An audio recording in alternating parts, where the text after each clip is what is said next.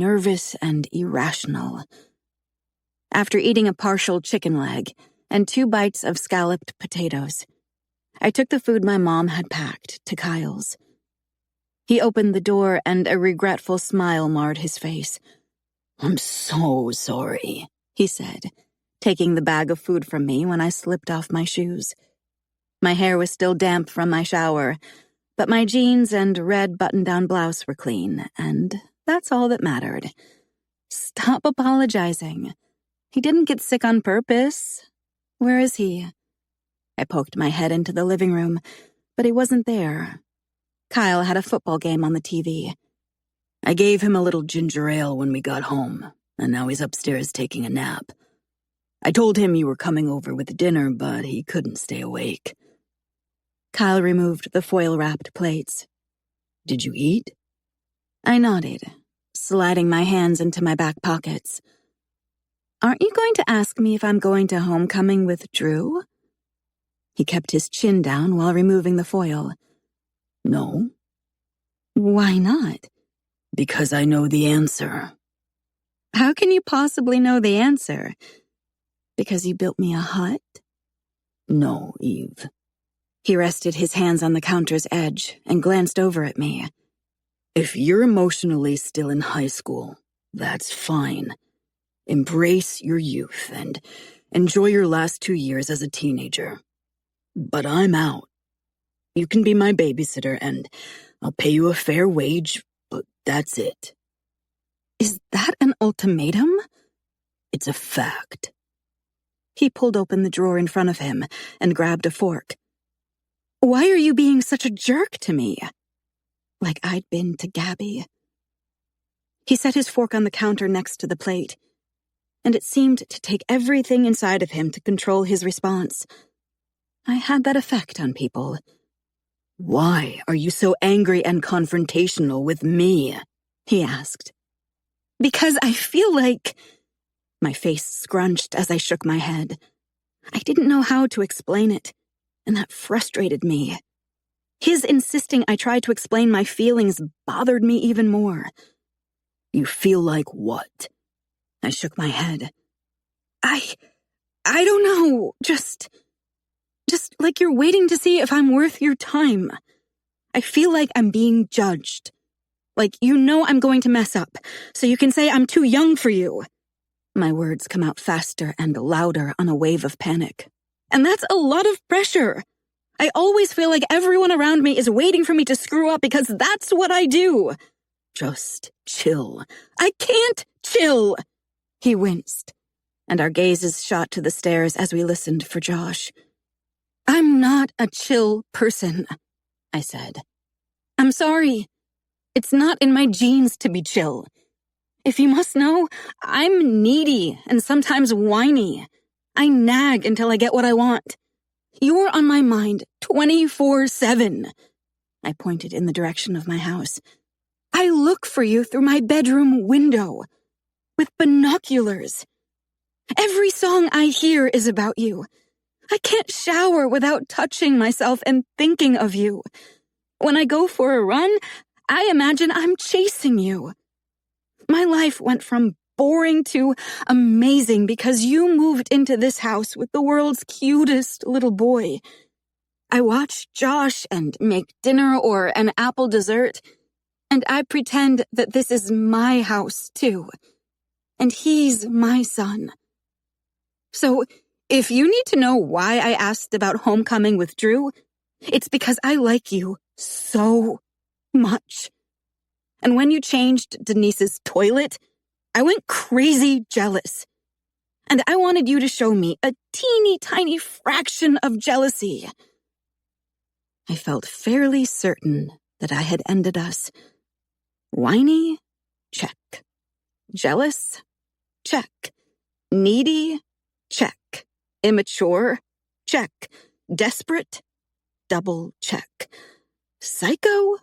Absolutely. We weren't going together. But had I been in his shoes, I would have sent me home, changed the locks, and filed for a restraining order. I showed him the worst version of myself because I had no chill. Which was worse? Being oblivious to my least desirable traits? Or seeing them flashing like a neon sign without feeling control over them? Eve. I covered my ears because some childish behavior remained in me. Don't. I know you're going to lecture me. You're going to be an adult. And we are over. I know. I really do. You're too mature to say or do anything as stupid as I just did. So, save me the embarrassment of you being perfect. I'll just go. I turned, closing my eyes for a second and berating myself on the way to the door. Before I slid on my shoes, I heard his footsteps behind me. Eve, he said, follow me, please. I turned as he headed up the stairs. Now, he said, halfway up. I bowed my head like an errant child and followed him. He peeked into Josh's room and softly shut the door the rest of the way. Then he continued to his room.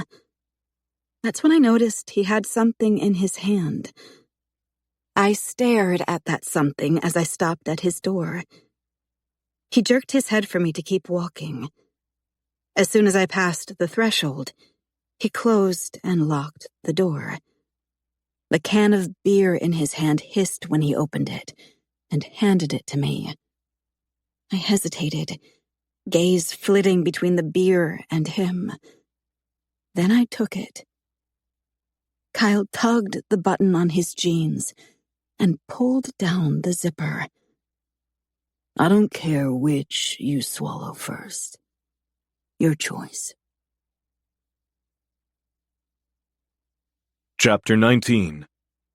Def Leppard. Pour some sugar on me. Kyle. Melinda thought she was always right. Caring, giving, independent, confident, perfect. The list of self-declared characteristics went to infinity. Then she left me with our newborn baby and a letter filled with lies and excuses. Eve unloaded everything all at once.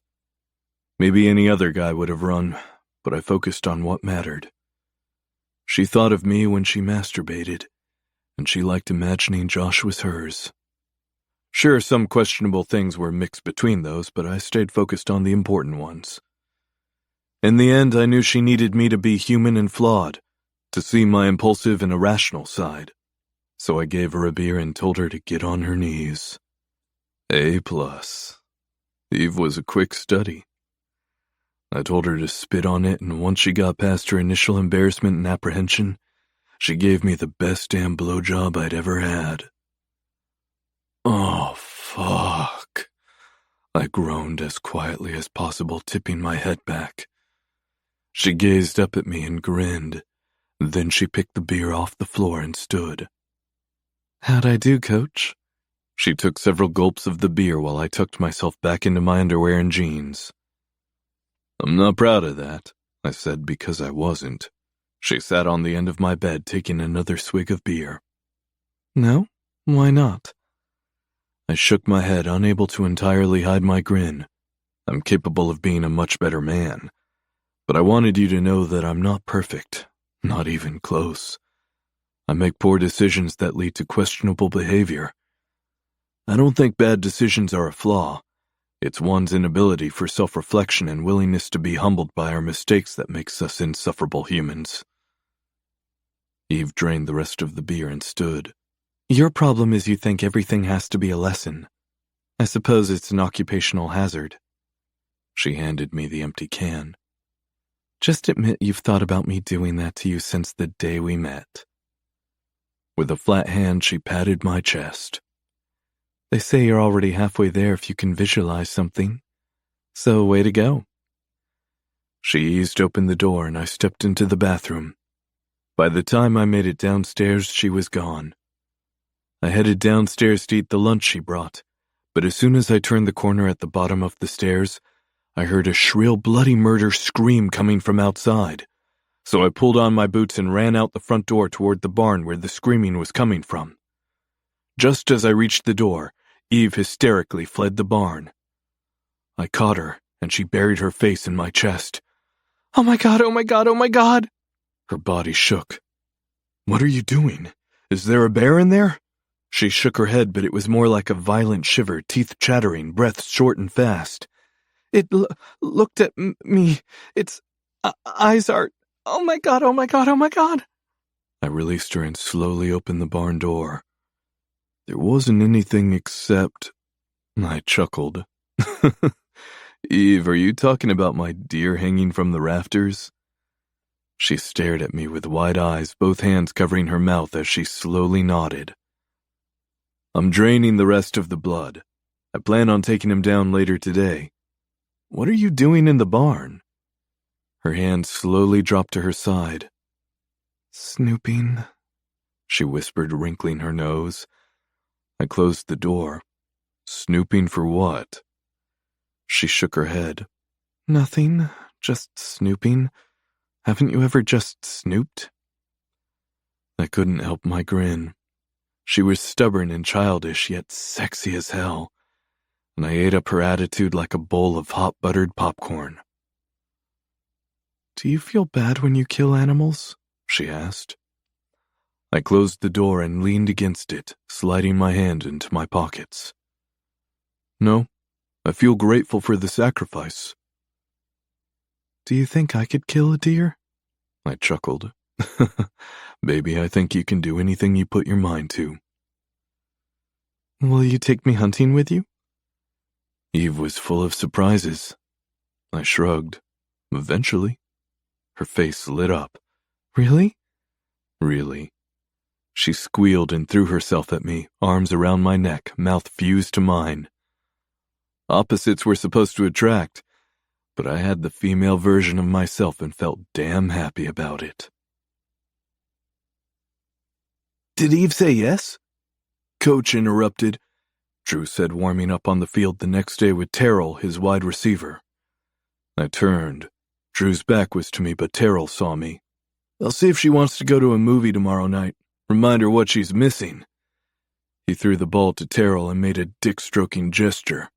"She'll say yes by the end of the night." Terrell cleared his throat, eyeing me over Drew's shoulder. Drew turned. I widened my stance and crossed my arms. "What's the preacher's daughter missing, Drew?" Did I see the hypocrisy in my question? Of course. I'd self-reflect later. "Nothing. I was asking her to homecoming yesterday, but you interrupted. Totally cool, though, Coach. She seems to like your kid. Think he can put in a good word for me?" He caught the ball when Terrell threw it back to him. "Why would someone who's graduated want to return to a high school dance?" I asked. "Can you keep a secret, Coach?" Drew asked as though we were friends. I didn't have to answer because he was dying to tell me anyway. "Eve and I were a thing last year, but only a few people knew. We kept it private because she didn't want to deal with her dad." "Pastor Jacobson," I corrected. "Yeah, Pastor Jacobson finding out. She was really into me, and I've heard she's not with anyone at the moment." "She's a runner, Drew. You'll stand a better chance of her saying yes if you can prove you're a runner, too." "Everyone to the track," I hollered. "They already ran," Rod, my assistant coach, said. "I'm aware." I took the ball from Drew. "Go." I nodded for him to run while I passed him the ball. He hesitated for a moment before jogging 15 yards away. I threw the ball so hard that the second it hit his hands, he dropped it and winced, rubbing them together while shooting me a look. I smiled. I arrived home to surprise company. My brother's car was parked in the drive. "Daddy, Eve got me a puppy and we made caramel apples." Josh barreled toward me the second I stepped into the back door, and right behind him was the puppy. "Don't worry," Peter said. "I'm making Eve take the dog back. The Wilsons had a litter and we're giving them away. I don't know what Eve was thinking. Sorry." The aroma of chicken noodle soup hung thick in the air. My brother Fred, his wife Anne, and Pastor and Mrs. Jacobson were gathered in the kitchen, sipping apple cider while Eve stood at the stove stirring a stock pot of soup. She turned, resting her chin on her shoulder while offering a tiny grin and wrinkled nose. "Surprise!" Fred held up his cup of cider as though their unannounced visit warranted a toast. Family and a puppy. It was a lot. Surprise indeed, I said, slipping off my shoes, then squatting to pet the yellow Labrador puppy. His name is Clifford, Josh said, hugging him. He's not red, I replied, and he wasn't staying. When I stood, Fred and Ann took turns hugging me. We decided to get away for our anniversary, a little road trip. Thought we'd stay a few days with you and Josh, Fred said. Hope you don't mind. Not at all, I said. Josh loved his aunt and uncle, so I wasn't about to spoil his fun. They'd be a good distraction when Clifford got sent back. Eve offered to make everyone dinner. I told your dad that Austin could use a nice girl like Eve. Anne shared a look with Eve's mom as though they were in cahoots to fix Eve up with my 21-year-old nephew. Austin was painfully shy, smart but more nerdy than a math teacher. Eve would eat him for lunch. Dad, look! Josh pulled my hand to show me the rows of caramel apples on the cookie sheet. Did he help make them? I asked. He nodded with a big smile. Eve curled her hair behind her ear and snuck a peek at us, locking gazes with me for a second.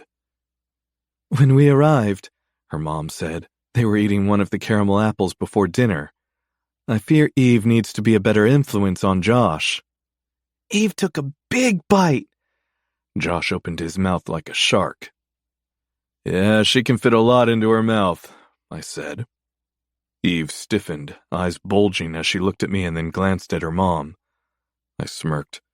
I've seen her stuff huge handfuls of Ruffles into it. Her mom laughed, but Eve scowled. She had no right to scowl. There was a fucking dog in my kitchen. Let me run upstairs and take a quick shower. I ruffled Josh's hair and headed down the hall and up the stairs. After a quick shower, I stepped into my bedroom, rubbing the towel through my hair. But my motion stopped when I saw Eve sitting cross-legged on my bed, holding a ladle.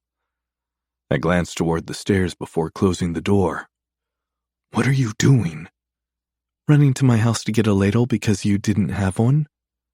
I have one. Her gaze drifted to my bare chest and jeans that I hadn't yet zipped and buttoned. I know. She held up my ladle. But they don't. So you're up here, but I'm at my house. She winked before setting the ladle aside and leaning forward on her hands and knees. Take the ladle downstairs. I'll be down in a minute. And that dog is not staying. You do not buy pets for kids that aren't yours. I pulled a shirt out of my dresser drawer. She wrinkled her nose and sat back on her heels. He needed a home. He'll be an excellent hunting dog. And all young kids should have a dog. Also, what's up with your attitude? My quarterback let it slip that you were sneaking around with him last year. I turned toward her, tucking in my shirt and buttoning my jeans. She rolled her lips between her teeth, brown eyes extra wide. I don't care, Eve, but if you screwed my QB, I'd like to know since I have to listen to him and his friends talk about you. If I punish them for being disrespectful, I need to know if it's justified. After a few seconds, she nodded slowly. We messed around, but we didn't have sex. My older sister told me to lose my virginity to someone who knew what they were doing. Drew was 16 when we were first a thing. If you want to know what we did, I don't. I ran my hands through my hair. Are you mad? No. Get downstairs before they start asking questions. And make sure that dog doesn't pee everywhere. You sound upset. She slid off the bed. If you must know, I was with Drew because his dad owns a distillery outside of town. She shrugged. He never noticed when a few bottles of alcohol went missing from his bar.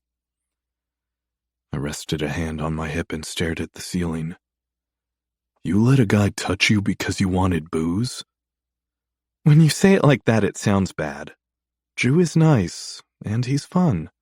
She pulled my hand from my hip and guided it around her, placing it on her ass while she pressed her chest to mine and stared up at me. I didn't want to look at her because she was a massive weakness of mine, but I did anyway. Kiss me, she whispered. It was a bad idea since my emotions teetered somewhere between brooding and insanity, but I kissed her, squeezing her ass. She moaned into my mouth, so I released her because I was getting an erection. Go, I said.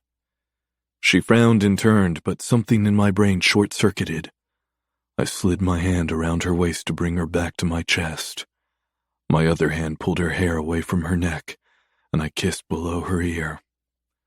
She smelled sweet like apples and sugar. Her head lolled to the side as I unbuttoned her jeans and dragged down the zipper. I thought of Drew talking about her. I thought of Fred and Ann suggesting she date Austin. I thought of the no-name who took her virginity. I thought about taming the rebel child in her. Then I slid one hand down the front of her underwear, and my other snaked up her shirt and into the cup of her bra. She embodied everything that made men weak and impulsive. "You're fucking with my head, Eve," I said, and it came out as a growl like I was upset. And maybe I was. She made me reckless, and it felt like a high I had to chase. The ladle dropped to the carpet, and she arched her back while one of her hands covered mine between her legs, her nails digging into my skin as she widened her stance. Her other teased my damp hair. Once again, I was engaging in a not-so-proud moment with 2 ministers in my kitchen, my son unpredictably running around the house, and Eve's mom giddy over the idea of Eve meeting a nice boy. Who was I kidding? No one would tame Eve, least of all me. Her breath caught in tiny staccatos as I fingered her. A long "oh" fell from her lips. I was so aroused torturing myself, so I did the math. Did I have time to slide her jeans and panties just past her perfect ass and take her quickly from behind? And could I grab a condom and get it rolled on without prolonging things to the point where someone would have to send Josh to check on me? Eve started to make a loud sound, so my hand on her breast made a fast track to her mouth. Her body buckled in my hold as she orgasmed. So much for my math calculations. I didn't factor in her responsiveness. I pulled her closer to me. Her hands pressed flat to the door as I rocked my pelvis against her ass and kissed her neck. I was in a bad way, painfully desperate to release. Eve was the dealer who just kept dealing, the temptress. She left one hand on the door to steady herself as her other hand tried to push her jeans down a little farther. I was so out of my mind there wasn't a coherent thought in a 5-mile radius. My hand disappeared from between her legs, and I unbuttoned my jeans and yanked down the zipper. Get a condom. My brain made an effort to show a little responsibility, but my dick wanted nothing to do with reasoning. The condom was on the other side of the room. Eve's bare ass was pressed to my erection, shielded only by my cotton briefs. Don't be stupid. My heart pounded, and I was uncomfortably hard, and that made me stupid. I sucked her earlobe into my mouth and teased it with my teeth, and she moaned. That was the final straw, my complete undoing. I pushed my jeans and briefs down just enough to release my erection. I wanted to be inside of her more than anything. Josh squealed with delight, and the puppy barked from downstairs. We froze, our labored breaths the only sound for several seconds, until we heard laughter and more barking. That was just enough to let reality and some goddamn common sense slide into the forefront of my mind. I stepped back several steps and quickly zipped and buttoned my jeans. That almost happened. Shit. Had Josh not screamed, I would have mindlessly thrust my dick into her without a condom or another thought. I wanted her that much. After she pulled up her jeans and fixed her bra, she lifted her unblinking gaze to mine. The truth was in her expression. She too knew what nearly happened. And instead of apologizing or making some excuse, I chose not to acknowledge it. I was too rattled by the close call, so I cleared my throat. Thanks for making everyone dinner, I murmured. She nodded a half-dozen times, seemingly content not to talk about it either, as she squatted to retrieve the ladle. When they ask why you're flushed and out of breath, tell them a bear chased you on your return trip with the ladle. She continued to nod her head before she caught my subtle humor. I was cracking a joke as if I hadn't just dodged a bullet. Eve smirked, cheeks red. Shut up. She started to open the door and then stopped. Can you be vulnerable with me again for like 5 seconds? She asked. Tell me you were a little jealous when you heard Drew talking about me. Was she serious? I was on the verge of potentially changing our lives forever because a cocky 17-year-old punk made me see red when he talked about Eve, and I couldn't wait to prove that I was the only one who was allowed to touch her body. Her unexpected vulnerability flabbergasted me, but I gave her what she needed. It was the least I could do. I wanted to break all 10 fingers and bust out his teeth. Chapter 20. Eric Carmen. Hungry Eyes. Eve. While everyone sipped soup, laughed, and talked over each other, I stared at Kyle's hands as he gripped the spoon, held the napkin to blot his mouth, and clutched his water glass. His rugged, masculine hands had calluses, and those hands had touched me intimately. We were a tinderbox, and every touch and look sparked an uncontrollable flame. He was desperate to have sex with me, and that made me feel so powerful. Are you okay? Mom rested her hand on my lap. You're not eating. I returned a slight headshake and sat up straight, bringing Kyle's attention in my direction. Your face has been flushed since you got back from our house. Are you feeling okay? A bear chased me. I started to giggle but disguised it by clearing my throat. Yes. No, actually. I'm a little tired. Would it be okay if I went home to lie down? Of course, she said. I pushed my chair back. Feel better, Anne said. Maybe we'll see you tomorrow. I bobbed my head several times and found a fake smile to give everyone as I stood. Can you walk home? Mom asked. Yeah, I should be fine. I'll take Clifford. No, Josh protested. The dog can stay for the night, Kyle said. And I'll drive you home real quick. Just get in my truck. His words were slow and calm, like an afterthought. He did a much better job of pretending I wasn't anything or anyone more than the girl next door who babysat for him. Thanks, Kyle, my dad said, as if God offered to escort me home. I set my bowl in the sink and headed straight outside. It took Kyle a little longer than expected to meet me and climb into the driver's seat. He started the truck and shoved it into reverse. Are you feeling okay? I smirked. Of course. Then take off your jeans and underwear. What? I laughed. Just do it. He didn't look at me. Instead, he stayed focused on driving down his lane, leaving a plume of dust behind us as we fishtailed onto the gravel road to drive 100 or so yards to my lane. He took a sharp right while I wriggled out of my jeans and underwear. The second he stopped and killed the engine, he undid his jeans and plucked a condom from his front pocket. That's what took him so long. He didn't have to say another word. As soon as he had the condom rolled on and the seat was adjusted as far back as it would go, I straddled his lap. Despite the urgency of our time restraint, Kyle smiled at me like he had done in his bed, sexy and vulnerable, as if he knew it was wrong, but it didn't feel wrong. I thought about it for a moment. He always smiled right before he kissed me. Our lips sealed, and we moved together.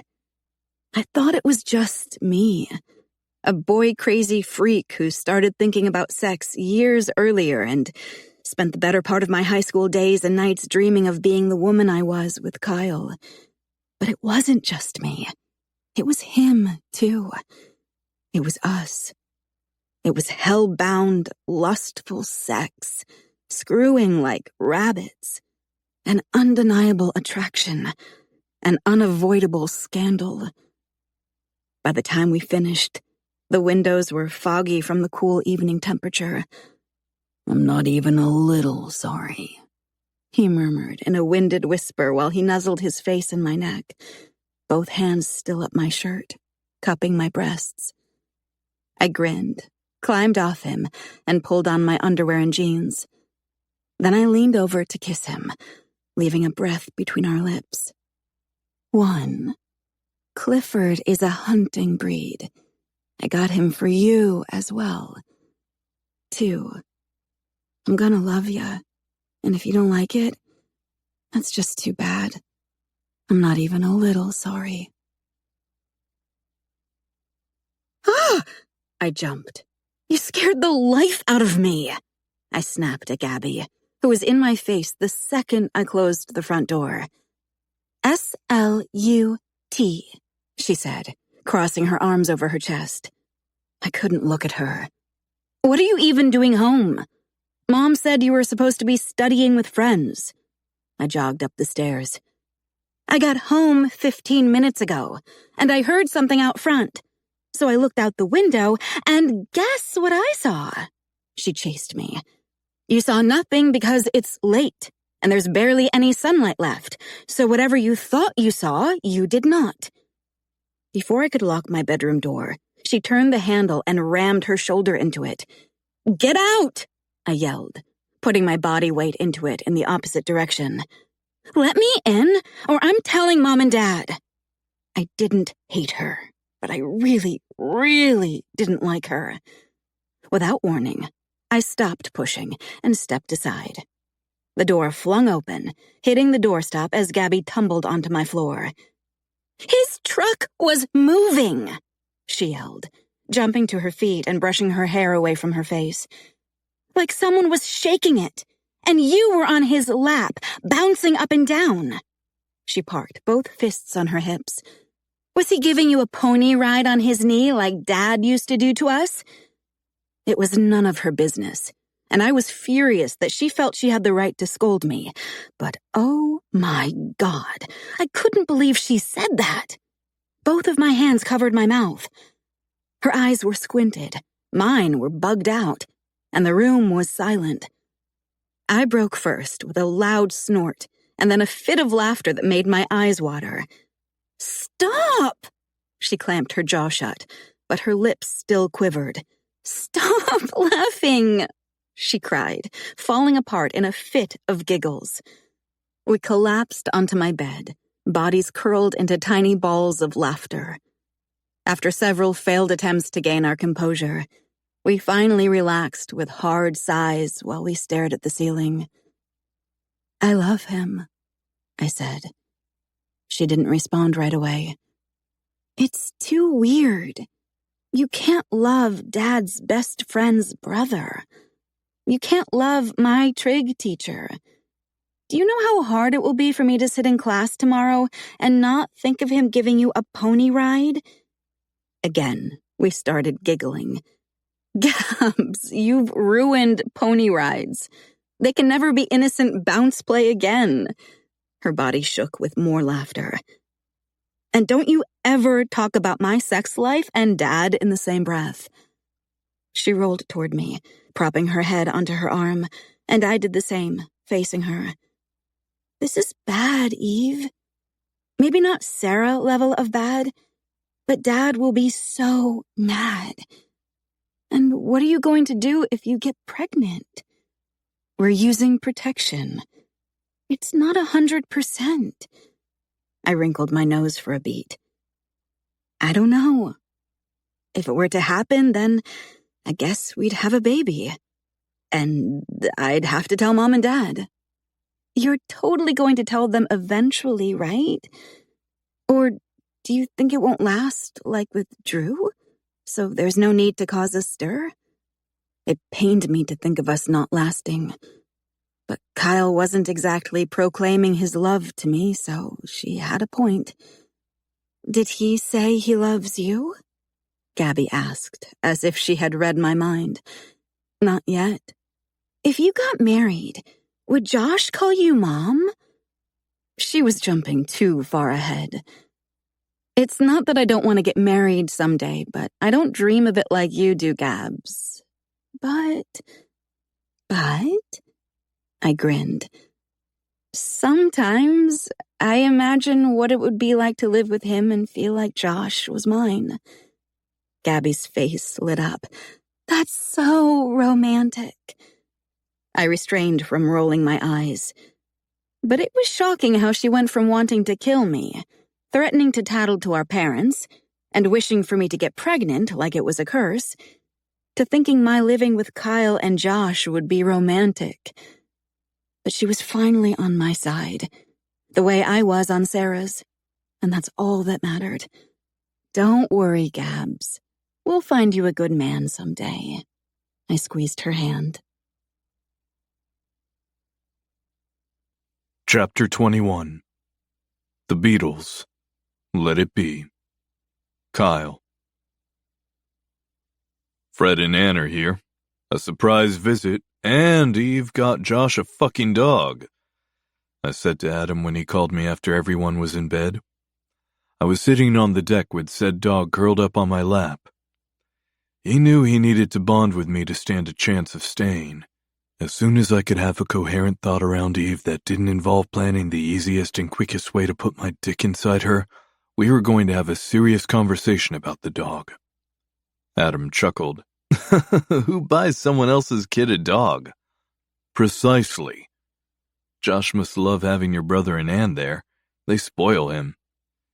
Yeah, I said, staring into the night sky filled with stars.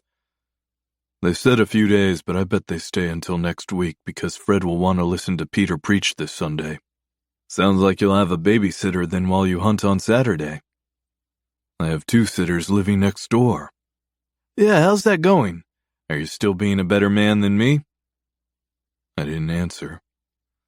Was Eve right? Did friends tell each other everything? Kyle Marcus Collins.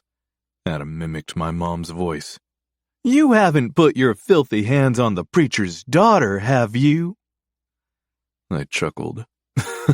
You'd make a terrible woman, which is surprising because you're such a pussy sometimes. You're dodging my question. The shit-eating grin on my face felt so good. I couldn't think of Eve and not feel euphoric, despite the dog. I put my hands on the preacher's daughter. Yes! I knew you would, you lucky bastard! Was it everything I imagined it would be? Shit, was she a virgin? Is she a freak in bed? You dumbass. You mean was it everything I imagined it would be? Sure, buddy. Whatever. Just answer my questions. I sighed, dragging a hand through my hair. I don't know what I'm doing.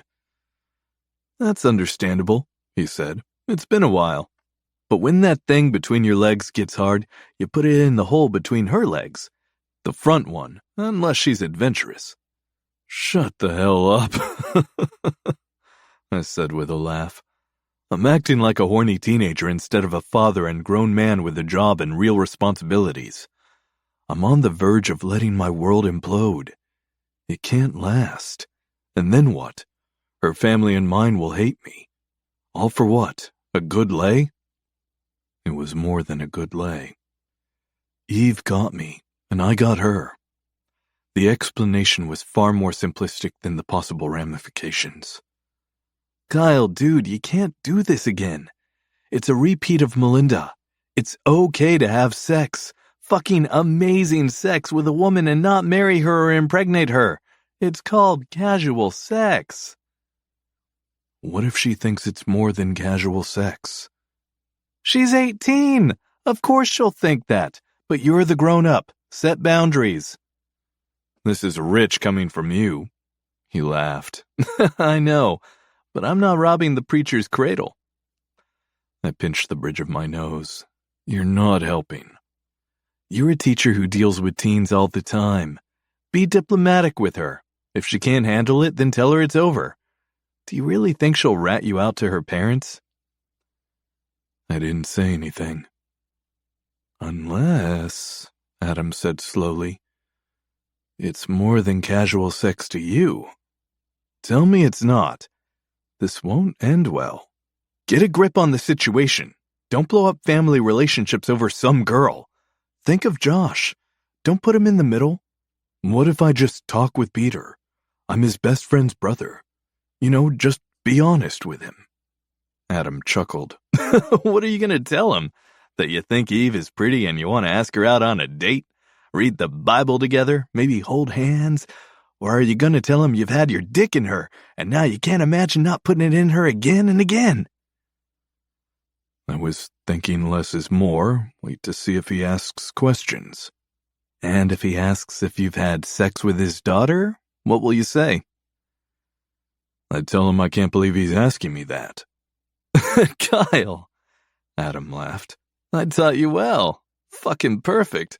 But no, that won't work with him because he's known you your whole life, and he knows you weren't the guy any father would trust with his daughter. Did you forget he knows you have a child out of wedlock? He knows you used to drink like a fish. Sex was your favorite pastime. Still is, I bet. He's heard your foul mouth. At best, you've grown up since having a child and becoming a teacher, so he's okay with you being his neighbor. He's okay with Eve babysitting Josh.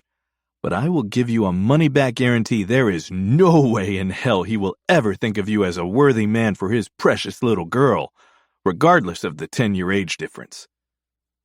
I didn't take her virginity. Yeah, lead with that. So if he thinks she's a virgin, you'll basically be letting him know his daughter sleeps around. You're an awful friend. First you tell me to go for it with my neighbor, now you're saying it's pointless. Pointless? Was it bad sex? If not, I'd hardly call it pointless. I like her. I said more to myself than Adam, because something inside of me refused to let her be casual sex and nothing more. This isn't good, man. I rubbed my jaw as the deck boards creaked beneath my wooden rocker. The dog readjusted on my lap, resting his snout on my knee. I like the world through her eyes. I like her young, wild heart, and I think it would be tragic if she ever conformed to anything but staring at the stars, picking apples, and... I trailed off, slowly shaking my head, making love in wildflower fields. She doesn't take herself too seriously. She's perfectly content cleaning rooms at a motel like it never occurred to her that everyone else her age is falling in line to get an education so they can live the American dream. Whatever that is. Sometimes I think she's not the best role model for Josh because her standards are so low, but other times, I think the world might be a better place if more people like Eve were content with being themselves. Let living be the dream and work be an afterthought. I quoted the young woman who refused to think math teachers were admirable because she wasn't thinking clearly about what the word meant. That made me smile because Eve was brave and admirable. She just didn't see that in herself yet. How much have you had to drink tonight? I laughed. Not enough. Just don't do anything stupid. Don't think with your dick. That's my MO. And don't fool yourself into thinking there's even a tiny chance that her dad will give the two of you his blessing.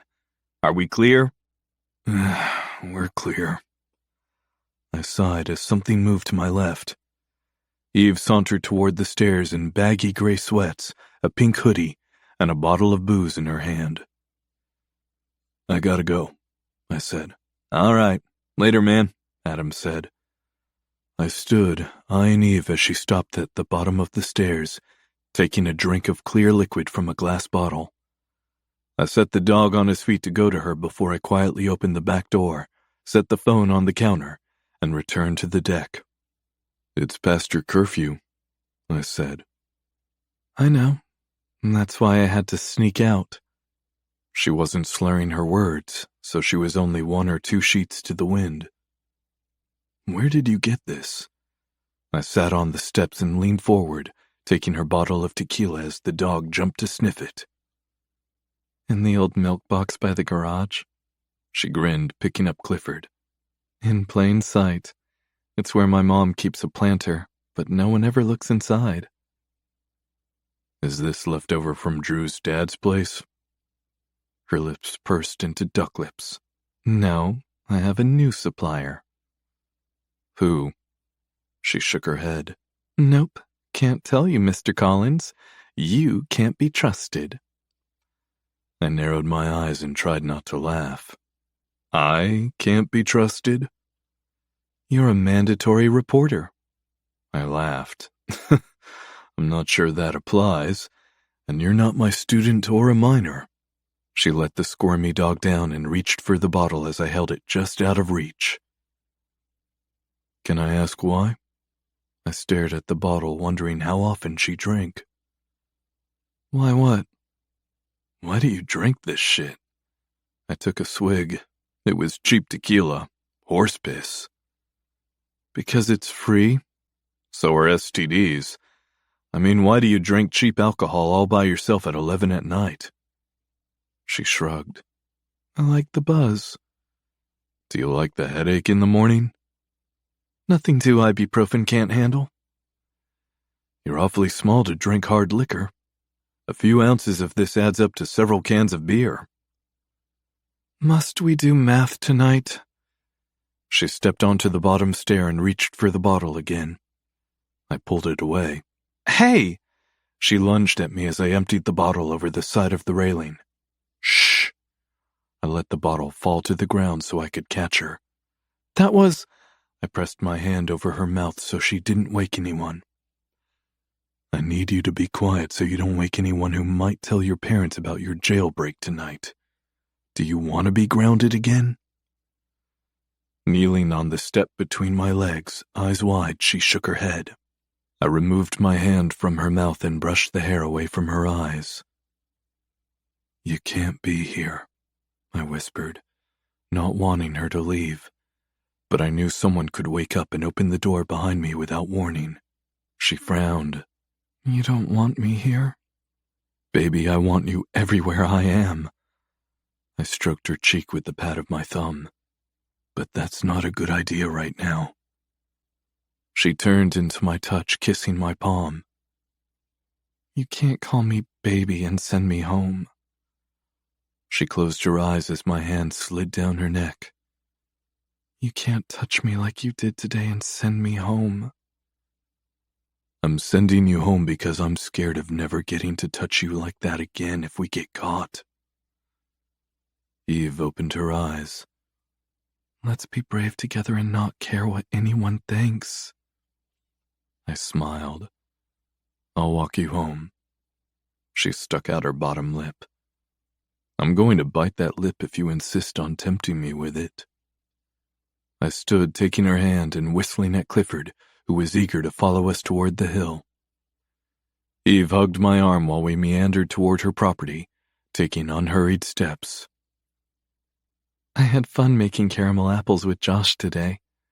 When he giggles, I feel it in my belly like someone's tickling me, and I can't help but laugh too, but nothing will ever compare to the look on his face when I gave him Clifford. I know everyone is upset that I got him a dog, but A, he was free. C, Josh is so in love with him, and D, well, I don't know what D is, but you can't make me regret it. A, no dog is free. I will have vet and food bills. You skipped B because you're drunk. And of course Josh is in love with him. He doesn't have any responsibility for the dog. She dropped her head, moping along beside me. I squeezed her hand. I'm not happy about the dog, but the way you care about Josh and see the innocence and pure joy in his laughter means a lot. I used to think the same about him cooing as a baby. And the soup was amazing. I bet your grandma is proud of you for taking everything she has to pass along to you and gracing your friends and family with culinary love. Culinary love? She giggled. I like that. And yeah, I think I'm her favorite, which says a lot because I know I'm not my parents' favorite. I don't think parents have favorites. I said as we reached the bottom of the hill and started up the last hill before the orchard. That's because you only have one child. If you have another, you'll have a favorite. I laughed. Think so? Yes, and don't fool yourself. Fred is your parents' favorite. Nah. You know what I think? Huh? I think parents take the weakest one and make them the favorite because they know they need a little extra love if they're struggling. So my sister is hands down the favorite. She stared at the ground as we headed up the hill. Then I might be the favorite. Or Sarah. Definitely not Gabby. She's too sly. A conformist on the outside but a rebel on the inside. In their eyes, she can do no wrong. Maybe you should consider not drinking so much. I bet that would go a long way to earn their trust. Maybe.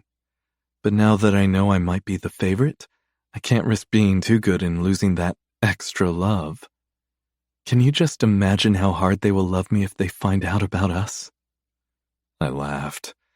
She always made me laugh, even when I tried to be serious. Eve was quickly becoming dangerously irresistible. Clifford ran ahead of us and peed on the first apple tree he came to. How do you feel about a movie Friday night after the homecoming game? Not in Devil's Head, either Fillmore or Raven. Fred and Ann will be thrilled to watch Josh, if you can figure out how to sneak away with me. She stopped and stepped in front of me between the rows of apple trees. A date? Are you asking me to homecoming? Do I get to wear a dress? A date. I snaked my hands around her waist. Minus the homecoming. She frowned. I'll wear my Sunday best and you wow me with your sexiest dress. She giggled. I'm a preacher's daughter. I don't own anything sexy. You make the dress sexy. I dipped my head and kissed her neck below her ear. The dress doesn't make you sexy. Her fingers weaved through my hair. Why do I love when you say the word sexy? Because you love sex, I murmured in her ear. I know what's on that tape in your Walkman. She giggled, pushing me away. Will we have popcorn and sodas? I grinned. Popcorn and sodas. Mike and Ike's? I shook my head. Junior Mints. What movie? Eve reached for an apple and plucked it off the tree. Your choice. She wiped the apple with her sweatshirt and took a bite. My face soured just thinking about the tartness, but she didn't flinch. Dirty Dancing. I've seen the previews. I think it's about my life. Is that so? I was wasting time. We were a few yards from the fence along the property line, but I didn't want to say goodnight. Well, we'll see, but I'm going to be pissed if they made a movie about me without my permission. I no longer tried to hide my amusement with Eve. She made me laugh and it felt good, and something about the smile on her face said I made her feel good too. Meet me at our favorite lake after the game, okay? I said. Black Paw Lake is not our favorite lake. You said it yourself. Nobody's there, the fish are not great. I flubbed up starting the boat there and... She snapped her fingers. I tried not to laugh at her sluggish brain. Oh yeah, it's where you first rejected me. Rejected you? She took another bite of the apple and nodded while chewing. How did I reject you? You avoided looking at me for the longest time, and when my bra strap slid off my arm, you put it back in place instead of going in the opposite direction. I shook my head, snickering. Shut up. We were friends. Her head jutted backward. Speak for yourself. I've been heavily stalking you since you moved in. I don't know what took you so long. You're so dense, Mr. Collins. You've spent too much time looking at women in magazines, not having to do any work to see their titties, that you've become lazy with your efforts to woo women. I leered at her. She rolled her eyes and pivoted, traipsing toward the fence in a crooked line. I can read your mind. Just say it. I chuckled. I promise there's no way you're reading my mind. Eve popped the apple core into her mouth and climbed over the fence. You love me too, and you love Clifford. I opened my mouth to protest, but my heart climbed up my throat to block the words as it whispered, "Let it be." Chapter 22. Chris de Burgh, The Lady in Red. Eve. With Fred and Anne visiting, I did not need to watch Josh for the rest of the week, which left lots of time to distract Aaron from studying. This can't go on forever. If you love him, you have to tell your parents, Aaron said, looking up from her textbook as I spun in circles in her desk chair while she sat on her bed with Clifford. My dad insisted I find a new home for the puppy, so I took him with me to work and pretended I was doing my best. But the look on Josh's face when Clifford ran to him after school prevented me from being serious about my rehoming promise. I don't think "Daddy, I love him" will work. I think Kyle should tell Fred, get him on our side, and then Fred can tell my dad. Do you think Kyle can get Fred on your side? Absolutely not, I laughed. You know how this story goes, don't you? I stopped spinning and gave her the hairy eyeball. How does it go? Your parents find out. They disown you, like they did with Sarah. But you don't care because you love him. And then Josh's mom returns and takes what you risked everything to have. I wrinkled my nose. You're a terrible friend. Why would you say that? She shrugged, returning her attention to her textbook while rubbing Clifford's tummy. Friends are honest with each other. You have to be prepared for anything, including his past coming back. Have you talked to him about her? What do you know? Was he madly in love, or was it some one-night stand who popped out a kid and dumped him on his doorstep with a note? I rocked back in the chair and stared at the ceiling. I don't know. He doesn't like to talk about it. I think you should run off and get married and then tell your parents. Don't risk everything until Kyle's willing to be your new everything. We've known each other for less than 2 months. I'm not sure he's ready to propose. But he's taking you to a movie after the game tonight. That's a step, right? I nodded. What movie? Dirty Dancing. What? No! You can't see that movie without me. We agreed we'd go together. I'll see Fatal Attraction with you. I heard it's a stalker movie. I want to see a real love story. I'm giving you a moment-by-moment account of my love story. What more could you possibly want? She slammed her book closed and grinned. I want to know about the sex. You're too vague. What position do you do it in? Do you orgasm? Does he go down on you?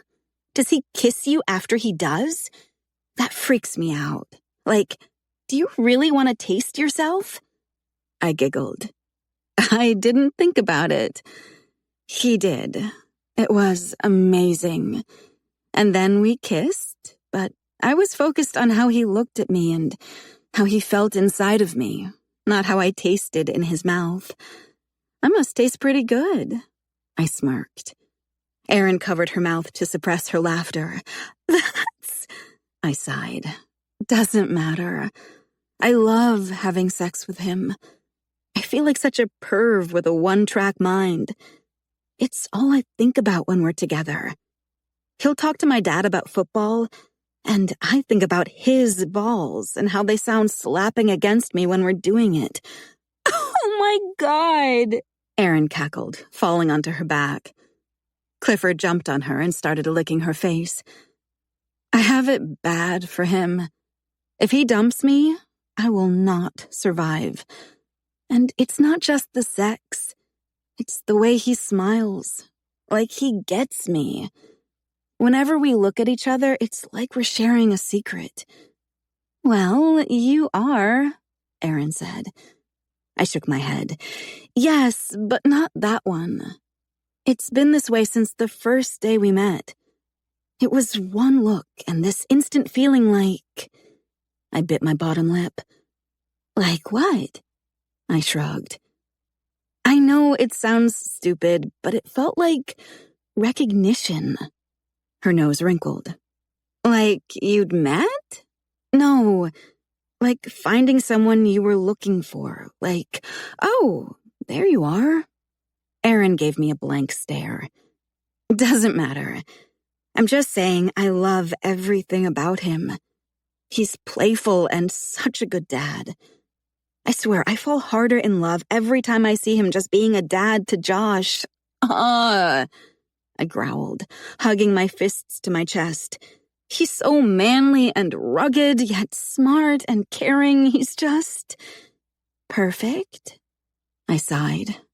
Yeah. Oh, Eve. It just feels that way because he's your first love. I don't know. I've liked other guys, and I've wondered if my feelings were love. But this is different. My heart skips so many beats just thinking about him. I may never know what I want to do in life, but I know I want to be with him. I curled my hair at home and tucked my dress, shoes, and illegal makeup, not mom approved, into a bag and headed to the game. With a few minutes left on the game clock, I left the school and headed to the lake. My car light wasn't ideal for applying makeup, but I made it work. Then I changed into my red dress. My mom always called it raspberry red. It was one of the outfits I wore for my senior pictures. Sleeveless, long and flowing. I felt like a woman in the dress, not a girl. That ache in my heart and the fluttering in my tummy, which could only be described as love, never seemed to ease. It didn't matter that Kyle had seen me soaking wet, naked, tipsy, and everything in between. I still wanted to look my best for him. I wanted to make his heart skip and dance like mine. If he could love me even a little, that was enough. Just a seed. I would nurture that seed and wait for it to grow. And maybe, just maybe, he might find a way for us to be together without destroying everything we had between our families. If Josh's mom came back, Kyle would still choose me. When headlights shined in my rearview mirror, I stepped out, adjusting my dress and primping my hair one last time. Kyle hopped out of his truck wearing his navy suit and Robin's egg blue tie, which he probably wore to school that day since everyone was dressed up for game day. Hi, I grinned. Eve. He drew out my name, gaze slowly taking me in. When he pressed a hand to his chest, a kaleidoscope of butterflies took flight in my tummy. I lifted my dress, holding it out to the side and turning in a slow circle so he could see the back. I'm speechless, he said. I blushed. Thank you, I whispered. His hand ghosted along my jaw and cupped the nape of my neck while he kissed me. I gripped his jacket lapels. How can I love this dress on you so much, yet want nothing more than to take it off? He asked, kissing down my neck as I closed my eyes and grinned. We're overdressed for a movie, I said. Not yet. He reached into his truck and came out with a plastic container. You got me a corsage? I beamed. He pulled the white rose corsage from the container and slid it onto my wrist. Now we're overdressed for a movie. If you're trying to make me not love you, you're doing a terrible job. Kyle smirked, hooking my arm around his as he walked me to the other side of his truck and opened the door. He helped me gather my dress so it didn't brush along the bottom of his truck as I climbed inside. This is the most unforgettable night of my life, I said. He eyed me for a few seconds before a slow grin slid up his face, along with a tiny blush. How can you say that already? No one has ever looked at me like you are now." He winked and closed my door. I picked up the corsage box as we pulled out of the parking lot. "Why does this have Drew's name on it?" "In the locker room after the game, he was complaining to his friends that his homecoming date wasn't as hot as you. And while that's a no-brainer, I thought he was being an asshole for saying it. So I took the corsage he had next to his suit in his locker. If he's going to be an asshole, he might as well look like one too." As we cruised down the highway, I rolled down my window just enough to toss out the corsage. "What are you doing?" Kyle whipped his head in my direction. "You can't give me someone else's flowers. I don't accept it." "You steal alcohol, but when it comes to flowers, you're a purist? I thought we had a Bonnie and Clyde thing going." I kept my gaze on the road and fought to keep a straight face, but I liked the idea of being the Bonnie to his Clyde. After my silence convinced him to give up on the corsage discussion, I flipped through the radio stations. "Stop," Kyle said. "Go back." I turned the dial. "There." He grinned and started singing the song. Of course, he was a better singer than me, but I focused more on the words. It was Chris de Burgh's "The Lady in Red." I knew the lyrics, but I let him sing them.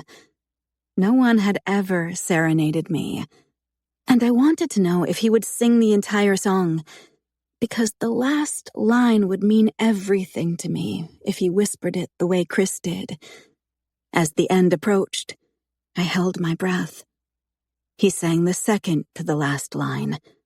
My heart flipped and flopped in my chest.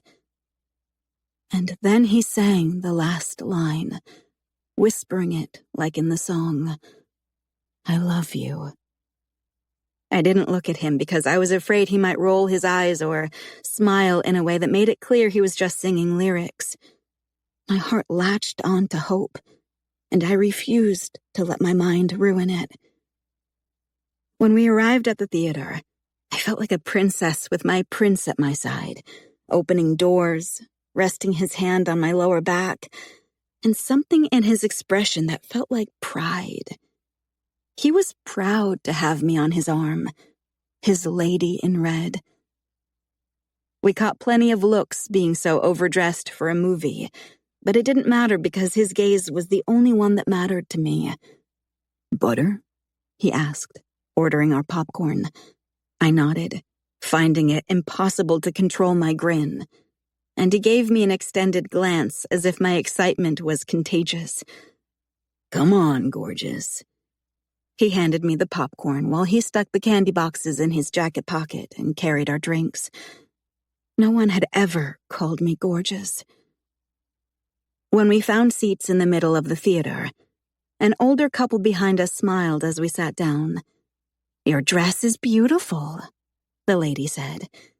"Thank you," I smiled. She glanced at Kyle. "You're a lucky man." It was too much for my young heart. We were secret lovers in Devil's Head, but at the movie theater in Fillmore, we were a couple. I never wanted to go home. "Thank you," Kyle said. "I agree." As soon as we sat in our seats, he leaned toward me, lips at my ear. "The luckiest," he whispered. We ate our popcorn and candy and watched the movie. Had I not met Kyle Collins, I would have envied Francis Houseman's character. I would have watched the movie with Aaron, and we would have left with our hearts stolen by Johnny Castle. The movie was good. My love story was better. The man who set our popcorn bucket and candy boxes on the floor midway through the movie so he could hold my hand was 1,000,000 times better than any man I had seen on the big screen. And that was a tall order because Top Gun released the previous year, and Tom Cruise had starred in most of my dreams. I knew it was my story. Older man, forbidden love, I said on the way back to Devil's Head. Kyle laughed. But I teach math instead of dance. Exactly. I looked at my watch. Are we going to miss your curfew? Depends. On? He shot me a sideways glance. If I go straight home when we get back to my car. Then that's what we'll do. What? No. I unfastened my seatbelt to scoot across the bench seat next to him, angling my body to kiss his neck. You can't take me to a romantic movie and not give me some romance before I go home? I'll kiss you goodnight, he grinned. I loosened his tie and undid the top buttons of his shirt so I could kiss his chest. Eve, he warned. I don't want just a kiss goodnight. I kissed along his collarbone and slid my hand up his leg until I felt the hard bulge in his pants. Even though I love the way you kiss me like you do. Eve. His warning came out a little harsher, a little more desperate as he pulled into the parking lot at the lake. How do I kiss you? Like you want me to know that no other man will ever kiss me again? A tiny smirk pulled at his lips. By the way, I have nothing on under this dress, I whispered in his ear. What's your punishment for being late? His question thrilled me because it meant he was considering it. I'm grounded for a week from going out with friends. He shoved it into park and unbuckled. Good thing we're not friends. His fingers dove into my hair and he paused. Of course he paused, a breath away from my lips. Then what are we? I asked. You know what we are. He grinned. We're lovers. Lovers, he echoed as our lips touched. Chapter 23. Cyndi Lauper. Time after time. Eve. You're late, my mom said, startling me as I turned on the light in my room a little before 1 a.m. She was sitting on my bed, hugging my pillow. Sorry, I said quietly, easing my bag to the floor, hoping she didn't question what was in it. The dress, the heels, the makeup, memories from the best night of my life. Where were you? I went to a movie. I kept my head bowed as I pulled a nightshirt from my dresser drawer. Look at me, she said. I gave her a quick glance before heading to the bathroom. She followed me, closing the door behind us. With a firm grip, she grabbed my chin and made me look at her. Have you been drinking? I shook my head. Why do you have so much gaudy makeup on your face? I pulled away, turned on the water, and grabbed the bar of soap to remove the gaudy makeup from my face. Because sometimes I like to wear makeup. You said you were with friends. Which friends? I said I was going out. You assumed it was with friends. I had a date. I worked the soap along my cheeks with tiny circles. With whom? Someone who goes to the community college with Aaron. What movie? I splashed water onto my face and then dried it before sighing. Dirty Dancing. Her nose wrinkled. What on earth kind of movie is that? I laughed, rolling my eyes. It's rated PG-13. Don't freak out over the title. It's a romance about forbidden love, star-crossed lovers, and strict, unsympathetic parents. Things like that. I started to remove my shirt, but remembered I wasn't wearing a bra or underwear. Mom frowned. What did you do after the movie? Talked. I lost track of time. That's why I'm late. Sorry. I wasn't born yesterday, Eve. I don't believe you just talked. What did you and Dad do on dates? She narrowed her eyes. Why? Because I want you to think of what you did with Dad on dates and imagine that's what I'm doing on dates. I grinned while squeezing toothpaste onto my toothbrush. Her nose wrinkled, looking at my reflection in the mirror. What's that look for? I mumbled past the suds in my mouth. Were you and Dad naughty? She gave me her usual eye roll while tightening her robe's sash. After I spat and wiped my mouth, she grabbed my shoulders, forcing me to face her. I'm going to ask you something, and I need you to be truthful with me. I blinked several times, waiting for her to continue. Do you still have your virginity? I pressed my lips together and mirrored her narrow-eyed gaze. Like, on me right now? It might be in my purse. I'd have to check. If it's not there, I could check the backseat of my car. You know I tend to lose things. I've lost my car keys twice, and I still haven't found my lower retainer. Eve Marie Jacobson, stop it. This is nothing to joke about. Even if I tell you I'm still a virgin, will you believe me? No. Of course you won't, because no one ever believes me. I reached past her to open the door. Now, can I have a little privacy to pee? She gave me an evil stare for a few more seconds. You're grounded for a week. I shut the door behind her and mumbled, Of course I am. Where's Dad? I asked at breakfast on Saturday morning. I assumed he'd be waiting for me with a new lecture scripted in my blood. Mom set a pitcher of orange juice on the table while Gabby had her nose in a book between bites of French toast. Well, you're probably not going to believe it. Why wouldn't I believe it? Is he still at the strip club? Gabby whipped her head out of the book, eyes wide. Mom scowled at me. What am I going to do with you? Love me. That's your job, I said, pouring juice into my glass. She hummed as if she needed to think about it. He went hunting with Kyle and Fred. I choked on my juice. What? I fisted my hand at my mouth. Kyle didn't say anything about hunting. Mom gently laughed. I know. I can't imagine it either. Can you see your dad in camouflage? We giggled.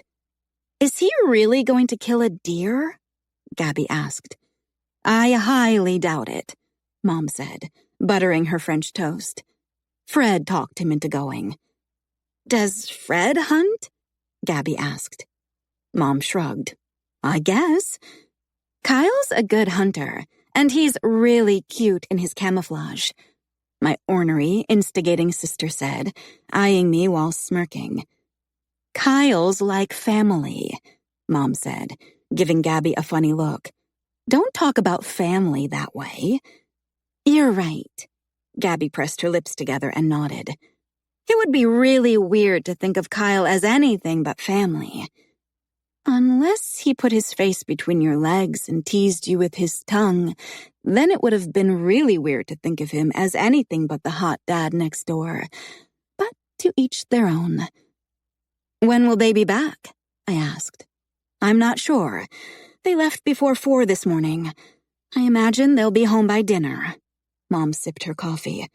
Why? You miss Dad? Gabby asked without glancing up from her book. I didn't respond, but I did the math. Mr. Collins would have been proud. Even if he went to sleep the second he got home, he had less than 3 hours of sleep. And he knew he was giving up sleep to be with me. Where are you going?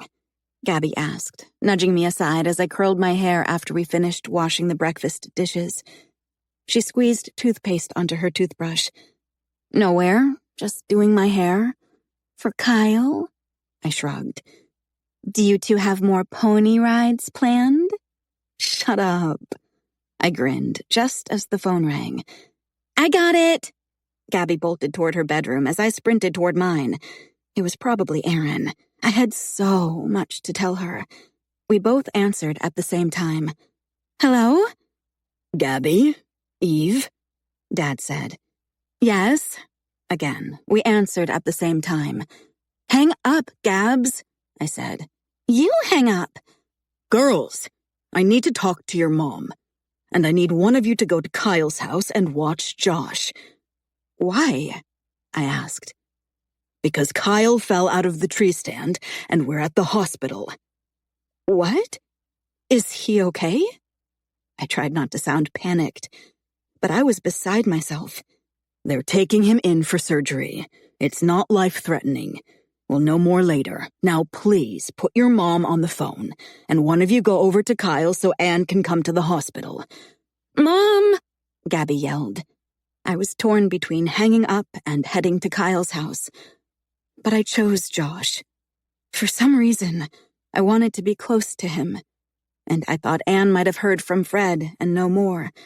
So I hurried down the stairs, shoved my feet into my sneakers, and ran to Kyle's house. Anne was sitting on the porch swing when I got there, reading a book to Josh as Clifford played with a toy at their feet.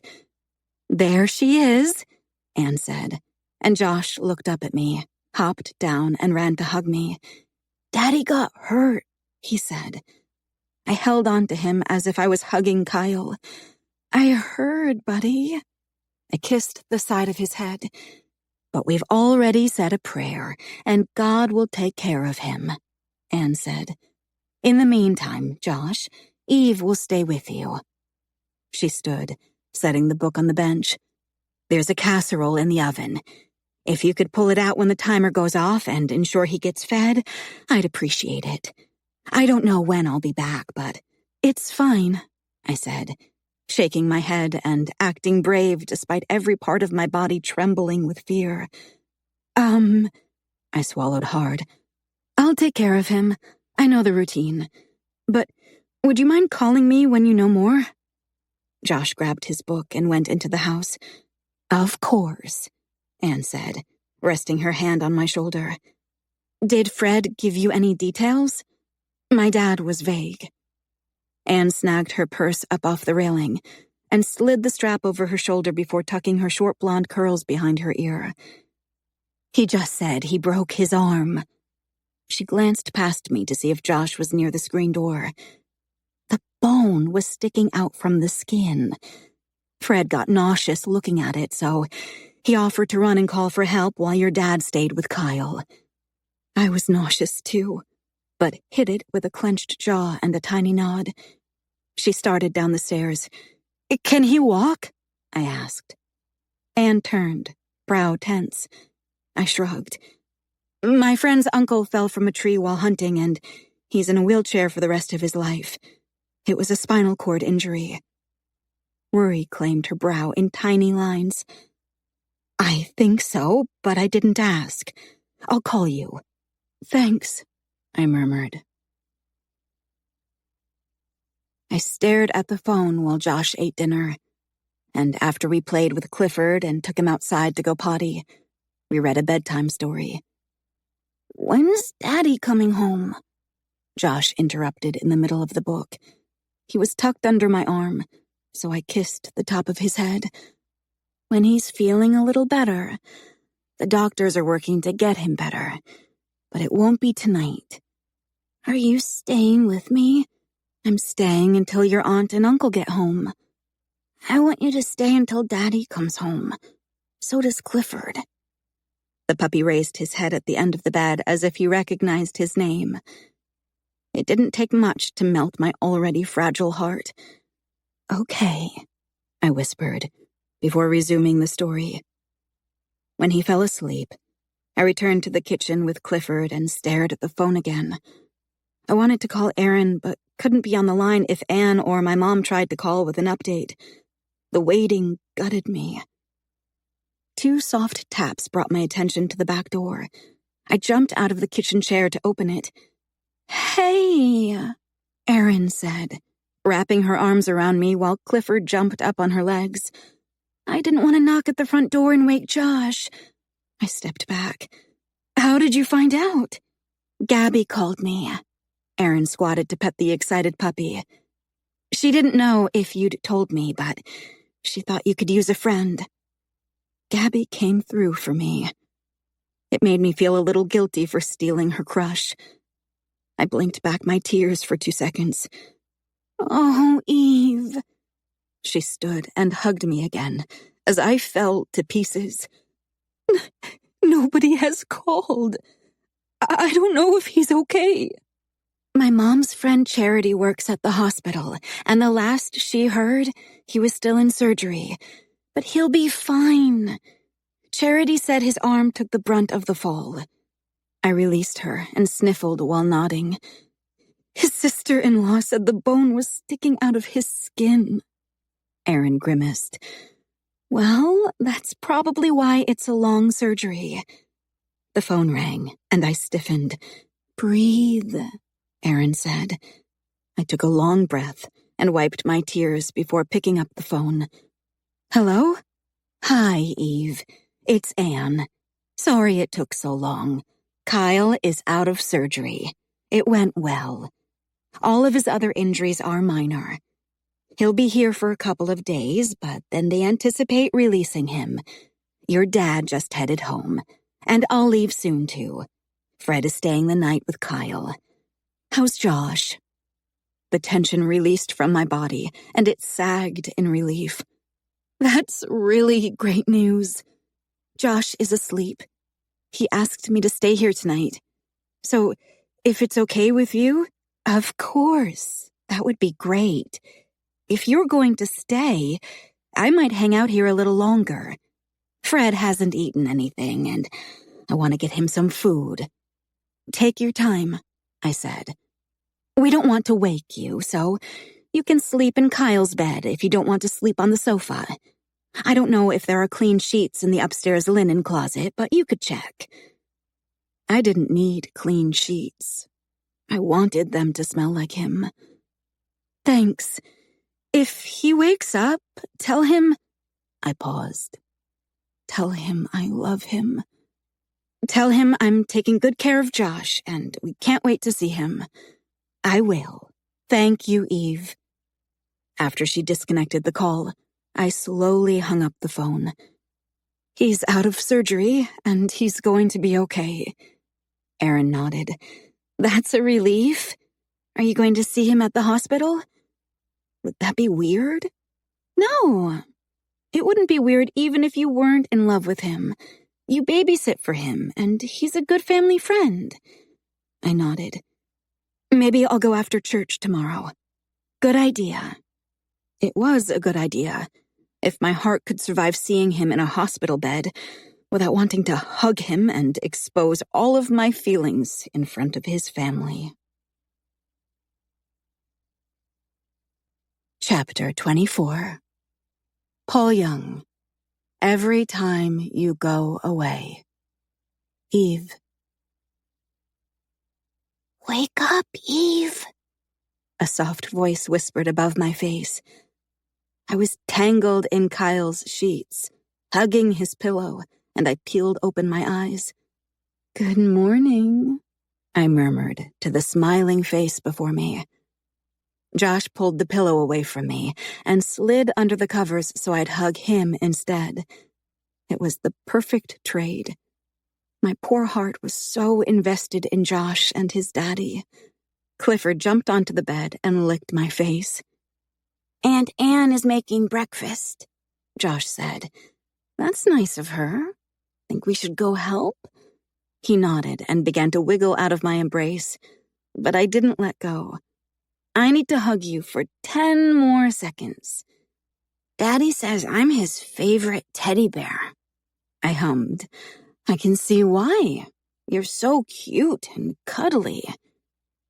Josh let me steal an extra 30 seconds instead of 10 before breaking free and running down the stairs. After using the bathroom, I shrugged off Kyle's t-shirt and dressed in the previous day's clothes. Good morning, Anne said. Thank you so much for staying. I smiled.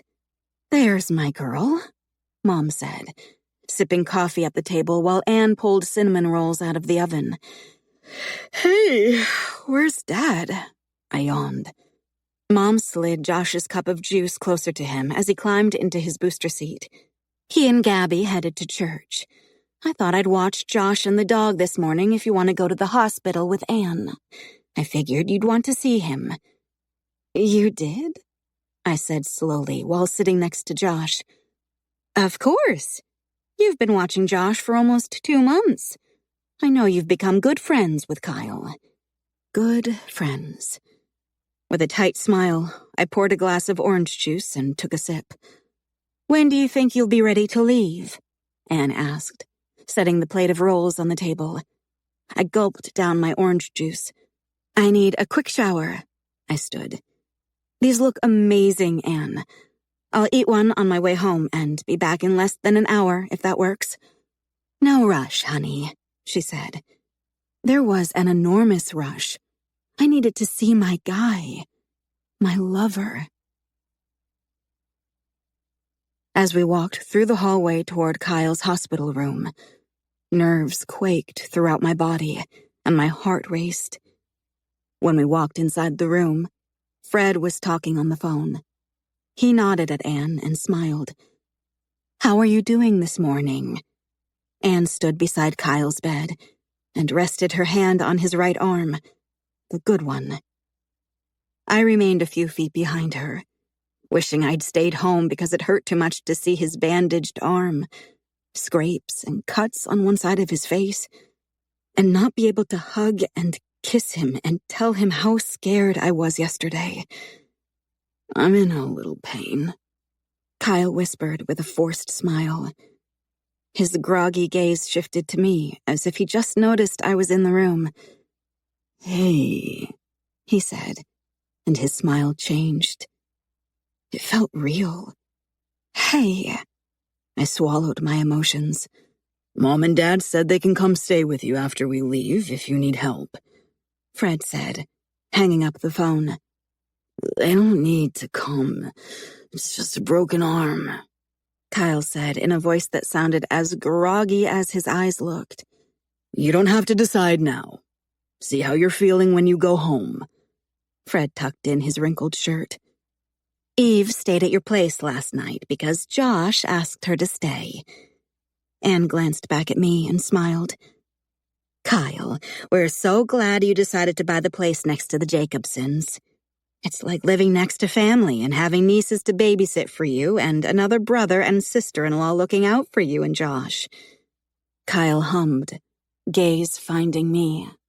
"A niece? That's disturbing." I cleared my throat. "I'm glad you're okay."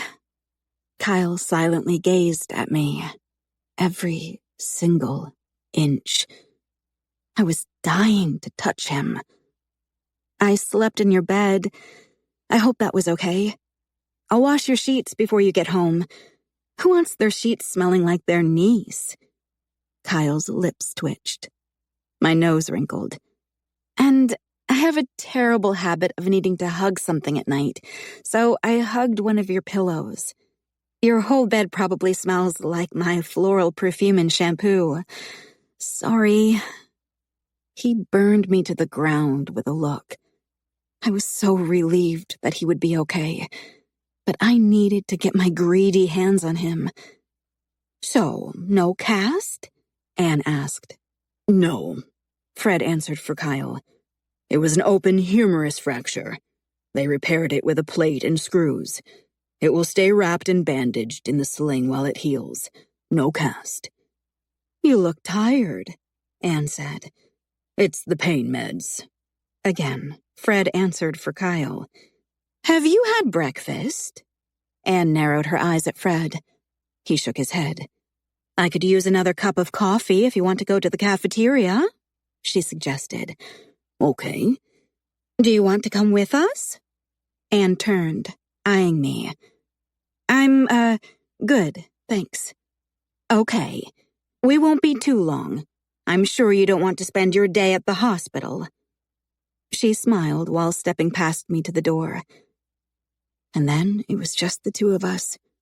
We didn't say a word for a long moment. Maybe he was waiting to make sure they were out the door. I was waiting to find my voice past the lump in my throat. "Hey, beautiful," he said. "You can come closer. I won't break any more than I already have." It wasn't funny, but I smiled as I hesitantly stepped closer to the bed, while quickly rubbing my teary eyes. "I was so scared," I whispered, taking his good hand in mine. "You could have ended up in a wheelchair." But I didn't. He pulled my hand to his mouth and pressed his lips to my wrist. I rested my palm on his stubbly cheek. I'm glad you're okay. Me too, he whispered against my wrist. And don't you dare wash my sheets. Again, I laughed despite the tears in my eyes. How did you fall out of the tree? Your dad. He paused. You don't know. I shook my head, running my fingers through his messy hair. His eyes drifted shut. It doesn't matter, he whispered. My dad what? His head rolled side to side. Nothing, he mumbled. I want to tell everyone, and I want it to be okay. Tell what? His words slurred, and his hand relaxed. Kyle? He was asleep. I slowly peppered kisses over his face and whispered, I want to tell our families that I love you, and I want it to be okay with them. I want them to be happy for us. Chapter 25 UB40 Red, Red Wine. Eve. Tuesday after work, I raced home, nearly running 2 stop signs. Gabby was still in school, my dad's car was gone, and my mom was nowhere in sight. So I ran to Kyle's house, knowing Josh would get off the bus in less than an hour, and my lover was supposed to be home. I entered the house after 2 quick taps on the screen doorframe. Hello? In here, Mom called from the living room, as Clifford barked and barreled toward me. I leaned down to pet him while poking my head around the corner. She was on the far end of the sofa, with Anne in the middle, and Fred on the opposite end. Kyle gazed at me from his recliner, feet up, covered in a blanket. Hey, I tried not to stare at him too long. My emotions were hard to hide. I was just seeing if you needed me to wait at the end of the drive for Josh in a bit. That's sweet of you, Anne said. We were just discussing who will help out while Kyle's recovering. He's being stubborn about it. Kyle rolled his eyes. I don't need anyone's help. My right arm is fine. I'm very capable of doing things. As I was saying, Anne frowned. We want to stay or have his parents come be with him, but he's being grumpy about it. I bit back my grin. I assured them we can help take care of him, Mom said. Between the 4 of us, someone should always be able to be here. That's overstepping, Anne said. But we really appreciate all that you've done. It's the least we can do given the circumstances in which it happened, Mom said dismissively. What does that mean? I asked. Has no one told you? Mom narrowed her eyes. Apparently not. Told me what? Nothing, Kyle mumbled. Your dad wanted to check out the tree stand with Kyle, and while they were up there, your dad started to fall. Kyle grabbed him, but while your dad grappled to find leverage, he pulled Kyle out of the tree stand. I winced. But Dad didn't fall? Kyle saved your dad from falling, Fred said. Your dad is indebted to him forever, Mom said, smiling at Kyle.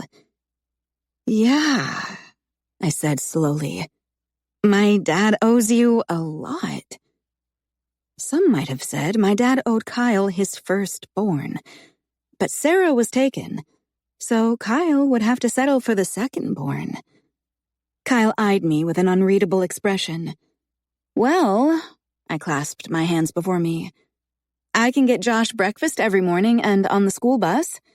Then I can work at the motel, but I can be home before he gets off the bus, make dinner, get him ready for bed, laundry, whatever needs to be done. That's a lot to ask of an 18-year-old. Fred shook his head. Our parents will come stay whether he likes it or not. Stop, I'm not a child. This is my house. I'm not in a wheelchair. I'm capable of doing things, and if I need help, I'll ask, okay? Kyle sighed, lips resting into a scowl. Fred and Anne exchanged a look. You have a child. Don't let your stubbornness get in the way of doing what's best for him, Fred replied, thickening the tension in the room. Listen, our family has this. Mom jumped in to save the day. She could organize anything. That's what preachers' wives did. Fundraisers, community volunteer days, bridal showers, funeral luncheons, vacation Bible school. Nothing was too big for her. Let's take Clifford and wait for Josh, Anne said, squeezing Fred's hand. I was planning on doing that, but I didn't argue. Fred needed some fresh air. With a nervous smile, Mom stood too.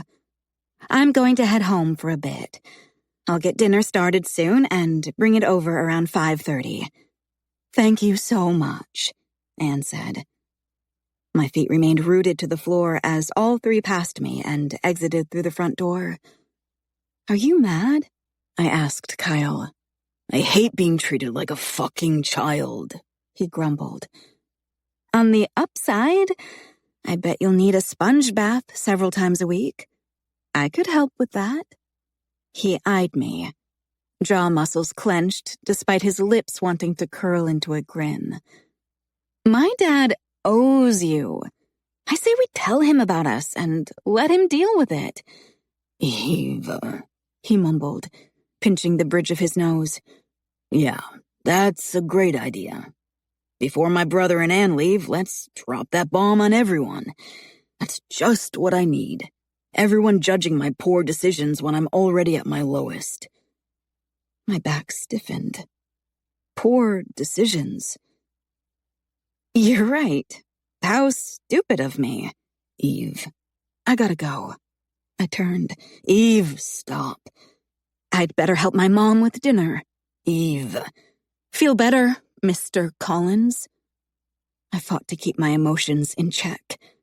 I ran out the door and straight home as soon as I got my shoes on. Before I reached the front door, I stopped and stared at the milk box. Then I removed the planter, grabbed a bottle of vodka, hid it in my sweatshirt, and headed inside. Eve? Mom called my name from the kitchen. Huh, I said, halfway up the stairs. Want to help me with dinner? I'm feeling a little unwell. Menstrual cramps. I want to lie down, I said. Okay, honey. We'll be taking the food to Kyle's house. Are you going to join us? I'm not hungry. If you change your mind, you know where we'll be. I continued to my room and locked the door behind me before screwing off the cap to the bottle and taking several big gulps. I told him I wouldn't be anyone's regret. Eve, wake up! Gabby patted my cheek a half-dozen times. I grumbled, rolling to my side and curling into a ball. Wake up before Mom and Dad come home. Why are you drinking tonight? I was bad. I rolled onto my stomach and mumbled with my face in the pillow. Not bad. Poor. I was a poor decision. I can't hear you. She shoved my shoulder to roll me onto my back. Josh wants you to stay the night. He's been asking for you. But you can't go over there now. What's your problem? Peeling my eyes open, I tried to focus on Gabby's grumpy face.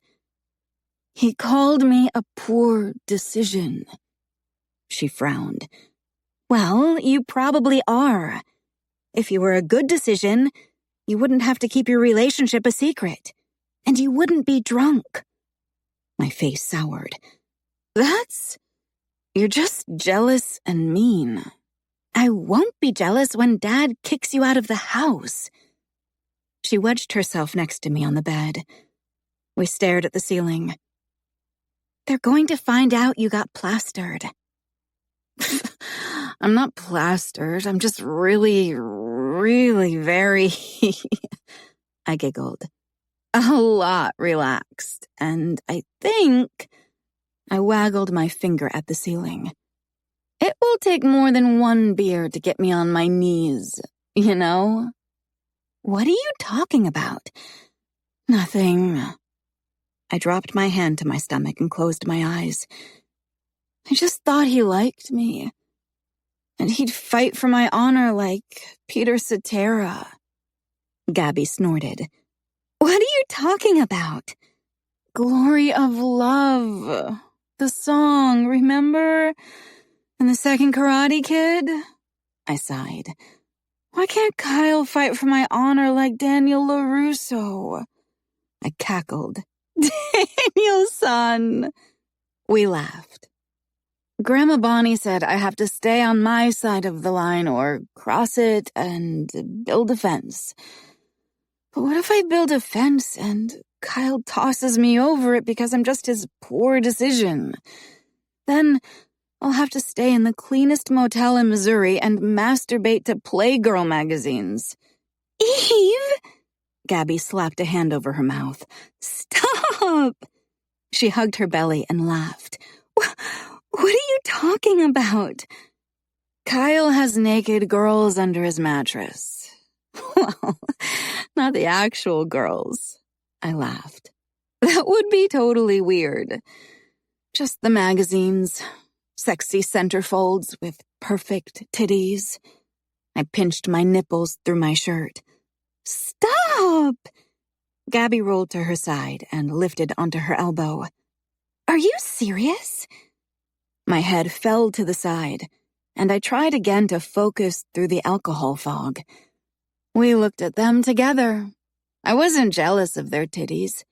I have good titties, but they have big hair, pretty makeup, and pierced ears. Screw it. I sat up, and the room spun a little. I'm gonna do it. I'm 18. I'm getting my ears pierced, and there's nothing Mom or Dad can do to stop me. I crawled over Gabby and fell onto the floor. Well, I'm going to stop you, she said. At least until you sober up. I guess I'll have to stay with Josh tonight. She swung her legs off the side of the bed. Her dirty socked feet hovered just over my face. And if Kyle needs anything and doesn't want to bother Fred or Anne, I'll be there for him, too. Maybe he'll need someone to sleep next to him in case he needs help going to the bathroom. Shut up, you bimbette. I batted my hand at her feet. Gabby sighed. Take me to bed or lose me. Stop it. I scrambled to my feet, reaching for my desk chair to steady myself. He's not your Maverick. He's mine. My Pete Mitchell. My Daniel LaRusso. My Johnny Castle.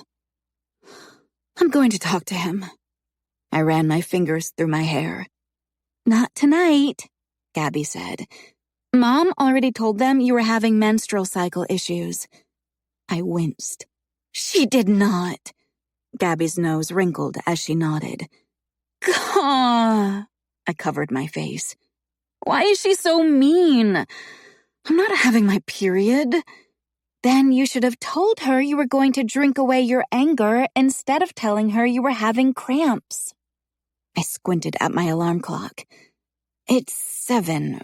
I'll shower, eat something, take a couple ibuprofen, and be fine to tuck Josh in at 8. You're not? Just go. I headed toward the bathroom. Good and fine and just go. Chapter 26. You too. With or without you. Eve. I partially dried my hair, put on a pink sweatsuit, and grabbed a peanut butter and jelly sandwich to eat on my way to Kyle's. Just as I opened the door, my parents and Gabby were opening the screen door. Oh, are you sure you're feeling better? Mom asked. I didn't make eye contact with her. I just nodded, squeezing past them. Gabby cleared her throat, and I shot her a scowl. Anne said you don't need to spend the night. Once Josh is asleep, you can come home. Yeah, I'll see, I said. There's no place for you to sleep except for the sofa, she added as I walked toward the fence. When I arrived, Josh was in his jammies, running around the kitchen as Clifford chased him. Eve! Josh ran to me with Clifford right behind him. Oof, I grunted. He nearly knocked me over, hugging my waist. I picked him up and avoided eye contact with Anne and Fred. Ready to read a book? I asked, kissing his pink cheek. Thanks for doing this, Fred said. He's taken quite the liking to you.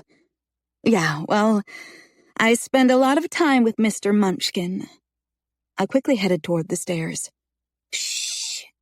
Josh held his little finger to his lips when I set him down. Daddy's sleeping.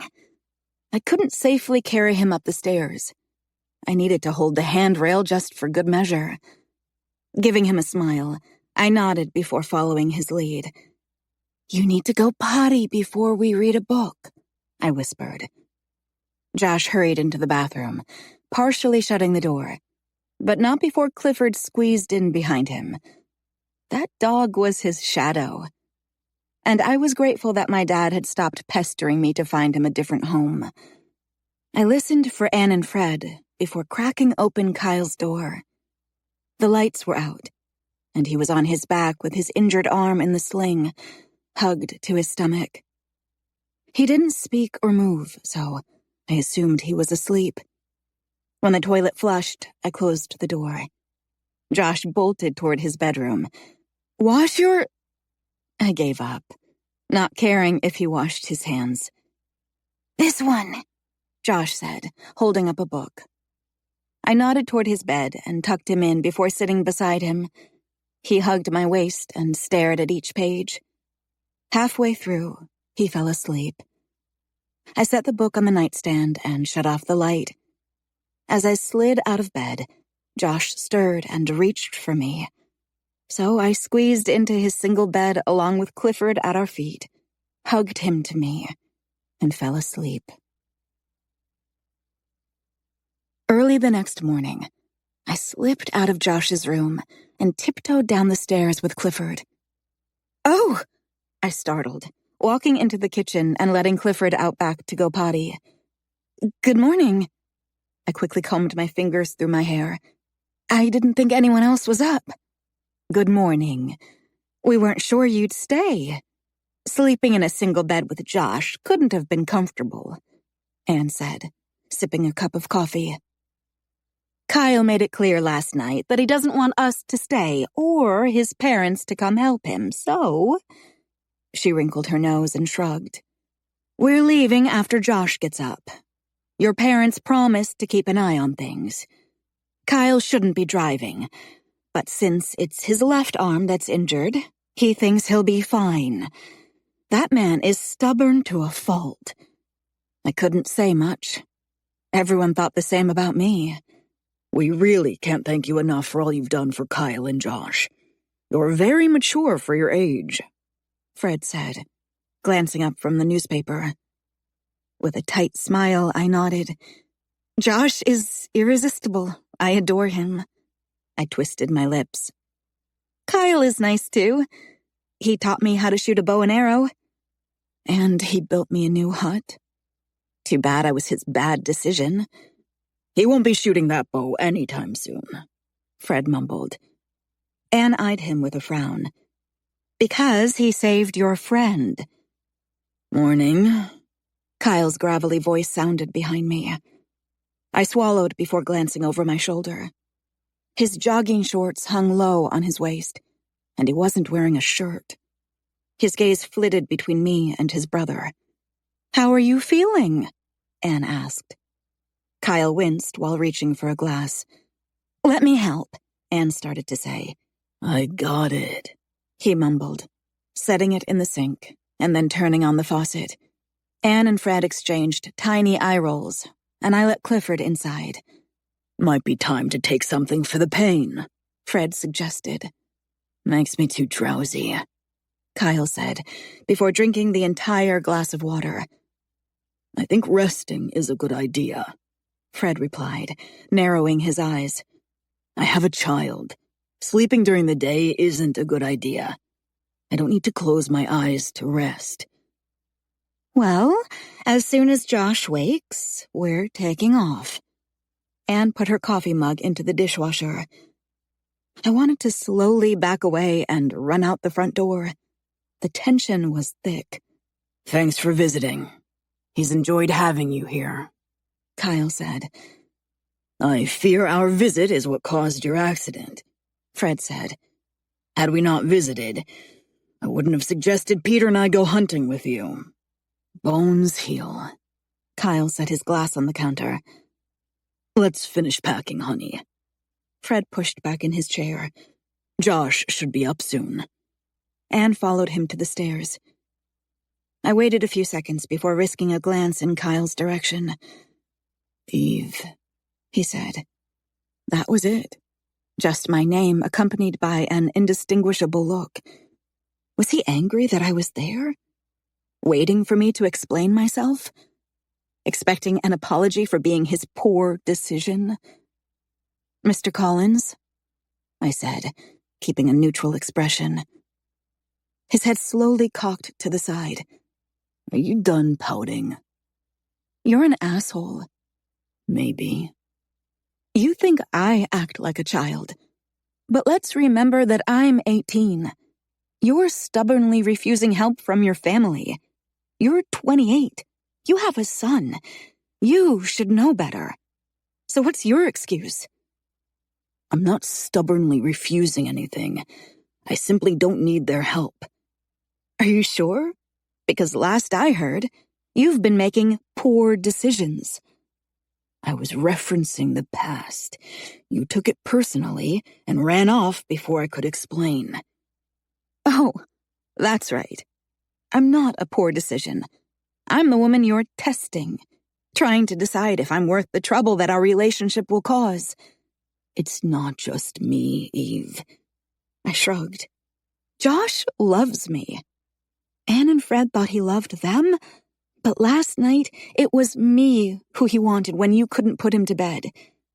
You don't have an issue with kicking your family out, so what is it? My family?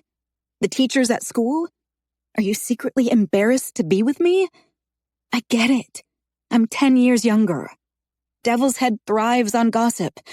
Just stop lying to me. Fine. Tell them about us when they come back downstairs, he said. Me? I narrowed my eyes. Why me? Because you want everyone to know. So tell them. I crossed my arms over my chest and tipped my chin up. Fine, I will. Okay, he said, turning to fill a mug with coffee. My confidence felt overinflated. Like at any moment, it could pop and vanish into nothing. Eve! Josh ran toward me in his dinosaur jammies. Morning, cutie. I hugged him just as Fred and Anne reached the bottom of the stairs with their bags. Gulp. Well, we're taking off, Fred announced. My gaze shot to Kyle. He sipped his coffee with his backside leaning against the counter. Bye, honey. Take care of yourself. And don't be too prideful to call if you need anything, Anne said, giving Kyle a side hug. Thanks, he said. Love you, brother. Fred gave him the same awkward one-arm hug. Love you too, Kyle replied. Oh, Eve has something she wants to tell you. My heart slammed against my ribcage, and my mouth dried up like a late July drought. Fred and Anne looked at me expectantly while Josh hugged Kyle. It was a test. He didn't think I'd tell them. But what if I did? Would he admit that he loved me too? I had the chance to build the fence, be brave, risk everything for love like my sister Sarah did. But she knew she had someone's love. Kyle hadn't given me that. So I stood among his family with my heart on the verge of being exposed, open for anyone to step on it. And that pissed me off. He needed to love me more. More than his need to avoid a scandal. More than his need to appease my father. More than I loved him. Grandma Bonnie told me to find a man who I loved with my whole heart, but who loved me just a little bit more. He had my entire heart, but I didn't know if I had a single beat of his. I cleared my throat. I wanted to thank you for the kind things you've said about me, for trusting me with Josh, and for keeping me in the loop after Kyle's accident. They smiled. Kyle dropped his gaze to the floor, lips twisted, as Josh rummaged through the cabinet for a cereal box. You're welcome. We'll call to check in when we get to our next stop, Fred said, and they headed to the front door. Kyle gently pushed off the counter to follow them. Tears filled my eyes, and I quickly blinked them back. I was so scared of loving him too much and losing my heart to someone who didn't know if he wanted it. He stopped on his way to the door and inspected me while I curled my lips between my teeth to keep them from quivering. But I kept my gaze on him, wishing he could see and feel everything I wanted to say. Baby, he whispered. I only have one good arm, but I'll carry you. Emotions beyond anything I had ever experienced bubbled over, and I blinked an endless stream of tears. He stepped past me as I frantically wiped my face before Josh saw me crying. I love her, Kyle said. I couldn't turn around because the tears wouldn't stop. My heart swelled into my throat, making it impossible to breathe. Sorry, what? Anne said casually, as though she really didn't hear him. I'm in love with Eve. Josh, bless his heart, padded into the living room, turned on cartoons, and sat on the sofa with an open cereal box. He was oblivious to the epic confession 10 feet behind me at the front door. Fred released a nervous chuckle. What are you talking about? Eve? As in, Eve behind you? Is this a joke? It's not a joke. It just happened. Chemistry, kismet, fate, God's will, whatever. Eve is generous, funny and nurturing. She has a young and wild heart with an old soul. To know her really is to love her. And the joy she brings to both Josh and me is immeasurable. Maybe I don't know where this is going, and I haven't said anything to her family yet, but she deserves a bold, selfless love. And if I'm honest, my feelings for her can't be contained any longer. So, if you have a problem with this, then you don't know me, and you certainly don't know Eve. But I know she's worthy of the very best in life. And I think I'm at least worthy of a little luck. I gave up on controlling my tears, so I turned. Anne's eyes instantly filled with emotion when she saw me. But Fred kept his focus on Kyle. Have you been, Fred cleared his throat, respectful toward her? Sex.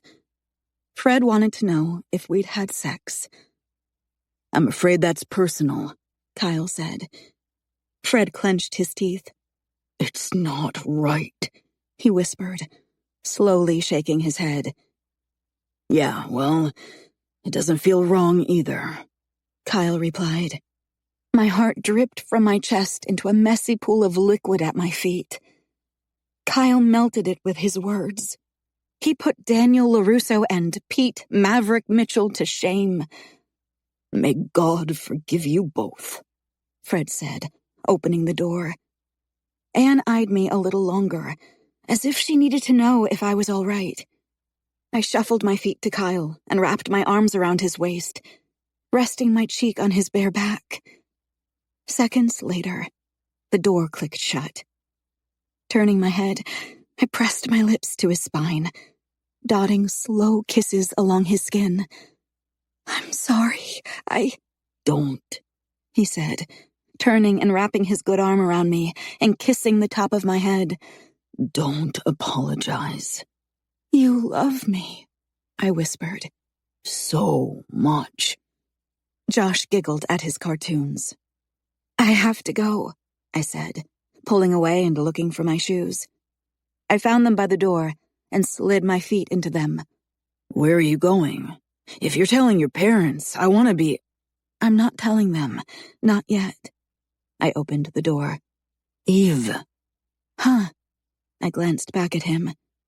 He stood idle and expressionless. "What?" I asked. Still nothing. I smiled, stepping back into the house and lifting onto my toes to kiss him. He grinned in the middle of the kiss. "I'm going to give you a sponge bath after Josh is in bed later," I murmured over his mouth. "Damn right you are." He beamed.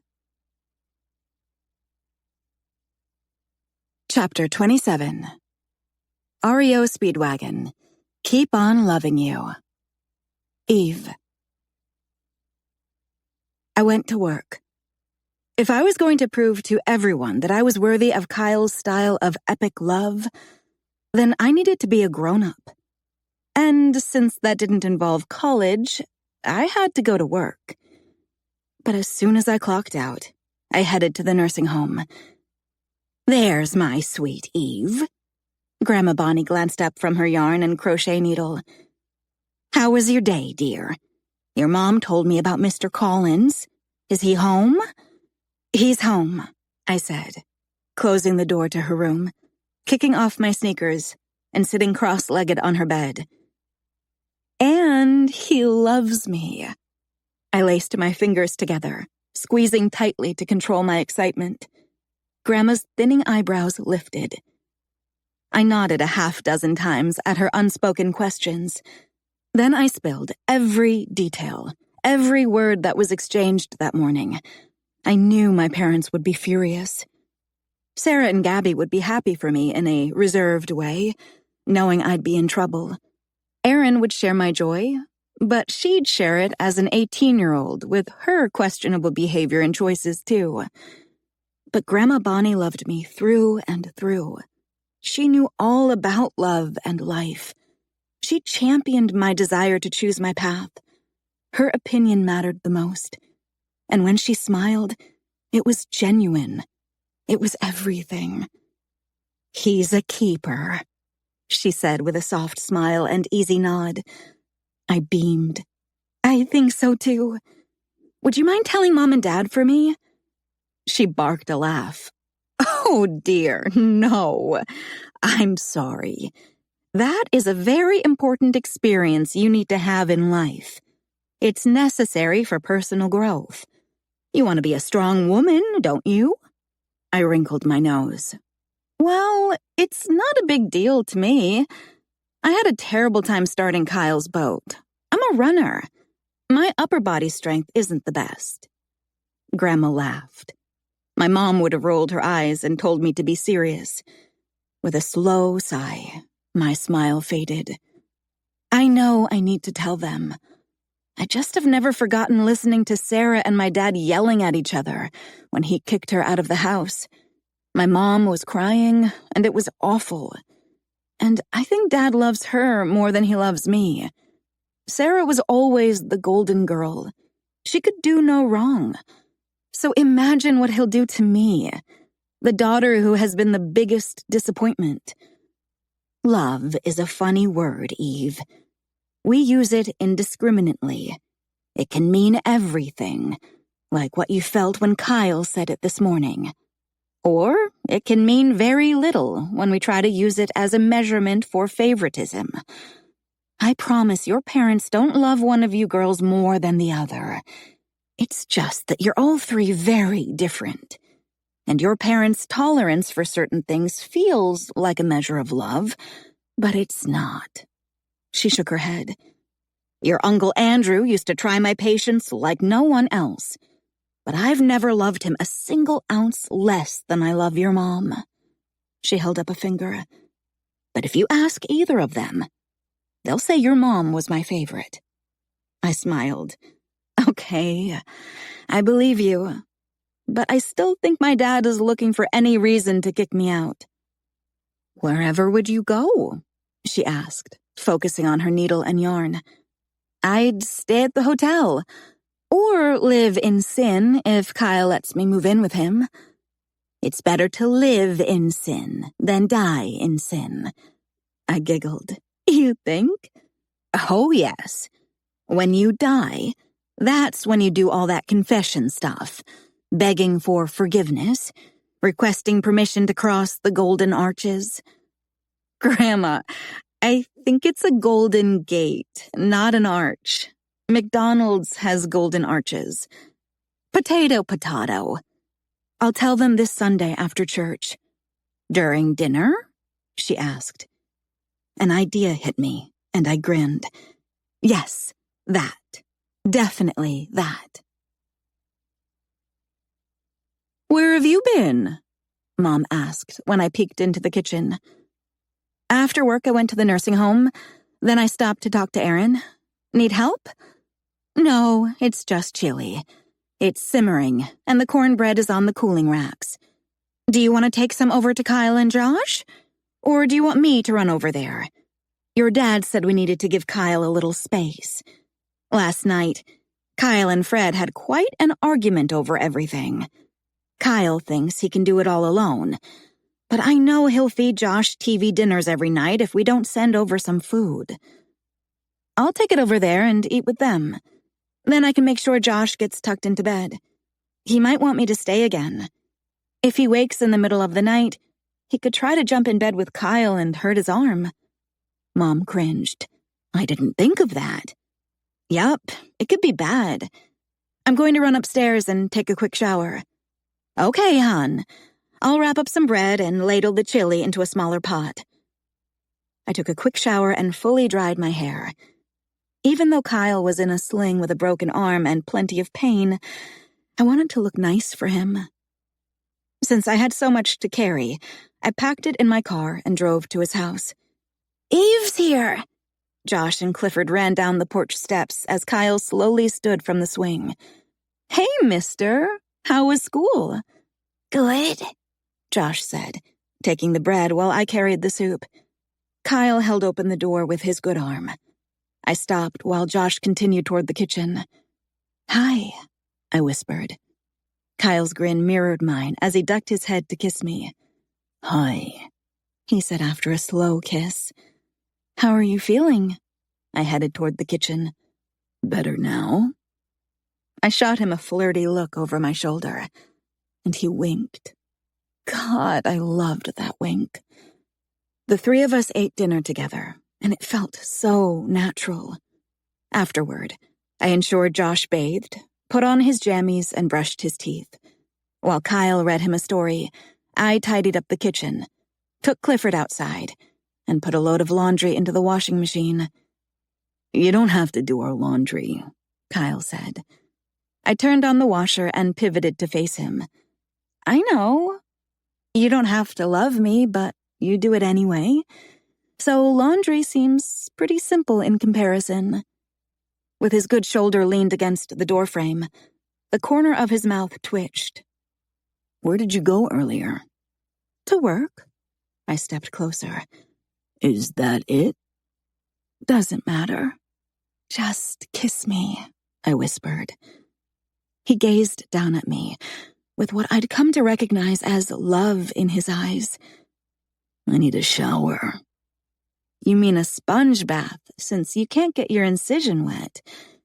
Yes, I need help bathing, and it's a little degrading. Are you in pain? Not when I'm looking at you. I slowly shook my head. That's code for you hiding your pain from me. Let's go. We shut off the lights on the main level, and I locked the doors. Then we headed upstairs. I ran water in the bathtub and helped him out of his clothes. The water hit just above his waist when he eased into the tub. I grabbed his soap bar and started washing what I could without getting his injured arm wet. "Ignore my erection," he said. I grinned, kissing his ear. I can't ignore it, but I won't acknowledge it if it makes you feel better. We stared at each other while I washed him. It wasn't sexual, despite said erection, but it was intimate. Sometimes he let his eyes drift shut like my touch took away some of his pain, especially when I guided his head back and washed his hair, massaging his scalp. Our flirty glances continued as I helped him out of the tub and dried him off. "I could get used to this," he said as I pulled his boxer shorts up his legs. Says the guy who kicked his family out because he wanted to do everything himself. I hung up his towel and then squirted toothpaste onto his toothbrush. He took the toothbrush from me. "Did it ever occur to you that I kicked them out so you could bathe me?" I rolled my eyes. After he finished brushing his teeth, he eased into bed. I stole one of his t-shirts and returned to the bathroom. A few minutes later, I opened the door, and he eyed me in his shirt as I made my way to the other side of the bed, reaching for the lamp to turn it off. "Wait," he said, eyeing me. "Let me look at you in my shirt." I glanced down. It was just a gray t-shirt with a Nike swoosh. "I'm scared," he said. My gaze shot up to his. Tiny lines formed along his forehead. "My life felt perfect." His gaze affixed to the shirt, but it looked like he was seeing something that wasn't in the room or the present. "Maybe not perfect by other people's standards, but it felt perfect to me. I was in love. We were having a baby. House, jobs, 401k. It all seemed logical. The dream was there. We just had to take it. But she didn't want it." His brow tensed more, eyes narrowed. "How do you carry a life inside of you for 9 months, push it out of your body, hold him in your arms, and then just walk away?" Kyle looked at me. "How did I fall in love with someone who would do that?" I swallowed, but there was no right response. I felt only 18 under the weight of his question. "When Josh was born, my heart exploded. It was like everything I had done up until that point was frivolous and inconsequential. When they let me hold him, I didn't want to let him go. He's just..." Kyle's eyes reddened. "He's the best part of every day. Everything in my life is better because of him. I am better because of him." I used his shirt sleeve to wipe my eyes and snotty nose. "So I'm scared, Eve. I'm scared because I don't trust my heart. And that little boy trusts everyone." "You don't trust me," I whispered. "I love you." I nodded slowly. "But you're scared to love me." He stared at the ceiling. I waited, and I waited. "Eve, I'm terrified to love you." And I knew it the second I saw the look in my brother's eyes. It was the look he gave me when I said I was going to be a dad and ask Melinda to marry me. He's always thought I make rash decisions. "I don't want to be your regret." "I would never regret you." "But if we don't work..." "I would never regret you." He stretched out his good arm. "Come here." After a slight hesitation, I turned off the light and crawled into his bed, hugging his arm and holding his hand. "Regret isn't the right word. It's the pain that terrifies me. It's the loss, the self-doubt, the responsibility I feel for Josh's well-being. Telling my brother and Anne felt like the point of no return. It's a lot of pressure to put on you at your age. Why does everything come back to my age? Because it matters, Eve. You're trying to figure out where you fit in the world now that you're out of school. You have a job, but you live at home. You're impulsive, and you have a need to push boundaries, which is... Why does everyone say I'm impulsive? I released his arm and rolled to my back with a harsh sigh. He chuckled, and it infuriated me. It felt condescending. You're making my point by not letting me finish. It's natural to be this way at your age, and it's one of the things I love about you. But it's also really fucking scary because it makes you unpredictable. So yeah, I'm glad you're here in my bed. I'm beyond grateful for what you've done for Josh and me, and I want things to work out between us. But I don't see it happening without a lot of battles, blood, sweat, and tears. He reached for my hand. But I'm in. I wouldn't have told my brother and Anne unless I was fully committed. But I won't lie to you and say I'm not terrified. Every day won't be fishing and hiding in a hut by the creek. I know that, I grumbled. Again, he chuckled. Stop laughing at me. It's joy. You bring me joy, even when showing your stubborn side. I rolled again to turn my back to him. I wasn't being stubborn. I was pissed off that there was no way to expedite my way into being a mature adult. I was still a fucking teenager. He hooked several fingers into my underwear's waistband and pulled me closer to him, giving me a wedgie. Stop, I said, wriggling to fix my underwear. You stop. He tucked me under his good arm. Sweet dreams, my love. My love. Chapter 28. Whitesnake. Is this love? Kyle. I woke with a pain radiating from my shoulder to my fingertips, and my whole body tensed. "Good morning," Josh said, jumping on the empty side of the bed where Eve had been.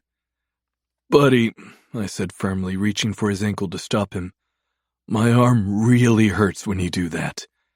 He stopped and frowned. "Sorry. Can you gently lie next to me?"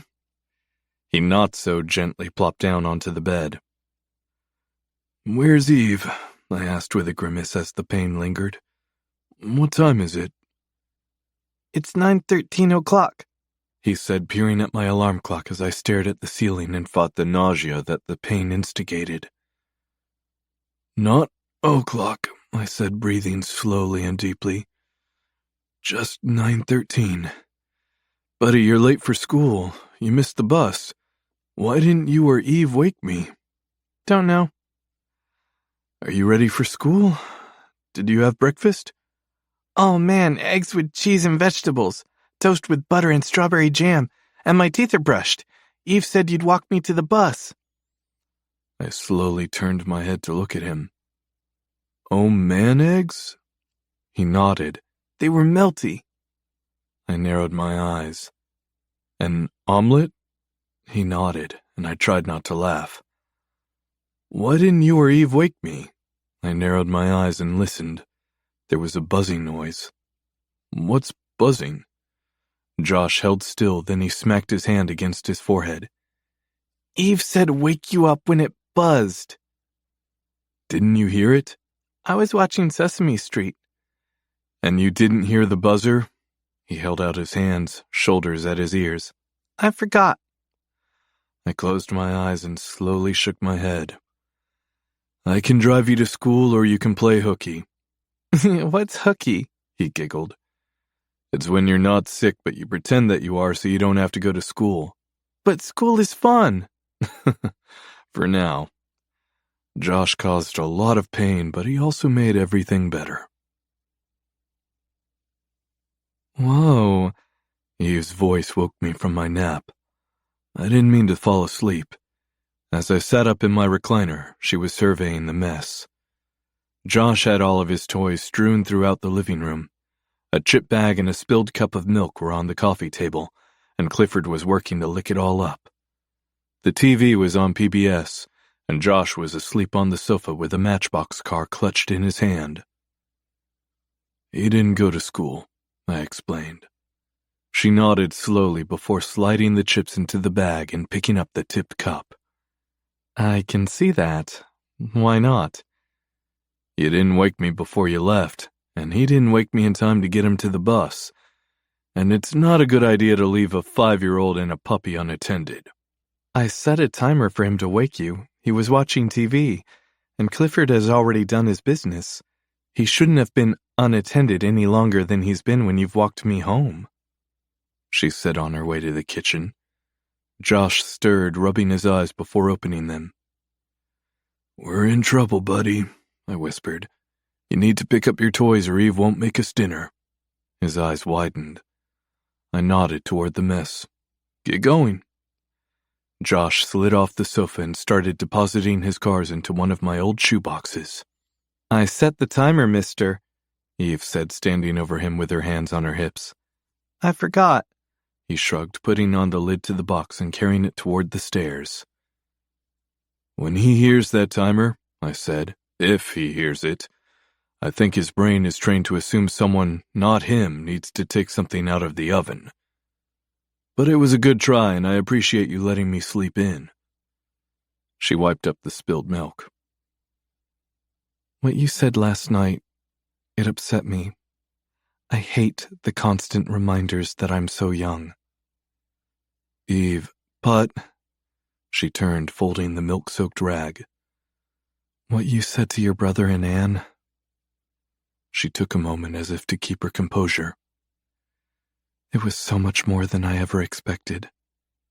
There was this moment where I wondered who you were talking about. She seemed like an amazing person, but that person didn't feel like me." Eve pointed her gaze at the floor. "I meant it." "I know. I just feel unworthy of it. Like you said those things in an effort to set the bar high. And now I have expectations to live up to." "Which part wasn't true?" She peeked up at me. "Do you really think I have an old soul?" "I think anyone who gleans so much information from their grandmother must have an old soul. You have respect for her wisdom and willingly learn everything she has to teach you. And you're empathetic." Eve chewed on the inside of her cheek. "Is your brother going to tell my dad about us?" "No. He knows it's something I need to do. Trust me, he wants it to be me who tells your dad." "When are you telling my dad?" "Whenever you want." She frowned. "Why the change of heart? You wanted us to keep things a secret." "And you needed the world to know. I want to give you what you need." Eve remained idle in deep thought, still gnawing away at the inside of her cheek. "Will you hate me if I don't want to tell my parents yet?" she murmured. I squinted for a few seconds before slowly shaking my head. Eve felt like a seedling I'd been given to transplant, not like Josh, who had been rooted in my life since the beginning of his. Despite her strong will and determination, Eve was fragile. I knew I could lose her if the conditions weren't just right, and it reaffirmed why I felt so terrified. Chapter 29. Prince and the Revolution. Purple Rain. Eve. I loved him. It was unlike any love I imagined. Too good to be true. There was 100% chance I would ruin everything. If we told my parents and I messed things up with Kyle, I would have no one and no place to live. The fact that Kyle was terrified to love me made me even more scared of screwing up.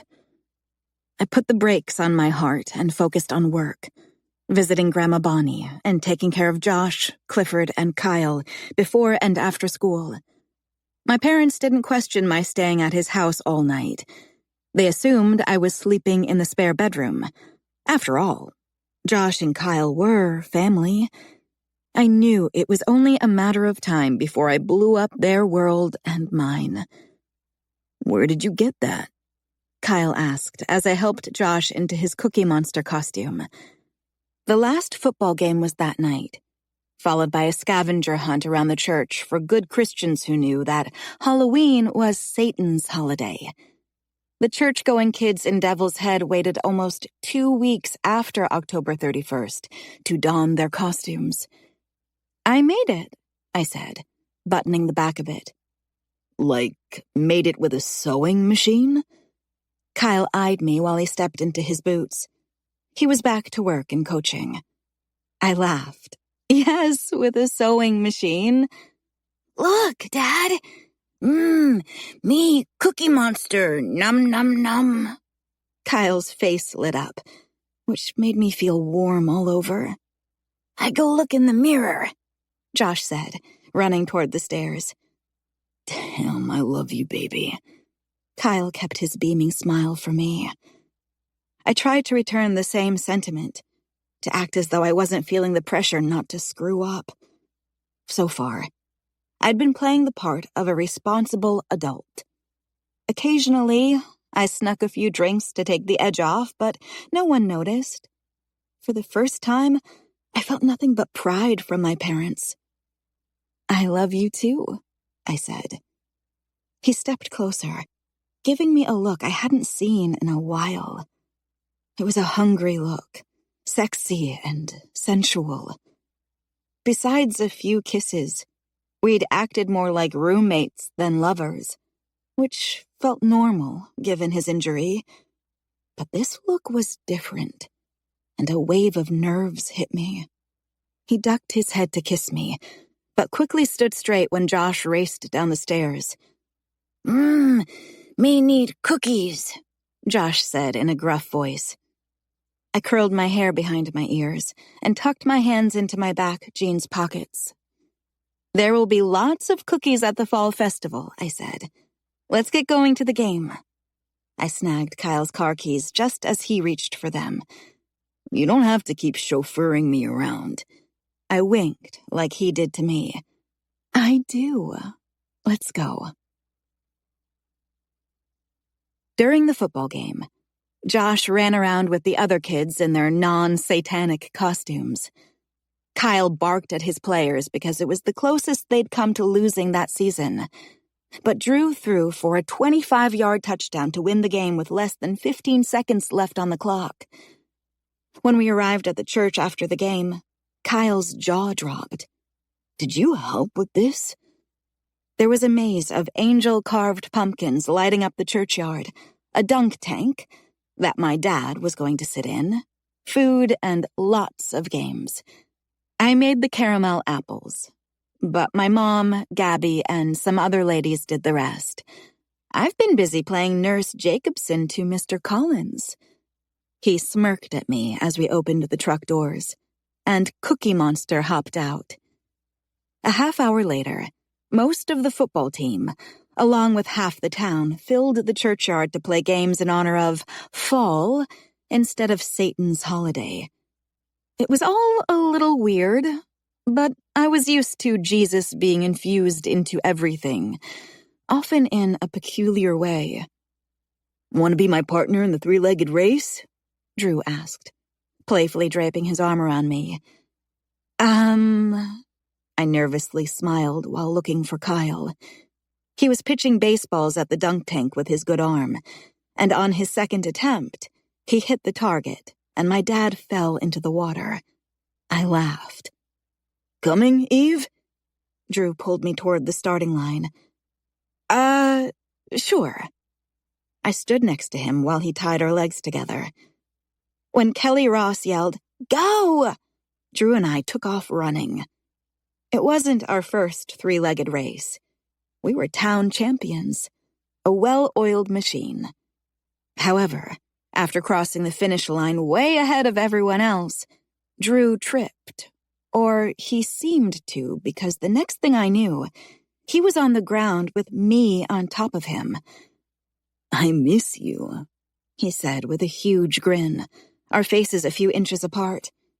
I don't know how I feel about my star player trying to run with his leg tied to someone else.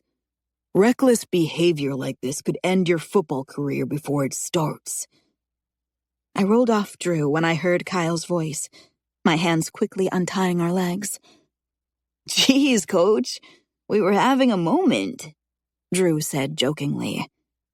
But when I jumped to my feet and looked at Kyle, his scowl didn't convey humor. Eve Jacobson, you should see if your mom needs help. Check on Cookie Monster. Say a prayer. A little evil resided in Kyle's eyes. I held his gaze for a long moment, a silent standoff. He jerked his head. Run along. Run along? That was something one said to a child. I wasn't a child. I was the woman who had been making his meals, bathing him, taking care of his son, sewing a costume, and working a full-time job. How dare he tell me to run along? Trouble in paradise?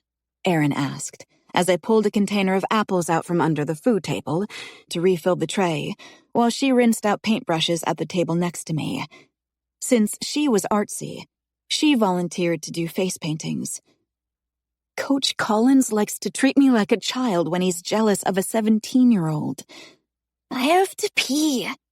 Josh ran up to me and pulled on my hand. I'm stuck. He reached for his buttons. Oh, dear. Let me... No. He grabbed his crotch. I pulled the costume down his body, but he'd already wet himself. My costume, he said with a quivering lower lip and big tears. Oh, buddy, I'm sorry. Let's get you cleaned up. I looked around for Kyle. He was talking to some of the players' parents, so I led Josh into the church. It was dimly lit because Dad only had it open for people to use the restrooms. Now we have to go, Josh said, sniffling. Yes, but we'll do something fun to make up for it, okay? What? I wanted to play games. I closed the restroom door, helped him out of his soiled clothes, washed him off, and then pulled off my hoodie and put it on him. It nearly reached his ankles.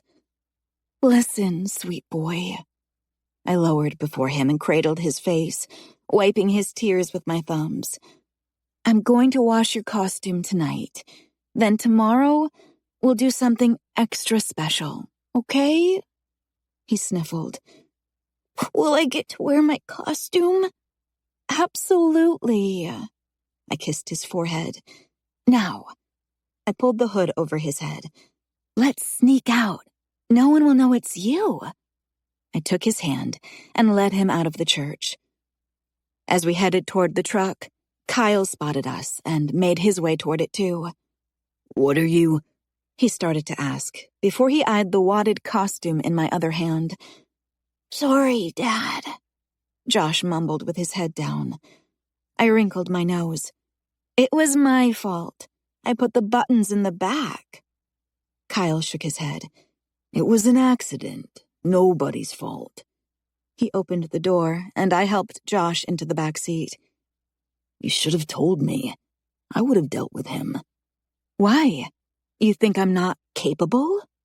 I walked around to the driver's door. No, he said when I climbed into his truck and started it. Is everything okay? Why wouldn't it be? I put the truck into reverse. Watch out for... Thunk. Oh my gosh! I covered my mouth. Kyle closed his eyes for a second. What happened?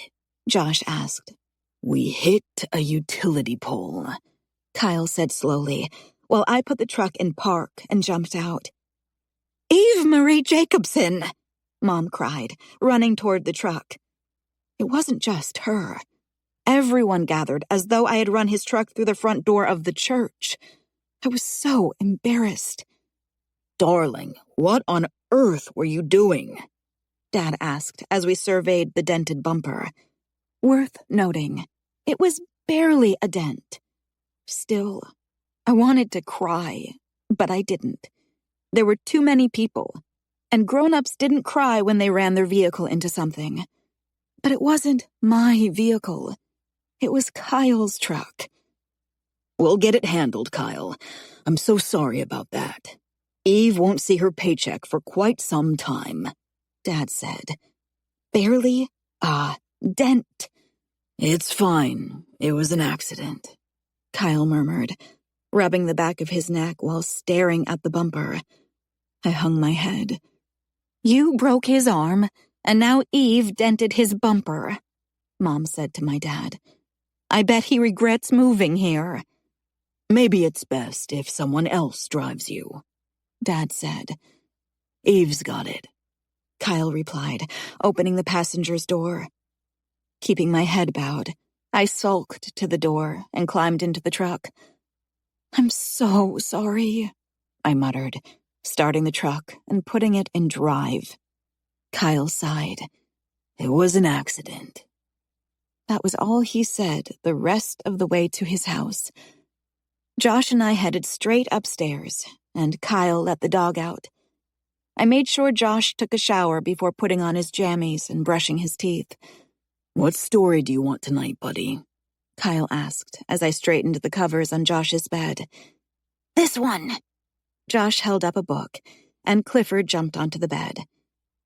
I'm going to make a grocery list, I said without looking at Kyle. You can go home if you want, he said.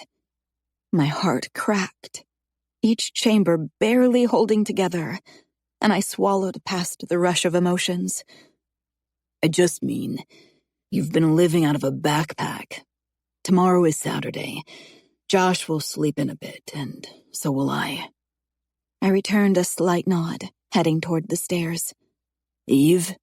I continued down the stairs. Eve, don't leave until I'm done reading to Josh. I wasn't going to stay.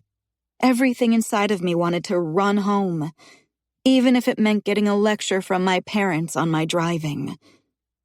But I stared at the refrigerator when I grabbed my purse from the kitchen counter and decided to look for something to take the edge off. Kyle found me on his deck. I had already downed 1.5 cans of beer to soothe my nerves, and his little radio by the door played U2's I Still Haven't Found What I'm Looking For. Think that's a good idea? He asked, sitting in the rocker beside me. I stared out at the clear autumn sky with a glitter of stars. Does it matter if my ideas are good? It's a small dent, Eve. I don't expect you to hand over your paycheck. I know it was a small dent. And I might not have hit the pole had you not treated me like a child in front of Drew and everyone else. I have been doing my very best to prove that I'm not a child.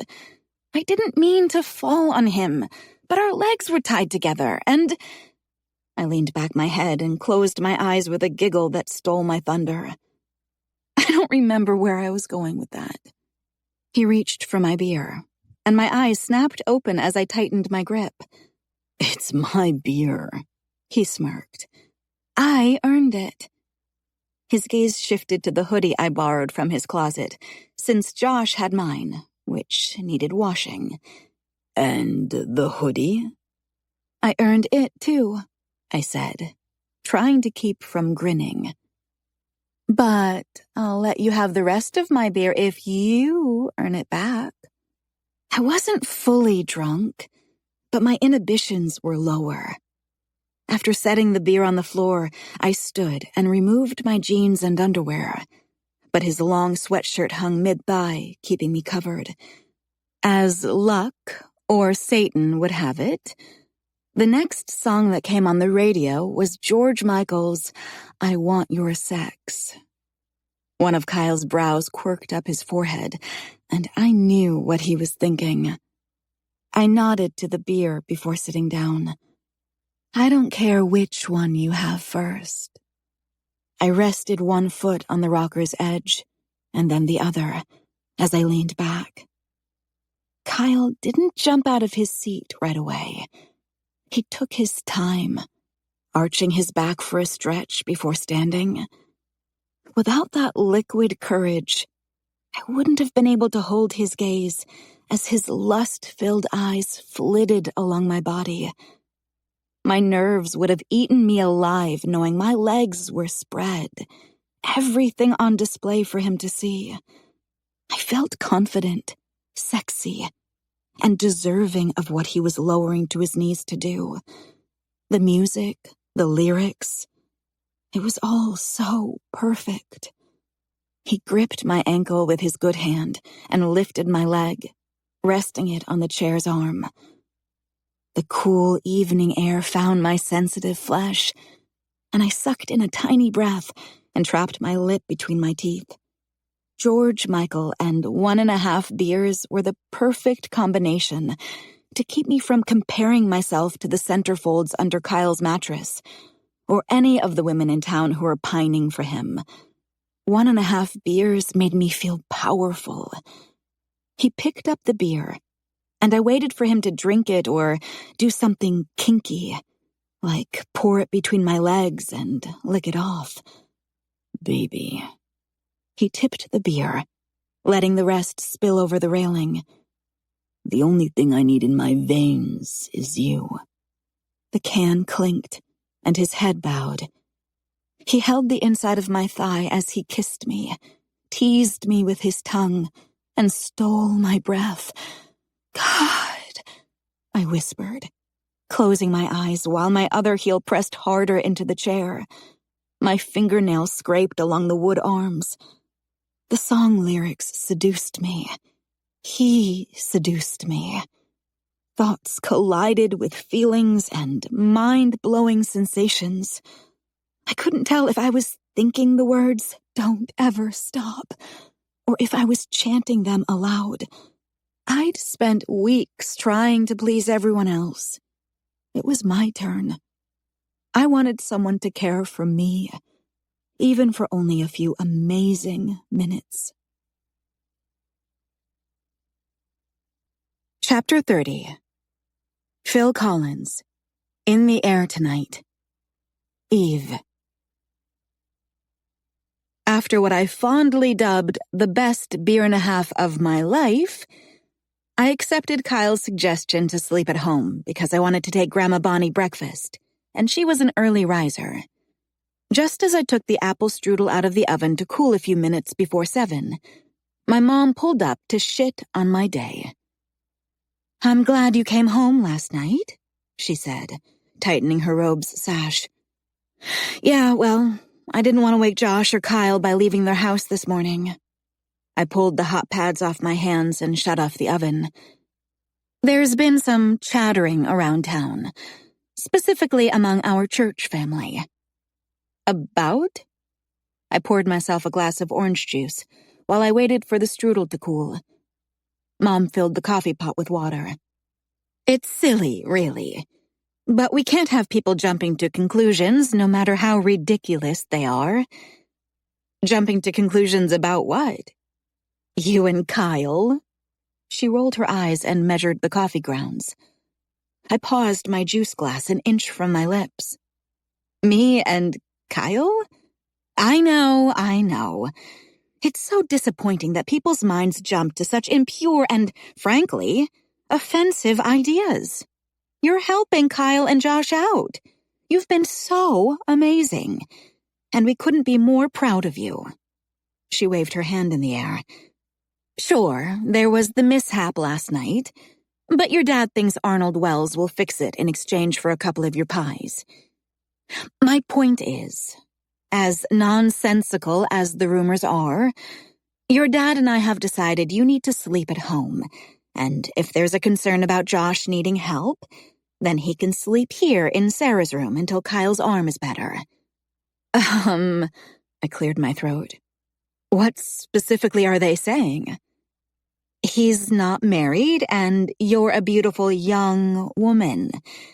They don't see you two as family the way we do.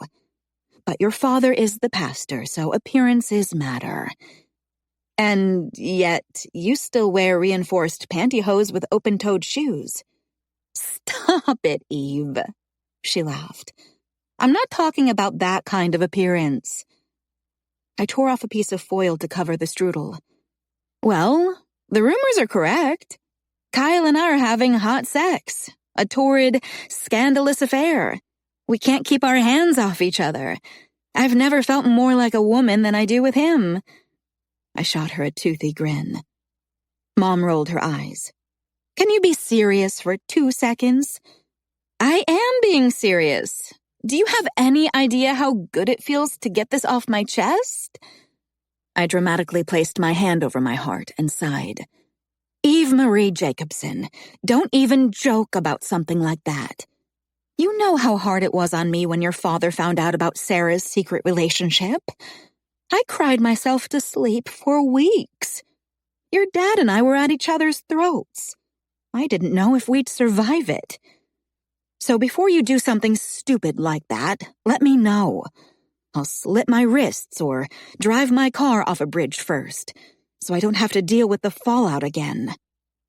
I kept it together on the outside, but fell apart on the inside.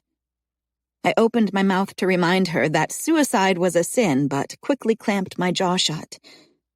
When my father kicked Sarah out of the house, I spent most evenings drinking by the creek or locked in my room. It was the best way to drown out my parents fighting. And they never fought in the house, with my sisters and I in earshot, until the Sarah incident. I laughed nervously. You wouldn't really take your own life, would you? She sipped her coffee. I pray not. But nobody thought Debbie Rice would take her life when she found out about her husband's affair. She slowly shook her head. We're all human. We're all sinners. And sometimes life feels unbearable no matter how many prayers one says. She gave me a sad smile. I never imagined feeling like I did after your dad made Sarah leave. Maybe God gave me that trial so I would have greater compassion for others. You know, Sarah is happy now, and Dad has forgiven her. Maybe God gave him that experience to have more compassion for his other 2 daughters. She took another sip before nodding. Perhaps. Your father is a godly man, loving and forgiving. But he's also a father with raw emotions. So let's play it safe and not test him like Sarah did. She set her mug on the counter. Anyway, I'm glad you came home last night. If anyone says something, I'll make sure they know you're not staying at Kyle's place anymore because he doesn't need you during the night. I offered a reluctant smile and a tiny nod. Have you ever thought about taking your own life? I asked Grandma Bonnie as she ate her apple strudel, while I wound the yarn from the partially crocheted scarf that she decided to abandon. She stopped eating mid-chew. Eve? She mumbled before swallowing. What is going on? I shook my head. I'm not suicidal. But you know someone who is? No. Well, it was something Mom said this morning. She made me think that if I made Dad upset the way Sarah did, she'd slit her wrists or drive off a bridge. At first, I thought she was kidding, but I'm not so sure. Grandma frowned. She's taken the role of wife too far. The love, honor, and obey is too much. She feels responsible for your father's success and happiness, and you girls, too. When Sarah fell in love, your mom felt it was her fault that Sarah didn't choose a man your father approved of. She takes the blame for everything that's perceived as wrong, but she never takes credit for your successes. Being a wife and a mother is a hard balance between unimaginable joy and complete insanity. You get stretched so thin some days, it feels like there's nothing left to hold yourself together. But that's not your problem. I'll talk with her. Don't tell her I said anything. I won't. I'll just check in on her. That's what mothers do. I want to tell my parents about Kyle and me. But if Dad reacts badly, which he will, and my mom cries herself to sleep every night like she did with Sarah, and she decides to take her life? I swallowed hard and blinked back my emotions. It would be her own fault. I shook my head. It doesn't matter. I don't want her ever to be that sad again. It's not about blame. It's just that I love her. And I know that... I stopped. It was easy to forget that I was talking to my mom's mother. You know what? I shook my head. Nothing. I love her too, dear. That's why I'm going to talk to her.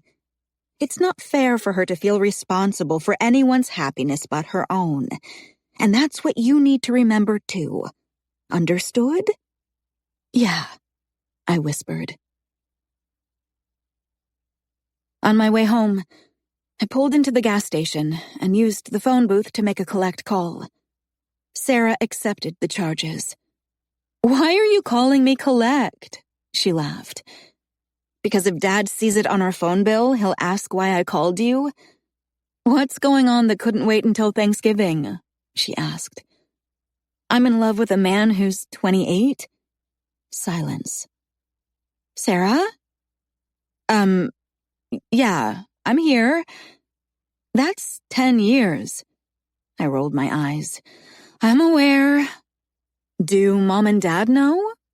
What do you think? Are you still living at home? Yes, I said. Then I think you haven't told them. I leaned against the side of the phone booth. Did you know Mom was so upset over Dad kicking you out that she felt suicidal? What? She didn't say those exact words, but it was implied. Oh my gosh, she whispered. Ask me who I love. Do I want to know? Did Mom tell you about the new neighbor? Fred's brother? Yeah. Well, it's him. No. I pinched the bridge of my nose. Yep. And he likes you? He loves me. Oh, Eve. Don't act like it's okay for you to fall for someone who everyone else thinks is the wrong person, but Eve, I wasn't going to say that. I just feel bad for you because it sucks to have to choose between your family and the man you love. And don't get upset with me for asking, but are you sure it's love? Have you done stuff with him? Sex? I chuckled because Sarah didn't talk about sex as much as I did. Yes, amazing sex. Are you being smart? As smart as a B-average girl can be. You've always excelled at being a smart ass, she said. We use condoms. I don't know what to tell you. There was a lot involved with Dad finding out about us. But when he finds out you're sleeping with Fred's brother, I think it could be worse because he's 10 years older, not 6. And he's a child, right? A son, Josh. He's 5. I love Josh so much. Who are you? She laughed. I know I'm 18, but since Kyle and Josh moved in, I've grown up a lot. No longer sneaking alcohol? Listen, grown-ups drink alcohol. Alcoholics drink alcohol like you. I'm not an alcoholic. Are you sure? Anyway, as I was saying, I'm not just scared of Mom and Dad finding out because I'll get kicked out of the house. I'm scared that Mom will get really low again. But this time, what if she tries to kill herself? Eve, I think you're overreacting. Mom is not the type of person to do that. I frowned. It was easy for her to say. She didn't know what I knew. I opened my mouth to tell her because I'd carried the burden alone for too long. But the words clogged in my throat. Eve? I quickly wiped my tears. I'm here. I should go so you don't have a big phone bill. It's fine. You can call collect anytime. And I think you need to tell them. Keeping secrets is painful, and covering them up only sets you up for more trouble and more lies. Learn from my experience, okay? Yeah, I whispered. Are you okay? Mm-hmm. Are you sure? Yeah, I managed without my voice cracking. Tell everyone hi, and we'll see them at Thanksgiving. I cleared my throat. I can't, stupid. I'm calling you collect from a phone booth so that nobody knows about our call. Oh, she giggled. True. Sorry. See you in a few weeks then. Bye. I wasn't that girl. The one who carried hidden scars from my past. As I hung up the phone and opened the door, I pulled in a long breath and let it out while heading to my car and repeating it again. I wasn't that girl. Chapter 31. Pat Benatar. Love is a Battlefield. Eve. Hey, we thought you might be taking the night off. So I've managed to make a frozen pizza with one arm, Kyle said when I stepped inside the back door. As long as I take it out of the oven with one hand. I'll help. Josh ran toward the oven with a hot pad in his hands. Stand back, buddy, Kyle said, opening the oven. And keep Clifford back, too.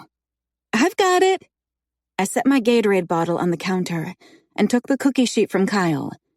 Then I used the spatula to scoot the pizza onto it. Oh! Josh! Kyle yelled as I bumped into him, and the pizza slid off the cookie sheet. A blood-curdling scream filled the room. Damn it! Kyle pulled Josh toward the sink and lifted him up. Eve, turn on the cold water. I stood, stunned, staring at the hot pizza sauce and cheese burning Josh's arm. Eve! Kyle yelled. I jumped and turned on the water.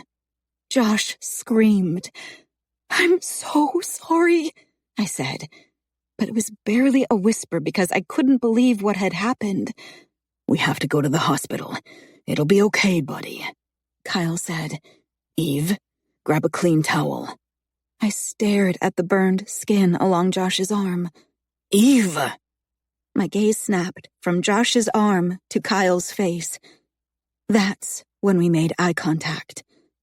Kyle frowned. Give me the goddamn towel, Eve. I handed him the towel as Josh cried uncontrollably. Look at me, Kyle said, wrapping Josh's arm in the towel. Everything felt like a bad dream. His cries pierced my ears. Look at me, Kyle demanded. It took him less than 2 seconds to get his answer. Go home. But he needs to go to the emergency room, I said. Are you going to drive him? I winced at his sharp tone and slowly shook my head. I'll ride in the back seat with him. Hold on to my neck, Josh.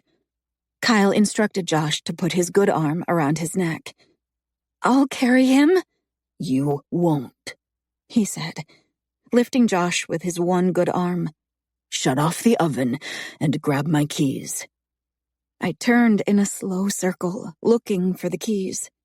On the counter, Eve. I found his keys and opened the door. Then I climbed into the back of the truck with Josh, and Kyle drove to the ER. Shh, you'll be okay, I said, trying to soothe Josh on the way. When we arrived, I helped Josh out of the truck, and Kyle held him with his good arm and a grimace on his face. It was clearly hurting his injured arm. You can't go inside. Just stay in the truck, he said. But, Eve, just do as I say. After they disappeared into the entrance, I closed the truck door and wiped my tear-stained cheeks. What had I done?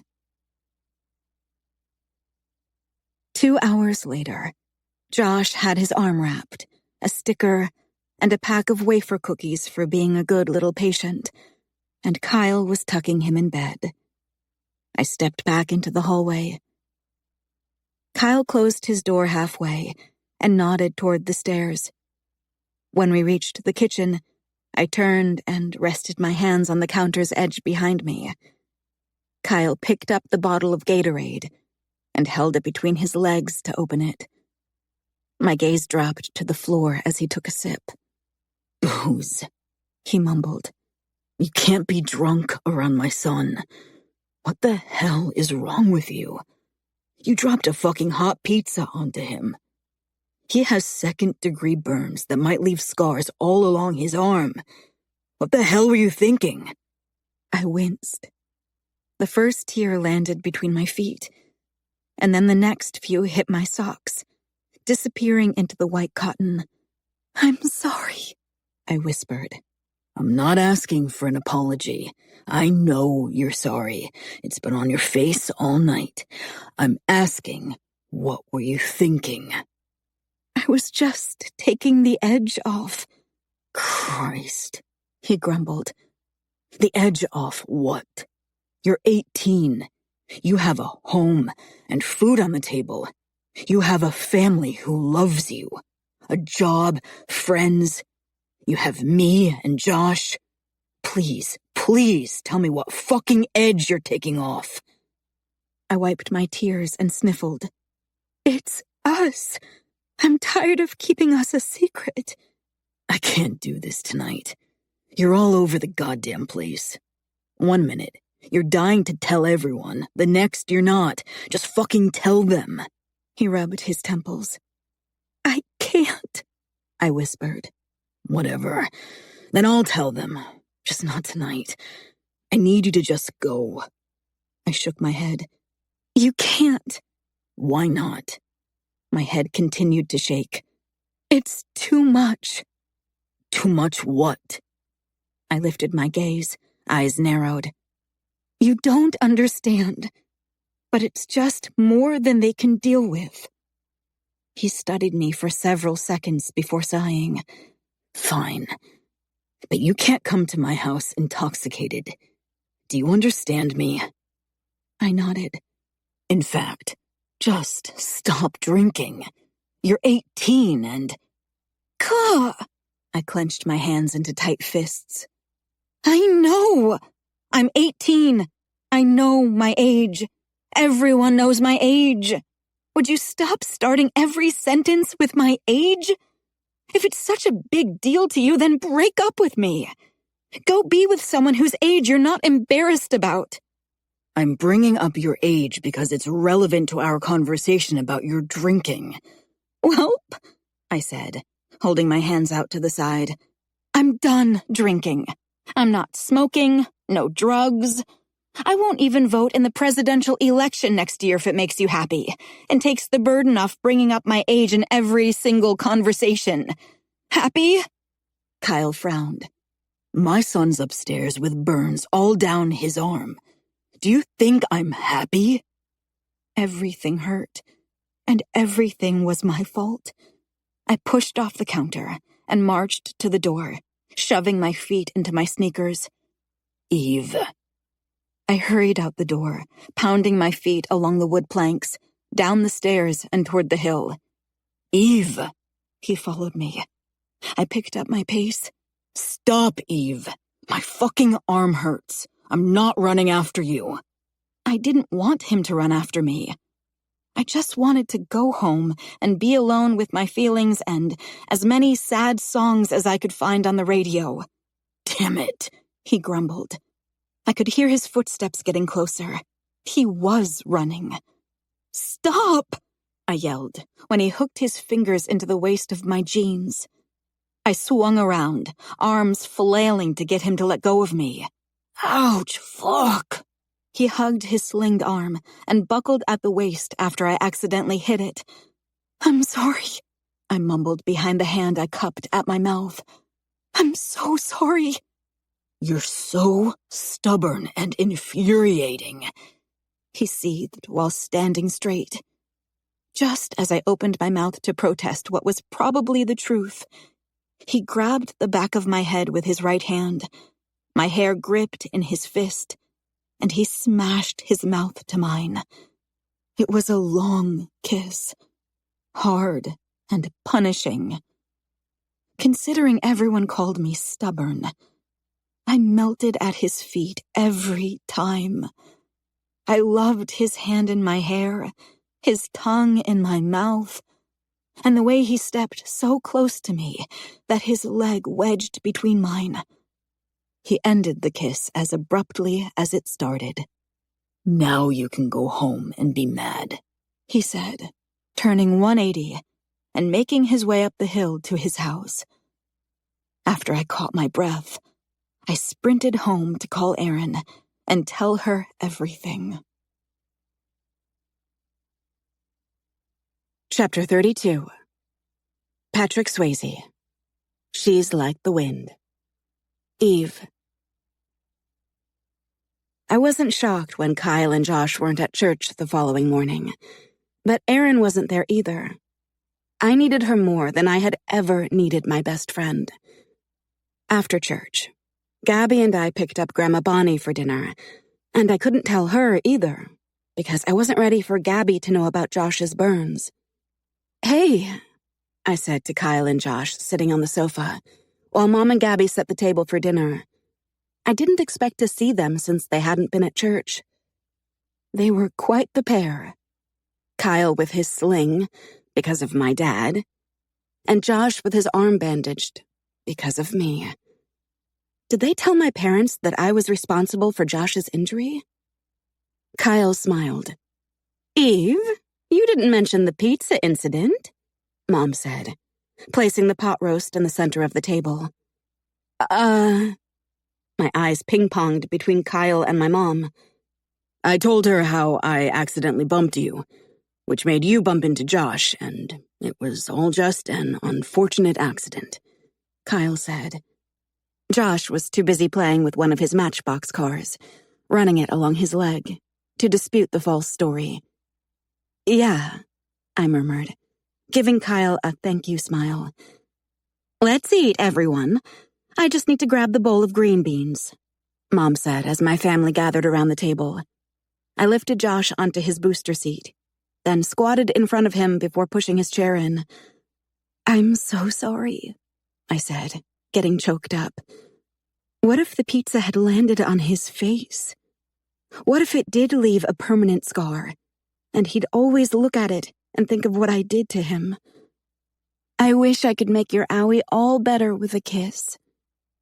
I gently pressed my lips to the bandaged area on his arm. Kyle smiled at me as everyone sat around the table.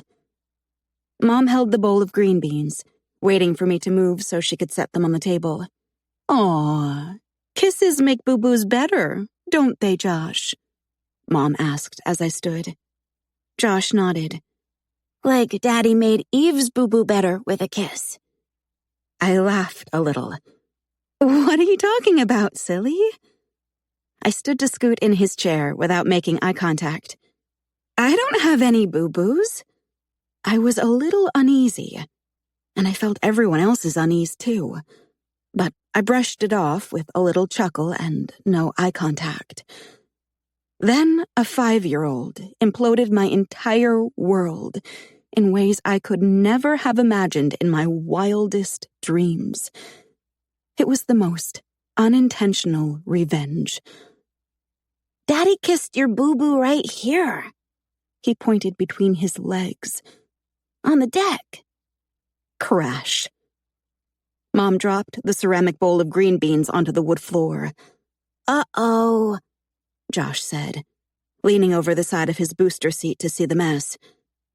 No one said anything, or even moved a muscle. I laughed to break the silence. Laughter was good. It was my friend. Why wasn't anyone else laughing at Josh's nonsense? He saw us. Did he know what we were doing? "That's, silly," I said, staring at the beans on the floor while scratching the back of my neck. "I'll grab a broom and dustpan." I risked a quick glance at the faces around me. Gabby's lips pressed together, eyes wide. Grandma Bonnie's expression bled sympathy. Dad squinted at me, and then Kyle, as if the math wasn't adding up. I hoped Kyle could help him with that since math wasn't my thing. But it was my mom's livid expression, clenched jaw, and tears in her red eyes that slayed me. I hurried into the kitchen and knocked over a few bottles of cleaner under the sink to reach the dustpan and small hand broom. When I stood, Mom was in my space. She grabbed my wrist. I winced as she dug her nails into my skin, and I could feel her whole body shaking. "What have you done?" she asked, voice quivering. I quickly shook my head. "Don't you dare lie to me," she seethed. As she blinked, releasing angry tears, my eyes burned with some impending grief and guilt, but mostly fear. I wasn't worried about my fate, but I was terrified of hers. The back door slammed shut, and my gaze shot in that direction. It had to be my dad and Kyle. Out of the corner of my eye, I caught Gabby carrying Josh to the front door, probably taking him home to protect him from the fallout. When that door clicked shut behind them, Grandma stepped into the kitchen. "Eve, give me a moment with your mom," she said. "Mother, this is none of your business," my mom said, her claws still planted into my wrist. Grandma gently rested her hand on my mom's until she released me. "Eve, I've got this," Grandma said to me. I wanted to tell my mom it was my fault, confess my sins. I wanted to beg her not to slit her wrists or drive the car off a bridge, or take a whole bottle of pills. Instead, I headed to the front door. My vision blurred behind my tears as I held up my dress and slid my feet into my old cowboy boots. By the time I ran down the front porch stairs, Gabby and Josh were way past the orchard. I could hear my dad and Kyle arguing out back, but I couldn't make out the exact words. I kicked the planter off the milk box and grabbed a bottle of vodka. Then I headed to the creek, where I followed it past our property to the hut Kyle built for me. I loved Kyle and Josh beyond anything my young heart could have ever imagined. But as I took drink after drink of the liquid that burned my throat, all I wanted was for it all to be a bad dream. I wished Kyle and Josh had never moved to Devil's Head. And then I wished I was never born. Mom should have taken that bottle of pills when she was pregnant with me, instead of the pregnancy she ended after Gabby. Feeling responsible for someone else's will to live was the worst fucking thing in the world. I woke up in the hospital with my mom in a chair next to my bed, bent over, her cheek resting on my hand. There was an IV in my other arm and an oxygen mask on my face. Dad was staring out the window with his hands in his pockets. I gingerly lifted my arm with the IV in it to pull the oxygen mask off my face. Mom quickly lifted her head. "Eve," she said with a breath of relief. Dad turned. "What happened?" I whispered. Mom batted away her tears before they made it down her face. "You," she choked, and had to clear her throat. "You poisoned yourself with alcohol," Dad said with less emotion, resting his hand on my mom's shoulder as she gently sobbed. "You could have died." He narrowed his eyes, displaying a hint of pain. "That dog that you were supposed to get rid of led Kyle to you. He carried you to his house, and an ambulance brought you here." Kyle carried me? I tried to imagine it. He must have hoisted me over his shoulder with only one arm to steady me. Then he had to carry me up a long hill to get back to his house. I was an awful person. "We're taking you to St. Louis tomorrow," Dad said. For what? I whispered, and it made my mom break down with a new round of tears. For 30 days of treatment in a rehab facility, Dad replied. What? My head rolled side to side. No, I don't need that. I was upset. I'm fine. I don't have a problem. Please. No, just... Dad rested his hand on my leg. If you go, you'll have a home to return to. If you don't, then you're on your own. It was happening again. Another Jacobson girl being kicked out of the house for falling in love with the wrong guy. I'll stay with Kyle, I said. Kyle's moving back to Colorado at the end of the semester, Dad said. All the oxygen left my lungs. It felt like it left the room. What? No, I love him. Eve, you are the most indecisive young woman. You have no idea what you want to do with your life. You have a substance addiction, and you're 18. I'm not sure you know what love is, Dad said. Kyle is an infatuation. He misled you.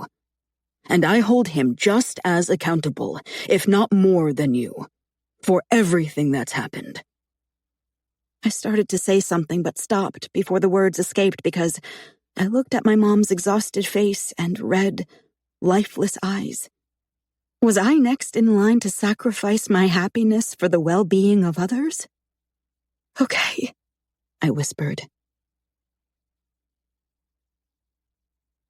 Chapter 33. White Lion. When the Children Cry. Eve. What's this? I asked the next day after getting discharged from the hospital. There was a bag in the back seat. Dad started the car. A few things to get you by for the next 30 days.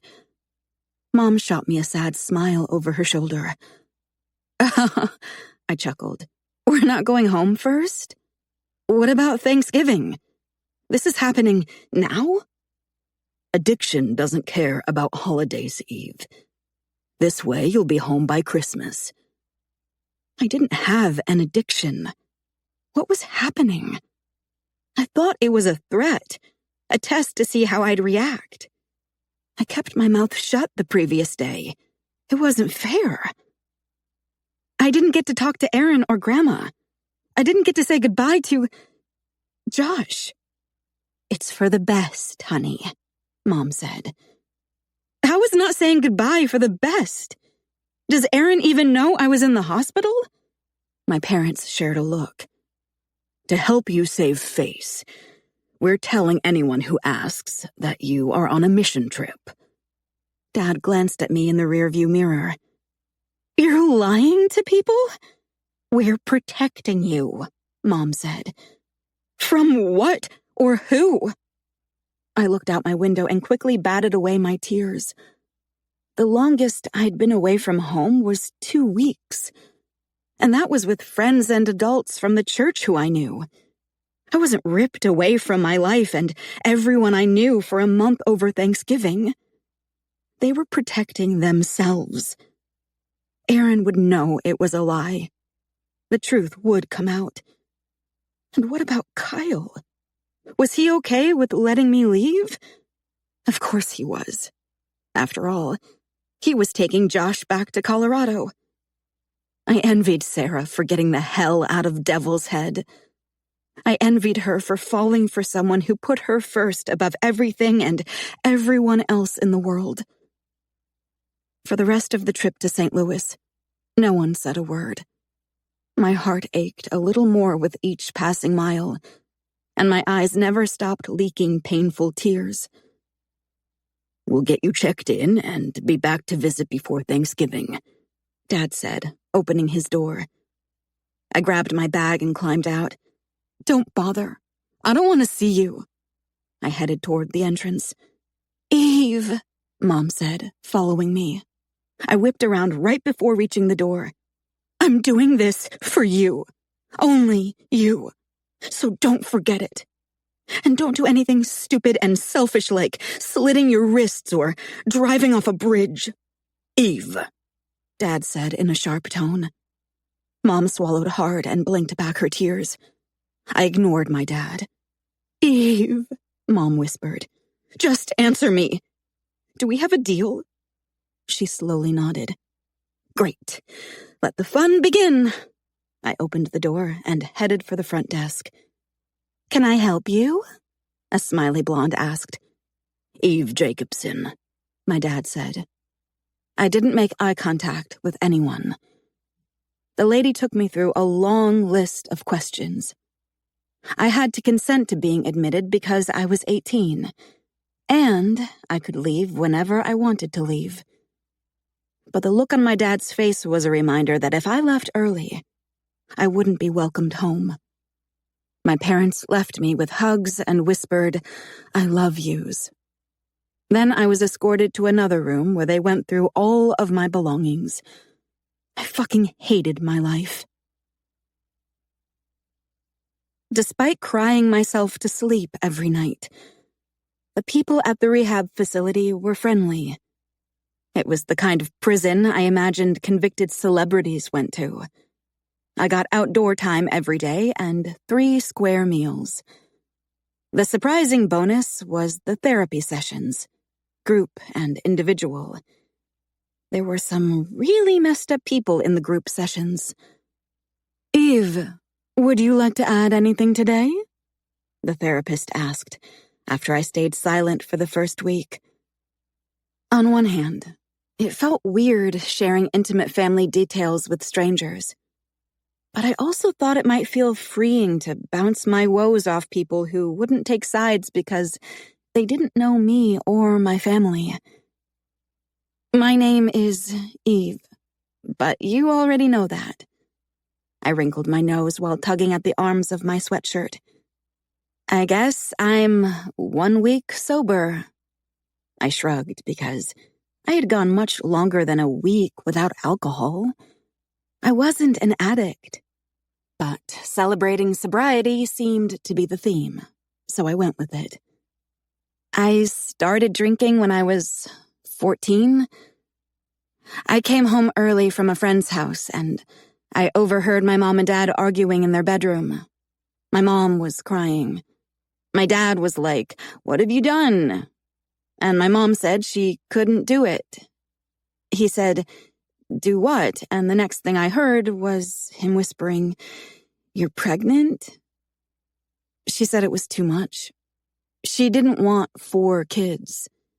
And she knew it was awful and sinful, but raising 3 girls 2 years apart, and being a pastor's wife who took care of the congregation like an extension of her own family was too much. Dad asked if she took the whole bottle of pills and said she could die. She said. I fought the unexpected rush of emotions.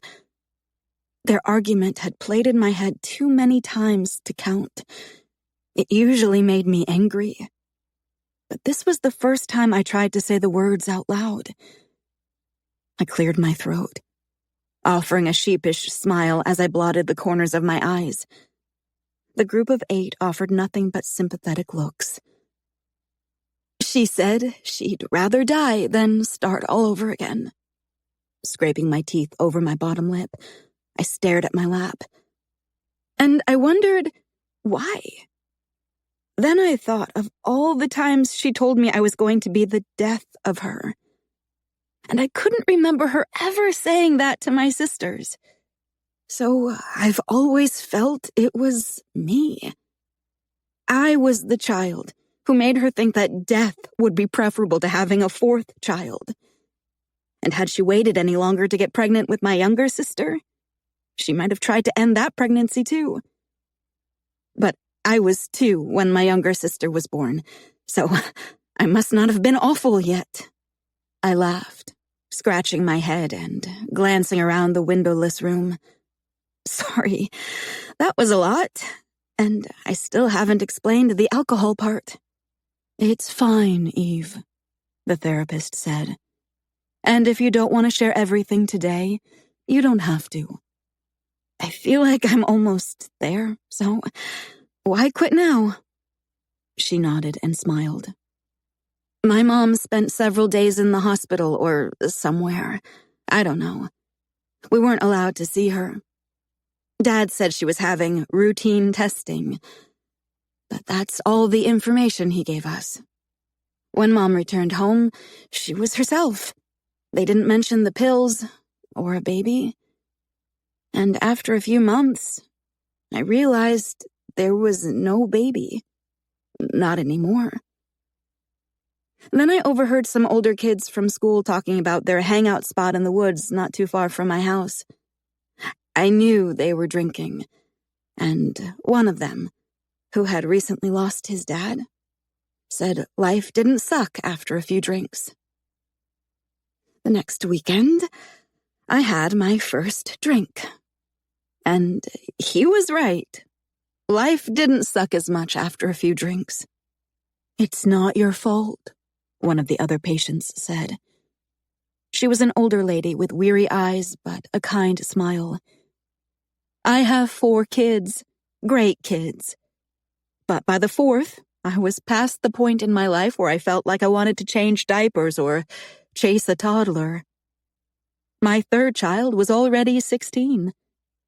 The idea of starting the 18-year process all over again was unimaginable. But I did it. However, I don't blame any woman who doesn't feel like she can. And I'm sure your mom wasn't thinking of you when she took those pills." She didn't know my mom, but I wanted to believe her. "Thank you," I whispered. "Do you have family coming for Thanksgiving?"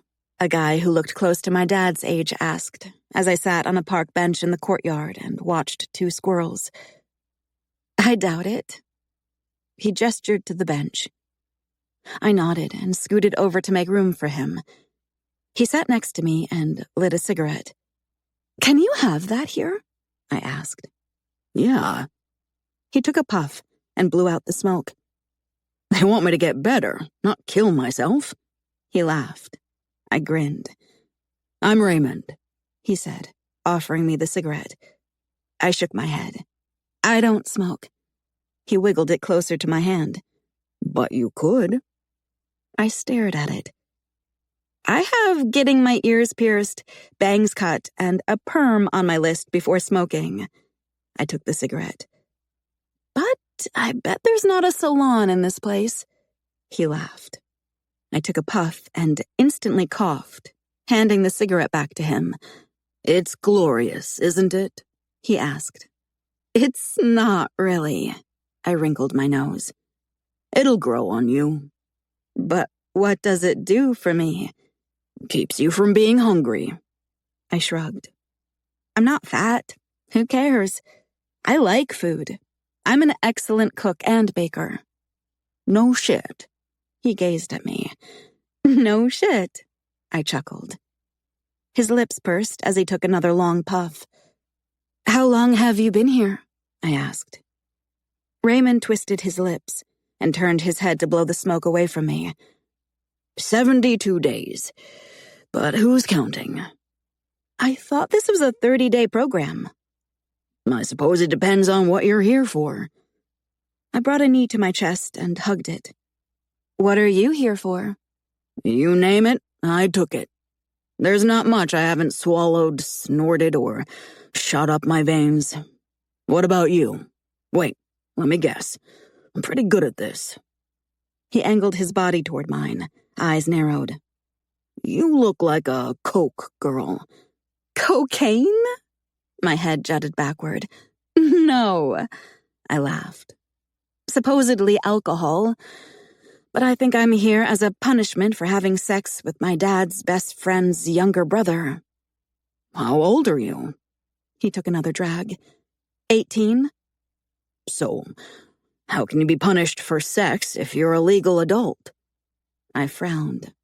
I live at home, and my father is the preacher of a small town.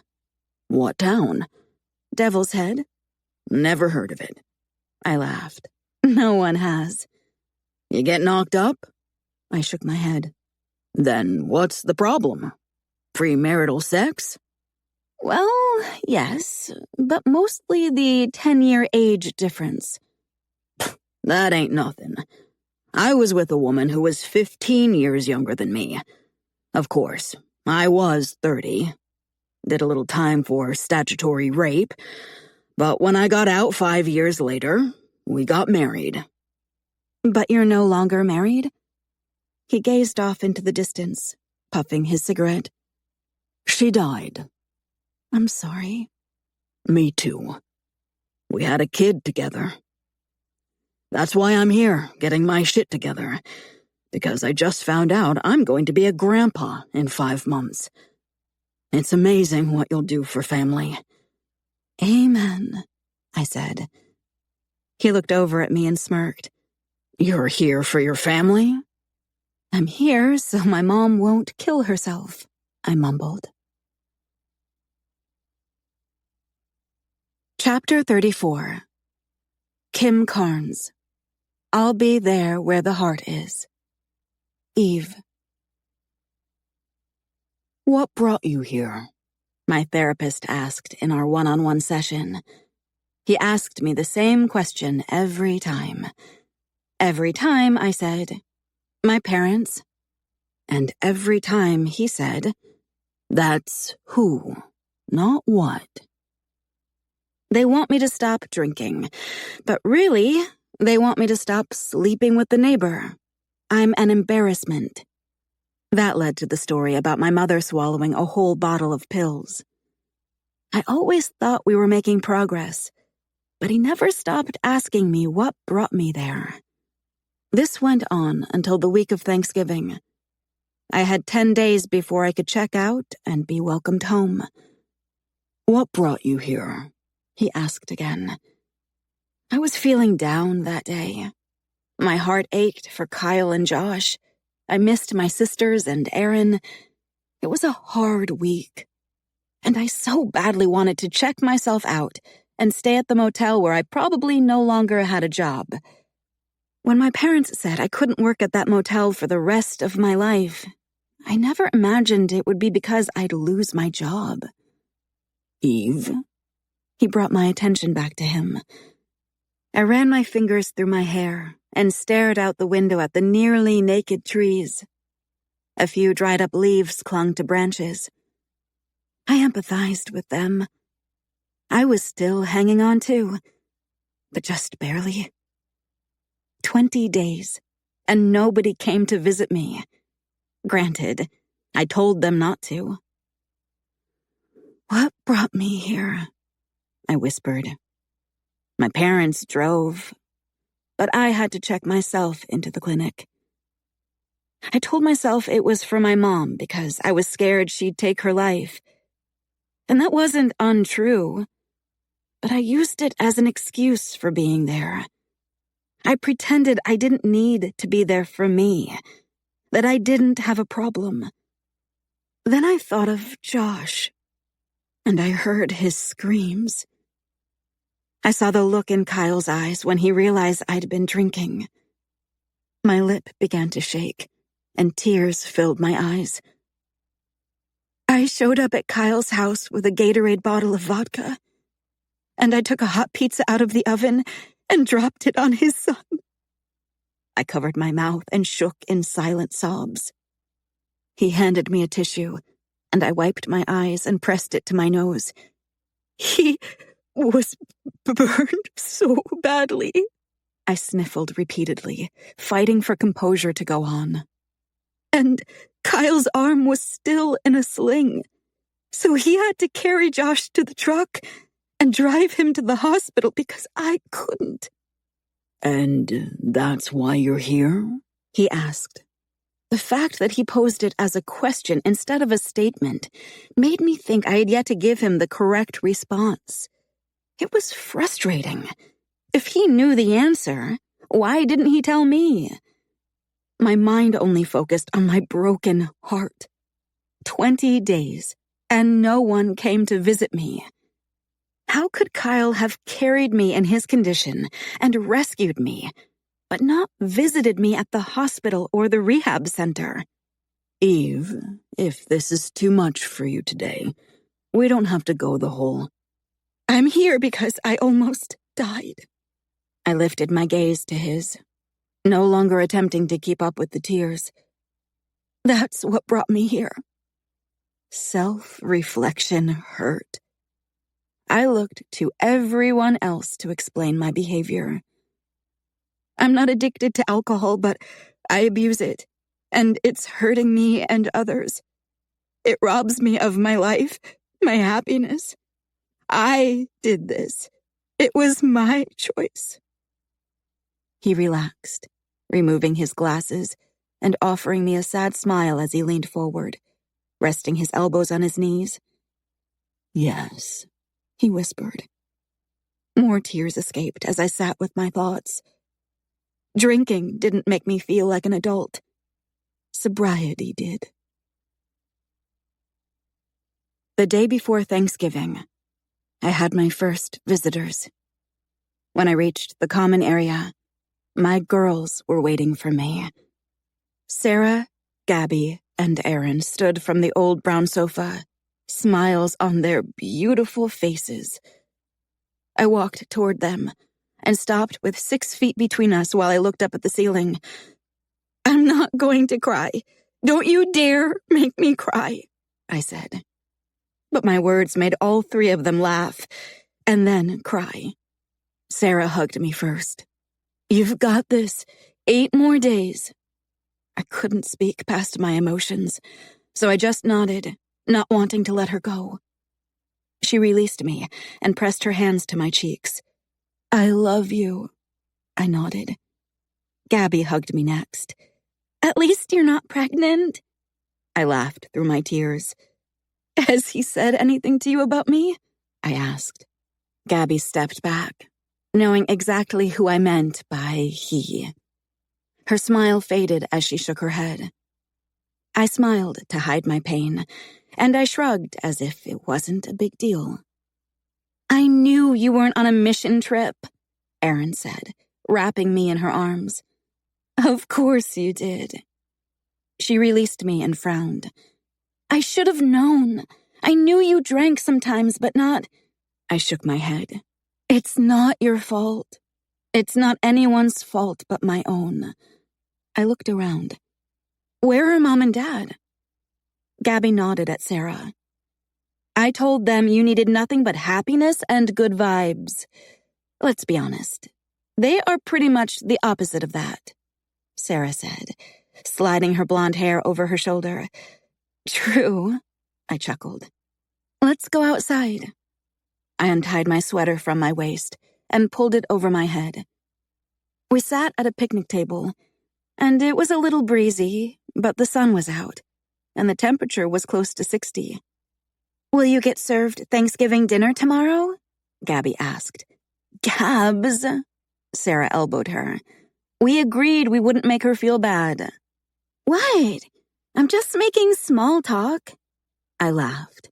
It's fine.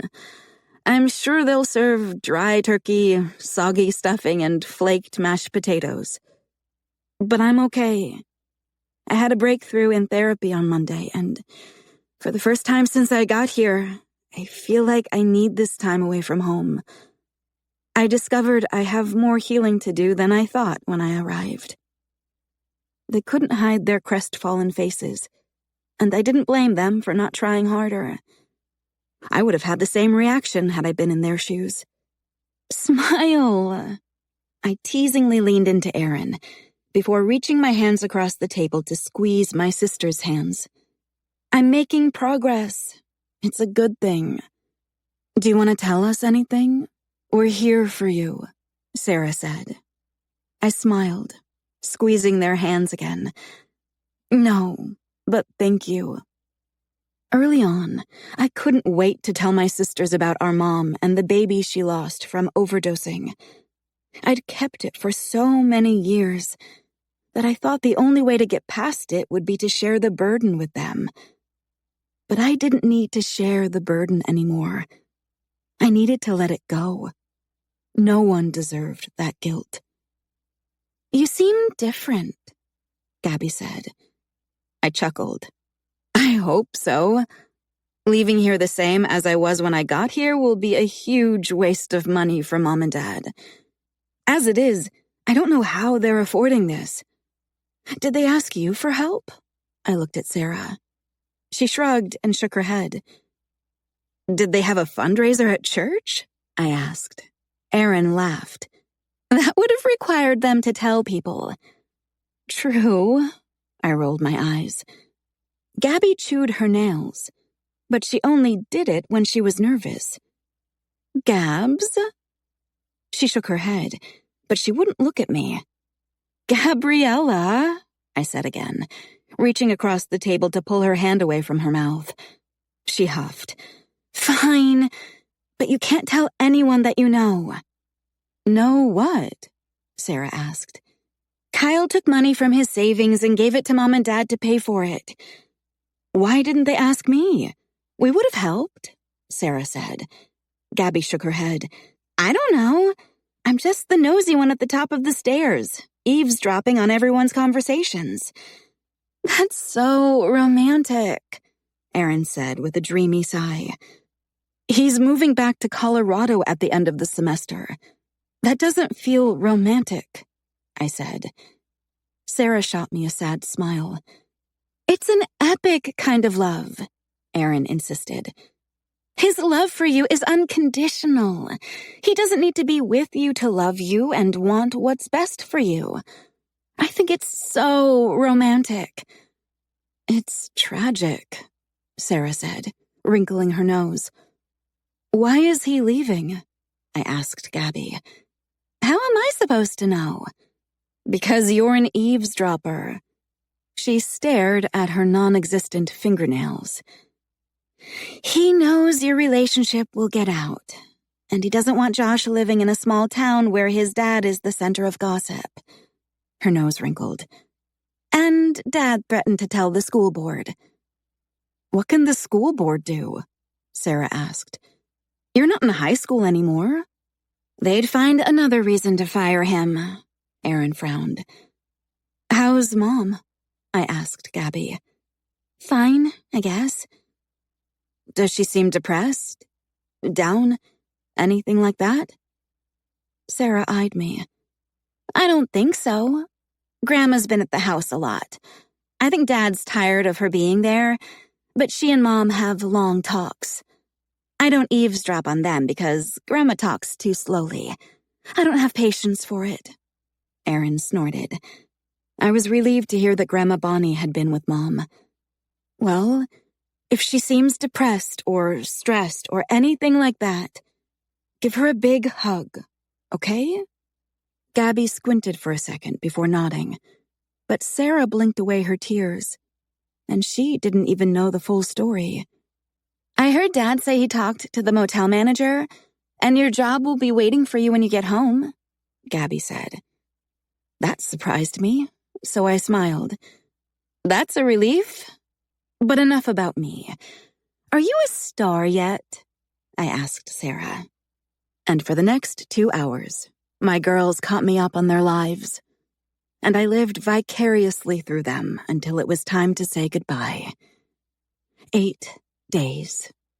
I could make it. Chapter 35. Journey. Open arms. Eve. As expected, the turkey was dry, the stuffing was soggy, and the potatoes were instant. But the pumpkin pie was surprisingly delicious. And the 6 people gathered around my table were exactly who I needed. Sinners with a desire to do better, and a need for the other non-judgmental sinners to hold their hand, share space, and let them know they're not alone. Raymond said the Serenity Prayer before we ate. After the meal, some of us gathered in the common area to play board games and work on puzzles. I thought I'd spend the day in my room crying and feeling sorry for myself. Instead, I, appropriately, gave thanks for Kyle loving me unconditionally, my parents for doing what they felt was best, and, of course, To God for granting me this new perspective, for surrounding me with people who care, and for saving my life. My family is here, if you'll excuse me, Raymond said, pushing back in his chair. I continued to work on the autumn tree puzzle with 2 other people, until they left me to visit with family as well. Finding another piece of the puzzle, I leaned over the table to place it next to an edge piece. I colored this for you. I froze, except for my heart. It lurched into my throat at the sound of Josh's voice. When I inched my head in his direction, he grinned, handing me a picture of an apple orchard and a bouquet of red roses. Thank you, I whispered, because I could barely speak past the lump of emotion in my throat. He hugged me, and I closed my eyes while running my hands through his hair. I knew Kyle was standing behind him, but I couldn't look at him. Not yet. There weren't enough boxes of tissues in the entire rehab clinic to handle the tears I knew I'd cry when that moment came. And it came all too quickly because Josh released me, and my gaze lifted.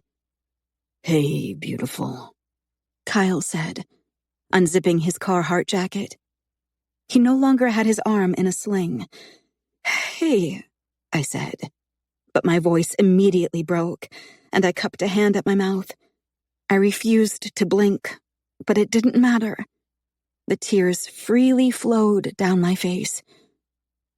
Kyle didn't hesitate for a second before his good hand cupped the side of my face, his thumb smearing my tears before he cradled the back of my head, and his injured arm hooked my waist. I threw my arms around him and buried my face in his neck. Oh, baby, he whispered, kissing the top of my head.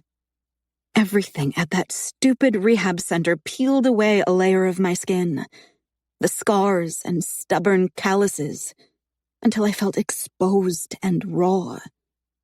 My time there changed me forever. I had to experience all the emotions from the previous 4 years without the numbing effect of alcohol.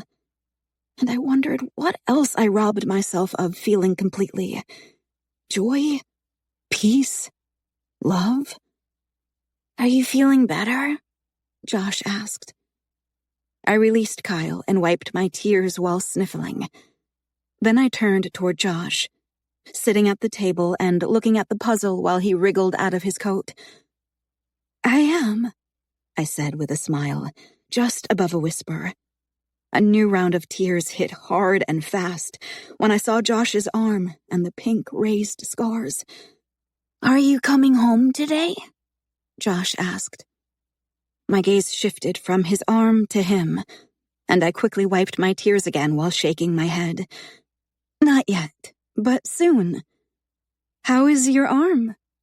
I sat next to him. He looked at it. It's getting better. That's good, I said past the lump in my throat. The doctor says he'll have minimal to no long-term scars, Kyle said as we sat at the table with Josh. Was he saying that to make me feel better? It didn't. The sound of Josh screaming would stay in my head forever. I combed my hair with my fingers. I wasn't expecting visitors. Josh rested his elbows on the table and his face in his hands. You look pretty. My heart twisted, wringing more tears from my eyes because he was so sweet, and I couldn't stop looking at his arm. Those scars could have been on his face. Kyle mimicked Josh's pose and grinned. I second that opinion. I blushed and laughed. Thank you.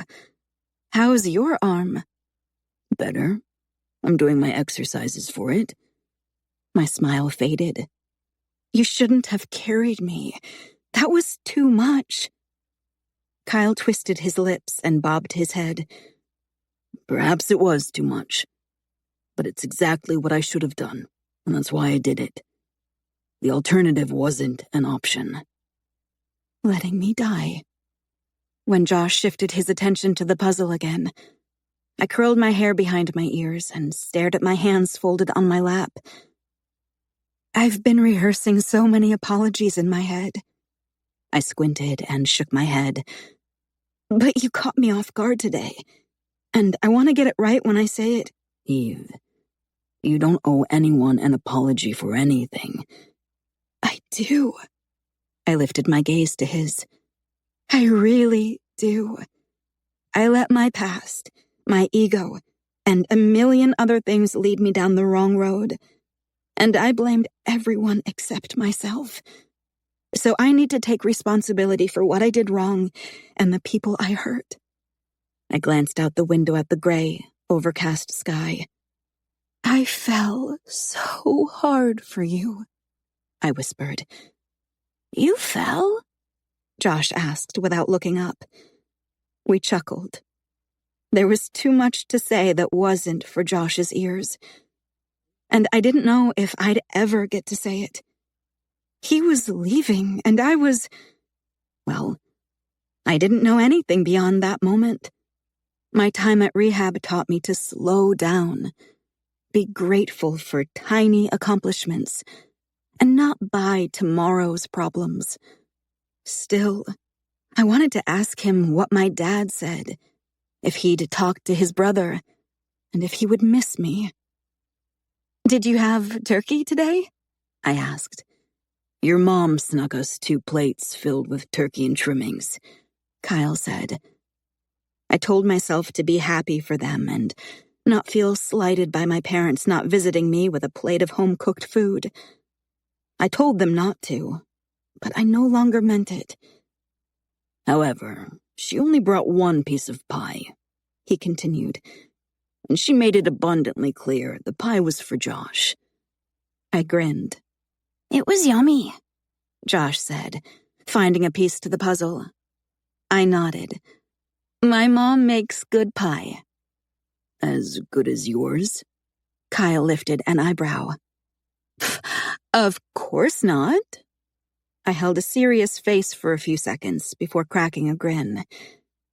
Kyle and I stared at each other for a while without saying anything. I would have given all of my tomorrows to have known what he was thinking. Have you made friends? He asked, breaking the silence. Sure, but they can't be lifelong friends. I think it's a bad idea for addicts to be friends. We're all a bunch of bad influences. He nodded, brow furrowed. I was a bad influence. The can of beer in exchange for a blowjob. I didn't mention that in counseling when we discussed people in my life who were enablers of my addiction. I hid it well, I said, because I didn't blame him, and I didn't want him to blame himself. You didn't, he replied. I didn't argue. What was the point? I hear you're moving home. It took everything inside of me to bring that up. It was the equivalent of tearing my heart out of my chest and asking Kyle to crush it with his boot.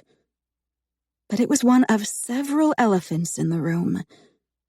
Therapy had done a lot for me in 3 weeks, but my self-preservation instinct still needed some honing. He focused on Josh and slowly nodded. Do you have a new job? I asked, but I didn't care. There were more important questions like, were we just a short fling? Was it not really love? Would he ever really forgive me for burning Josh? Were they visiting me because he wanted to see me, or because Josh wanted to? Would we keep in touch? Did he regret what we had? Was I worth the chaos of moving to Devil's Head for a few months?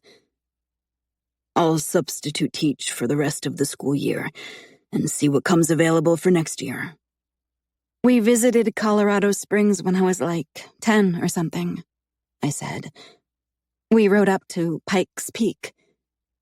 He offered a melancholy smile and a tiny nod. The Cog Railway. It's pretty fun. I haven't taken Josh yet. Maybe next summer. He leaned forward and helped Josh fit another piece into the puzzle. How's my dog? Are you leaving him or taking him? Josh giggled. Clifford is my dog. Kyle squinted at Josh. But where does he sleep? Josh sighed. With you. He did the cutest shrug, lifting his hands. But I don't know why. Josh and I took him pheasant hunting last weekend. I think he's a hunting dog. I grinned, and it felt good. Told you. Kyle's grin mirrored mine. You did. I joined in again on the puzzle, and we worked on it for the next half hour, keeping our conversation Josh-friendly. When are we going? Josh said when he was bored with the puzzle. Kyle looked at his watch. We can go any time, buddy. Let's have you use a restroom on the way out. I stood. Give me a hug, Munchkin. Josh hugged me, and the small lump in my throat that had been there for their whole visit began to swell. When he released me, I feathered my fingertips over his arm. Josh's gaze followed my touch. Then he looked up at me and smiled while whispering, I forgive you. In the next breath, he put on his jacket and turned toward Kyle.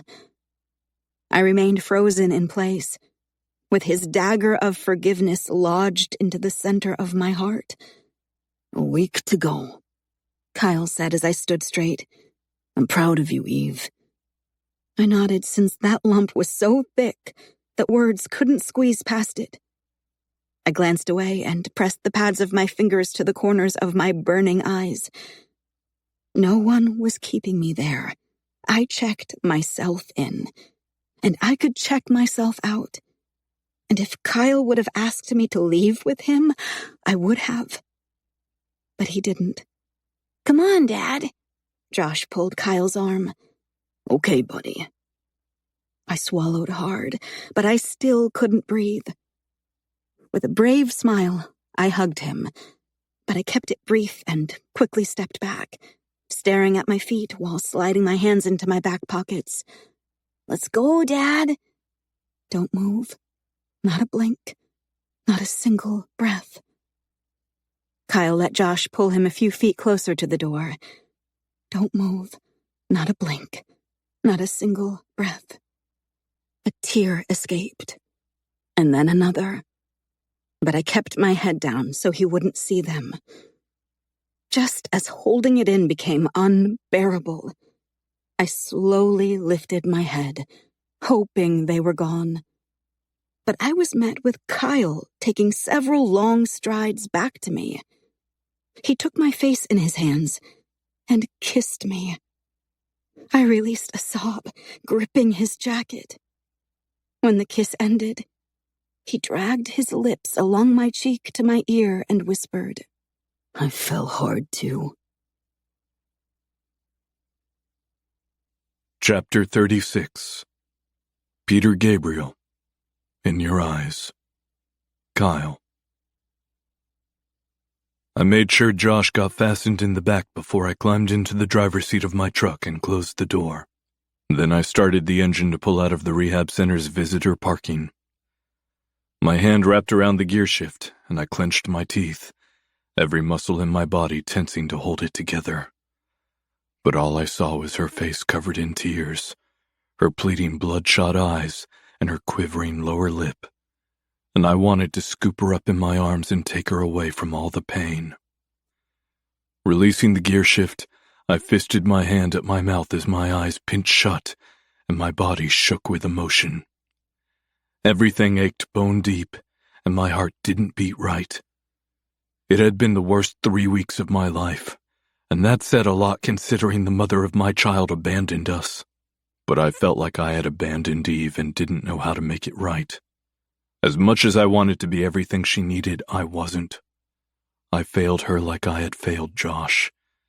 And when we walked into the rehab center, and I saw her for the first time since carrying her unconscious body back to the house, her light didn't shine as bright. I let that happen. and for that I felt undeserving of her and her love. Had I been her father, I would have wanted me as far away from her as possible, too. Daddy? Josh whispered as I tried to make it stop. The pain, the tears, the waves of body-racking agony. His seatbelt clicked when he released it, and he climbed over the seat to get to me, wrapping his arms around my neck. Don't cry, he said. And fuck, if that didn't make me cry even harder. Do you have a boo-boo? He asked. I found a smile for him as I wiped my eyes. Yeah, I whispered. Right here. I pressed the heel of my hand to my chest and rubbed it. Josh rested one hand on my arm and his other on the steering wheel to bend forward and kiss the spot I just rubbed. There, all better. He hugged me again. I wrapped him in my arms and closed my eyes. Yeah, all better. Chapter 37. Chicago. Hard to say I'm sorry. Eve. I didn't want my parents to visit me because I was mad at them. But I had the emotional capacity to be equally mad at them for not visiting me. It was complicated. And not giving Kyle a piece of pumpkin pie was petty, and not what Jesus would have done. But they were my transportation back to Devil's Head on the day I walked out the front door of the rehabilitation clinic, so I was about as happy to see them as a cab driver. "How are you, darling?" Dad asked before hugging me. "Cured like a ham. Let's go," I said, giving my mom a brief hug as well. My therapist said it didn't serve me to hold grudges when I left rehab. I needed to think of my relationships starting with a clean slate. While I did owe my parents an apology for my wrongdoings, they weren't innocent in the fallout either. But I knew they would never admit any wrongdoing, making it a little harder for me to be the bigger person and offer an unconditional apology. "It seemed like a nice place," Mom said, making small talk on the way home. I stared out the window with the side of my head resting against it. Yeah, a real resort. I'll have to keep it in mind for a honeymoon destination when I get married. "I see you didn't lose your sense of humor," she replied. "I just got it back. When I checked in 30 days ago, I had to leave all prescription meds and sharp objects in a bag, along with all funny business. Just got it back 30 minutes ago." My parents exchanged a glance. I couldn't see my mom's face, but my dad had a tiny smirk. I sighed and kept my head to the window. I didn't physically need a drink. No jitters, cold sweats, or racing pulse. But emotionally, the pre-rehab version of me would have been anxious to get home and have a couple drinks to take my mind off Kyle leaving me. Since there was no quick escape for my emotions, I used the ride home as an opportunity to cross an apology off my list. But the wrong thing came out when I opened my mouth to speak. "I'm sorry if I'm the reason you didn't want that fourth child." That fourth child left no room for anything but the truth. Dad slowed the car and pulled off at the first available exit. When the car was in park, he reached over and squeezed my mom's hand. She cleared her throat. "How do you know about that?" Aaron's mom dropped me off early, and I overheard Dad losing his mind over the bottle of pills you swallowed. I heard that discussion, and I don't think I'll ever forget it. "Eve," Mom started. "For the record, I'm not fishing for an apology. My therapist explained something called postpartum depression to me.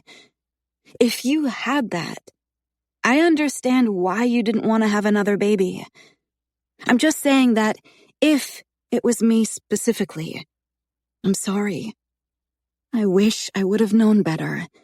And maybe I wish I would have told you I knew about the pills. maybe I wouldn't have taken that first drink.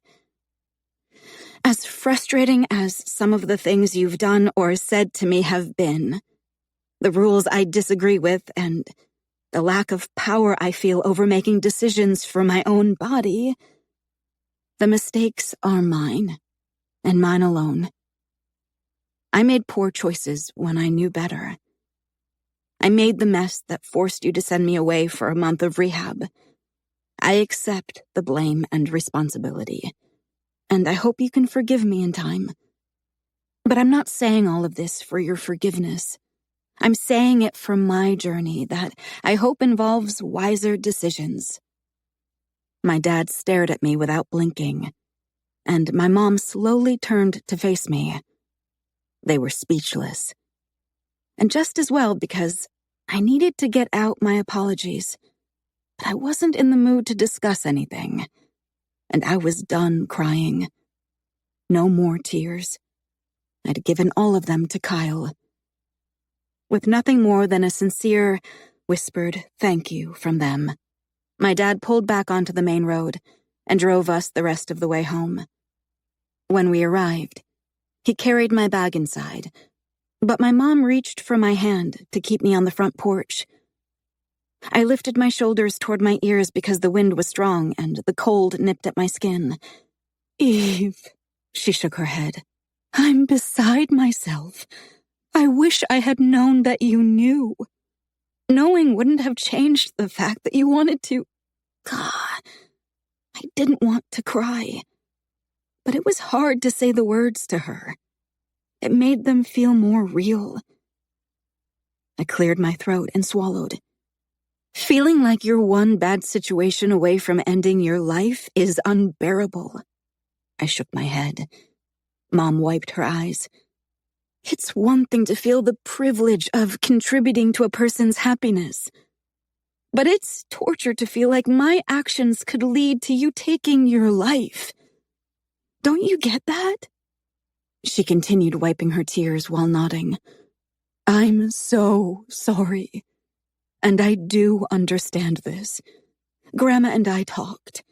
I'm okay. She squeezed my hand. You don't have to walk around on eggshells.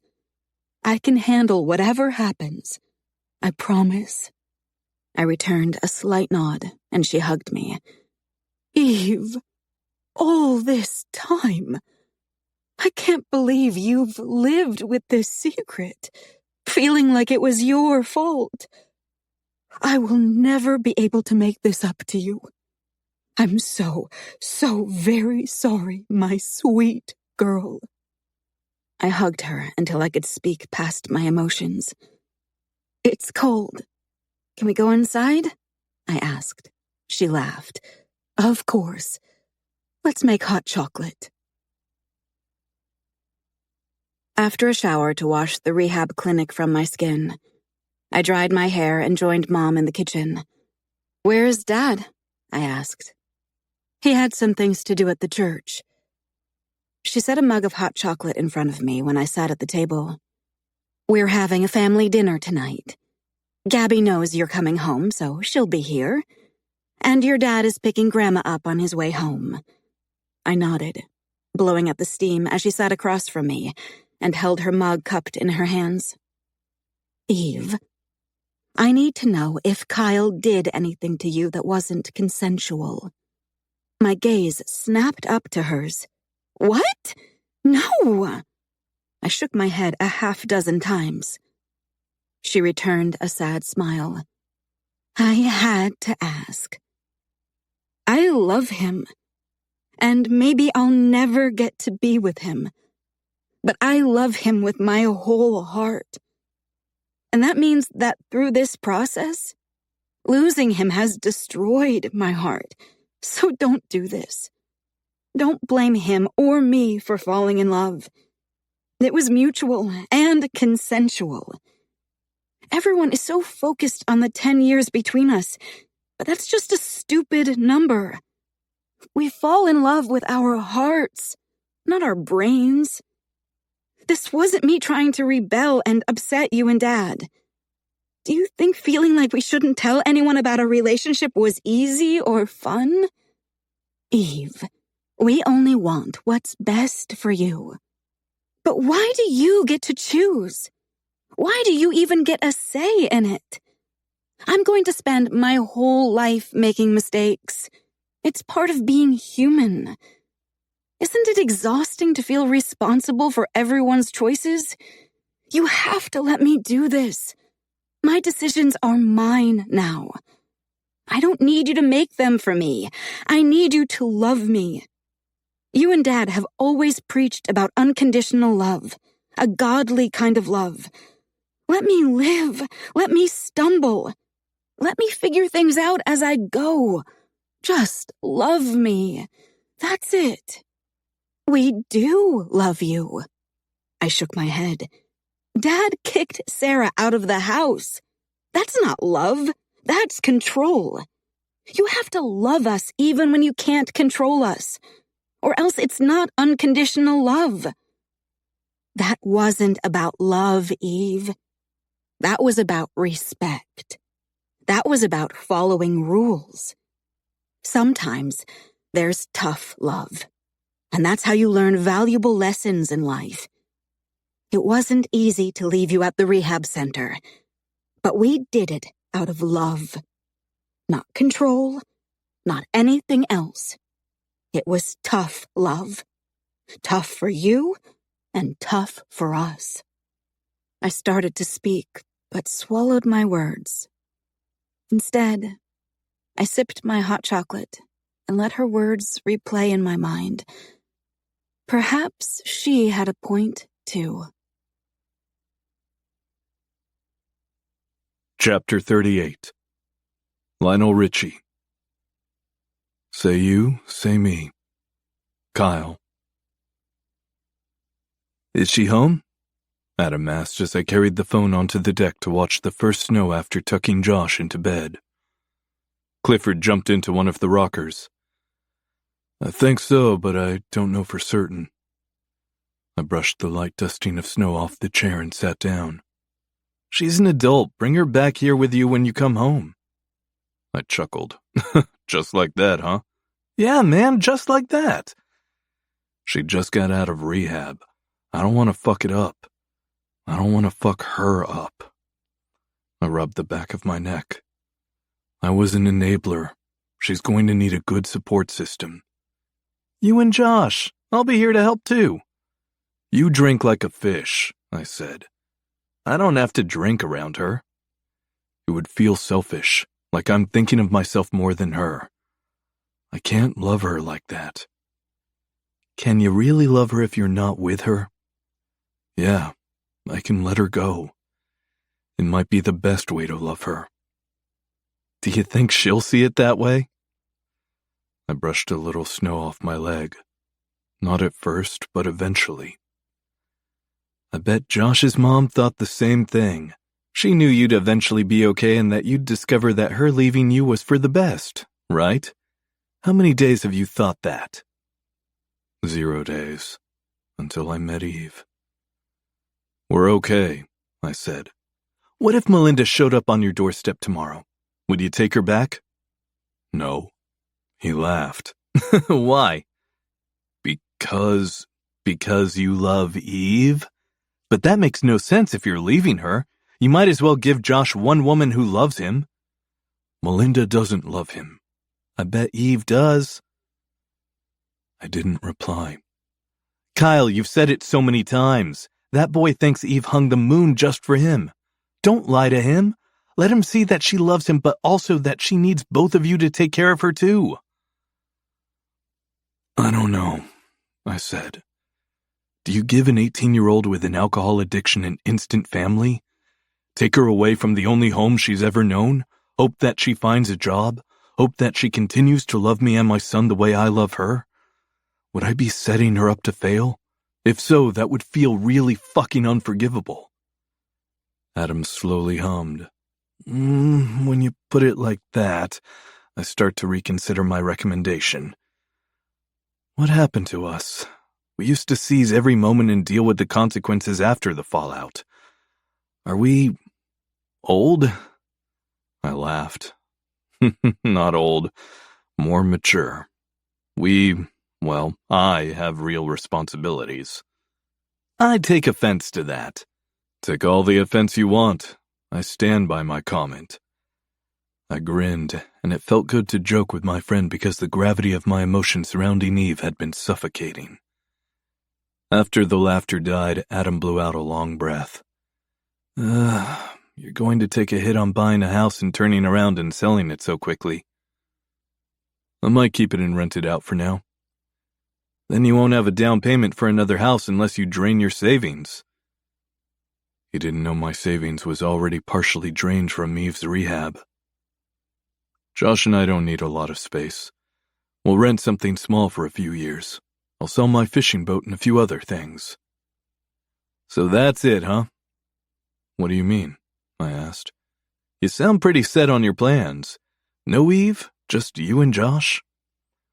I stared in the direction of her house, but through the dark mixed with flurries, all I could see was a single light that had to be coming from her bedroom window. I thought Melinda and I were on the same page. For 9 months she made me think we were on the verge of living the dream. I was so wrong.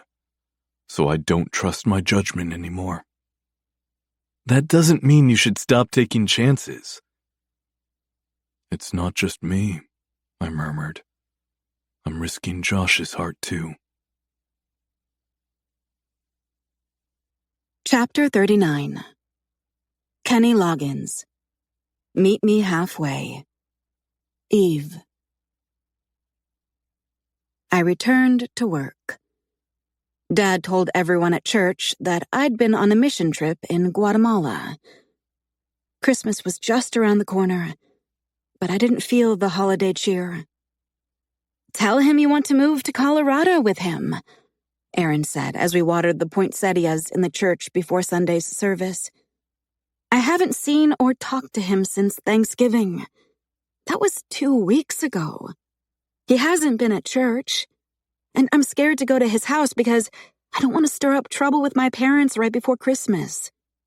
Since when have you been afraid of stirring up trouble? Aaron smirked. I feel like you left my best friend at that rehab clinic. The day he left the rehab clinic, it felt like a last goodbye. And if he wanted to see me, he would, right? And honestly, what I did to Josh is unforgivable. How can you say that? You said Josh forgave you. And I don't think Kyle will call and risk one of your parents answering the phone. And he's not going to knock on the door and ask you to come play. Stop, I giggled. You know what I mean. You should get Josh a Christmas present, so at least you can have an excuse to see him one more time before they leave. I already got him a Christmas present, but I was going to have Gabby take it over to him. Nothing will ever make up for that burn on his arm and the awful pain he went through. Stop, she groaned. No, you have to give it to him. What did you get him? A cat? A hamster? I led the way to my dad's office to drop off the watering cans. Not funny. It is, and you know it. I laughed. I got him a Matchbox race car track. Oh, he'll love that. I hope so. I opened my dad's office door, but he was still outside shoveling snow. Church started in an hour. Are you getting something for Kyle? I set the watering can by my dad's desk. Do you think I should? Totally. What if he doesn't have something for me, and then I make him feel bad? Well, that's his problem, she smirked. It doesn't have to be expensive, but do something. Then tell your parents that you're driving to my house to give me a gift, and they won't suspect a thing. I sat in my dad's desk chair. They will because we don't buy each other gifts. Fine, she frowned. Then I'll call your house mid-afternoon and tell you about something I got for Christmas, and you'll say you're going to my house to see it. You said you're leaving town for Christmas. My parents will know if your family is out of town. I swiveled back and forth in his chair. Why are you making this so difficult? I laughed. I'm not trying to. I just don't want a Christmas Day fiasco. Okay. She clapped her hands together in front of her at her lips. How about this? You just tell them the truth. You have gifts and you want to give them to them. It's not like you're going to have sex on Christmas in the middle of the day with Josh awake. In fact, invite your parents and Gabby to join you. I wrinkled my nose. I don't think I need to go that far. But yeah, I could try the truth. That would be a nice change. I bit back my grin, but we started laughing simultaneously. I got Kyle a gift, but I wasn't sure if it was the right gift. With a week until Christmas, I was dying to see him. I told myself I needed to get used to that feeling because he was moving. Before long, I would sit in my window seat and gaze through my binoculars, but I would no longer have a chance to see him coming or going because he wouldn't be in Devil's Head anymore. After everyone else went to bed that night, I gazed out the window, hoping to see the exact moment the lights went out at his house. I liked to crawl in bed at the same time and pretend that he was lying beside me, arms wrapped around my waist, face in my hair, lips depositing the occasional kiss. I waited and waited, but the lights in his main level never turned off. When I lowered the binoculars from my eyes, my gaze dropped to the fence between our house and the orchard. Oh my gosh, I whispered. He was there, resting his back against the rails, boots half buried in the snow, Carhartt jacket zipped to his chin, and a stocking cap. What was he doing? I didn't know the answer, but I couldn't wait to find out. So I threw on my jeans and a sweater, then tiptoed downstairs and shoved my feet into my snow boots while putting on my jacket and hat. I prayed for the door not to squeak too loudly, and God seemed to answer that prayer. It took all the control I could muster not to run to him as I hopped through the snow. He turned as I approached the fence. "Are you lost?" I asked, adjusting my hat. "Something like that." He rubbed his lips together. I grinned because my heart needed to feel the joy he brought to me just with one look. "How are you?" I shrugged. "Still sober." His smile died. "That's not what I meant, but I suppose that's good too." "How do you want me to be?" I asked, stuffing my hands into my jacket pockets. "I want the best for you." "Is that why you paid for my rehab?" He narrowed his eyes, and I waited for him to deny it, but he didn't.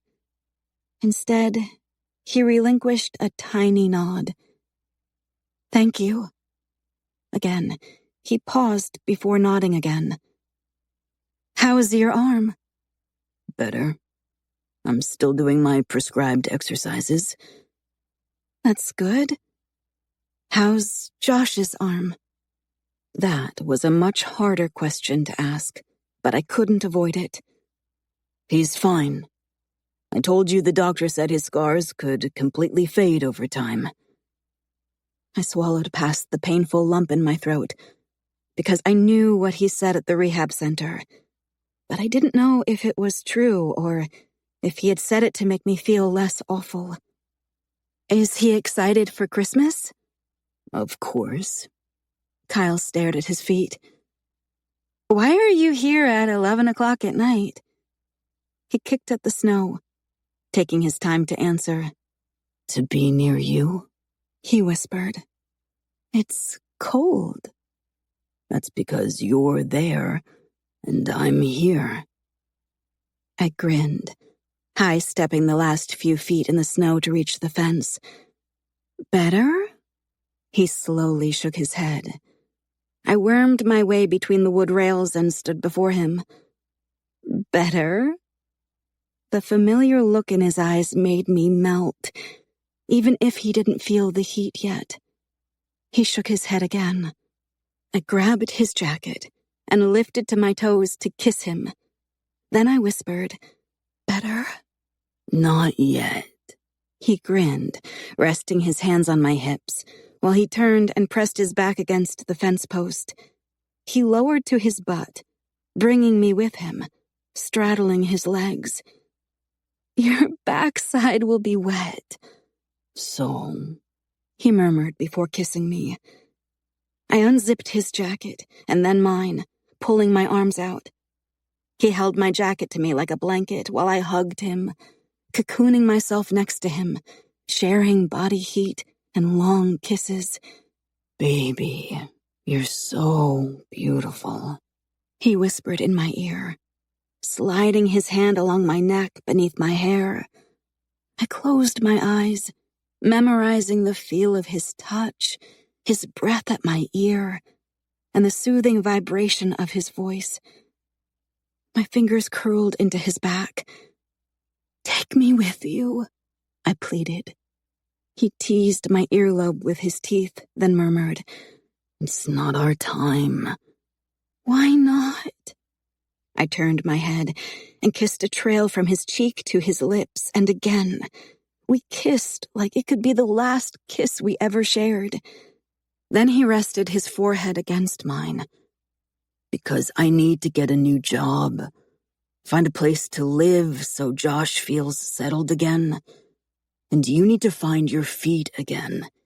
You need to stand on your own." I pressed my palms to his cheeks. "I found my feet, and I'm standing on my own." Desperation wrapped around my words, making a case for my aching heart. "Maybe," he whispered with tension in his brow, as I traced his lower lip with the pad of my thumb. "But I don't know if I've found mine. When I carried you up that hill," he closed his eyes briefly, "you were just so fucking lifeless. And I lost something in that moment. And I won't give you anything unless I can give you everything. So maybe right now, I'm the one who's a little unsteady." I made a mistake. How many times do I have to apologize? I buried my face into his neck and snaked my arms around his body again. How can you just walk away from me like everything that happened before that night no longer matters? He didn't answer, but he held me a little longer before dropping his hands to his sides. "I have to get home," he said. It was my fault. Despite my desperate pleas, I knew he'd never be able to forgive me. And even though I didn't blame him, it still hurt. I pulled back, searching his eyes, but he wouldn't look at me. So I stood, threading my arms through my jacket. "I know you paid for my therapy so I wouldn't hate you when you left me, but you hate me," he said, standing and wiping off his backside. "And I paid for your therapy because I love you." I looked away to keep from crying. "You're such an asshole," I mumbled. "If this is love, then you're a terrible lover.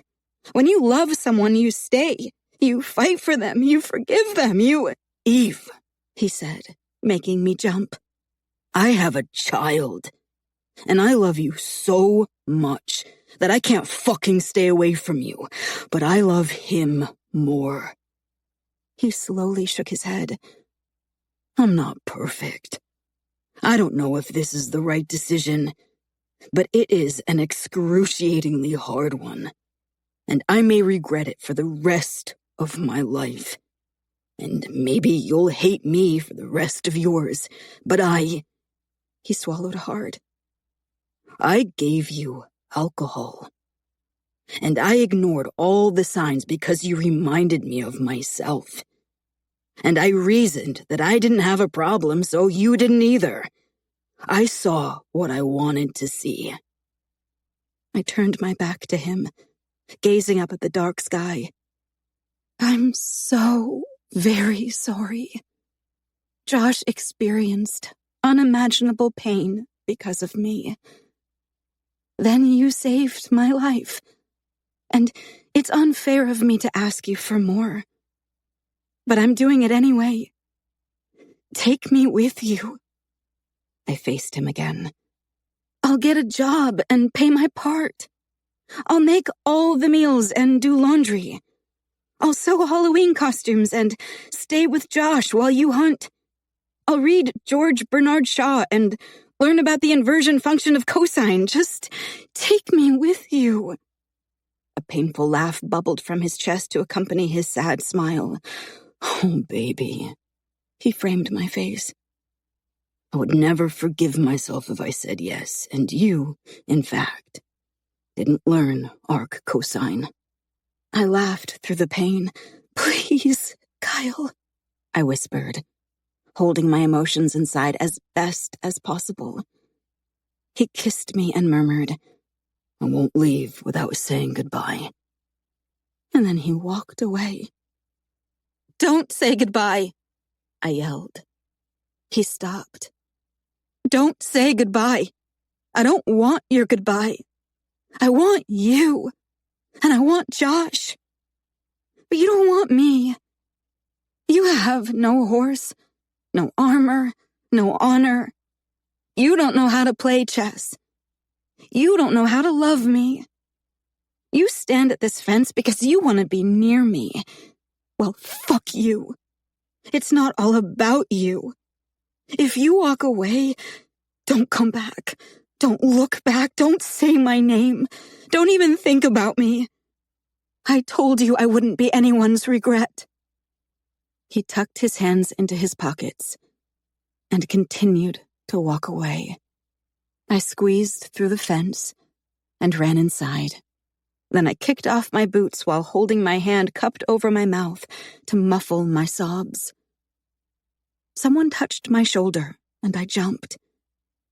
Gabby had a glass of water in her hand, hair messy, nightshirt hanging off one shoulder. When she saw my tears, she set the glass on the floor and hugged me.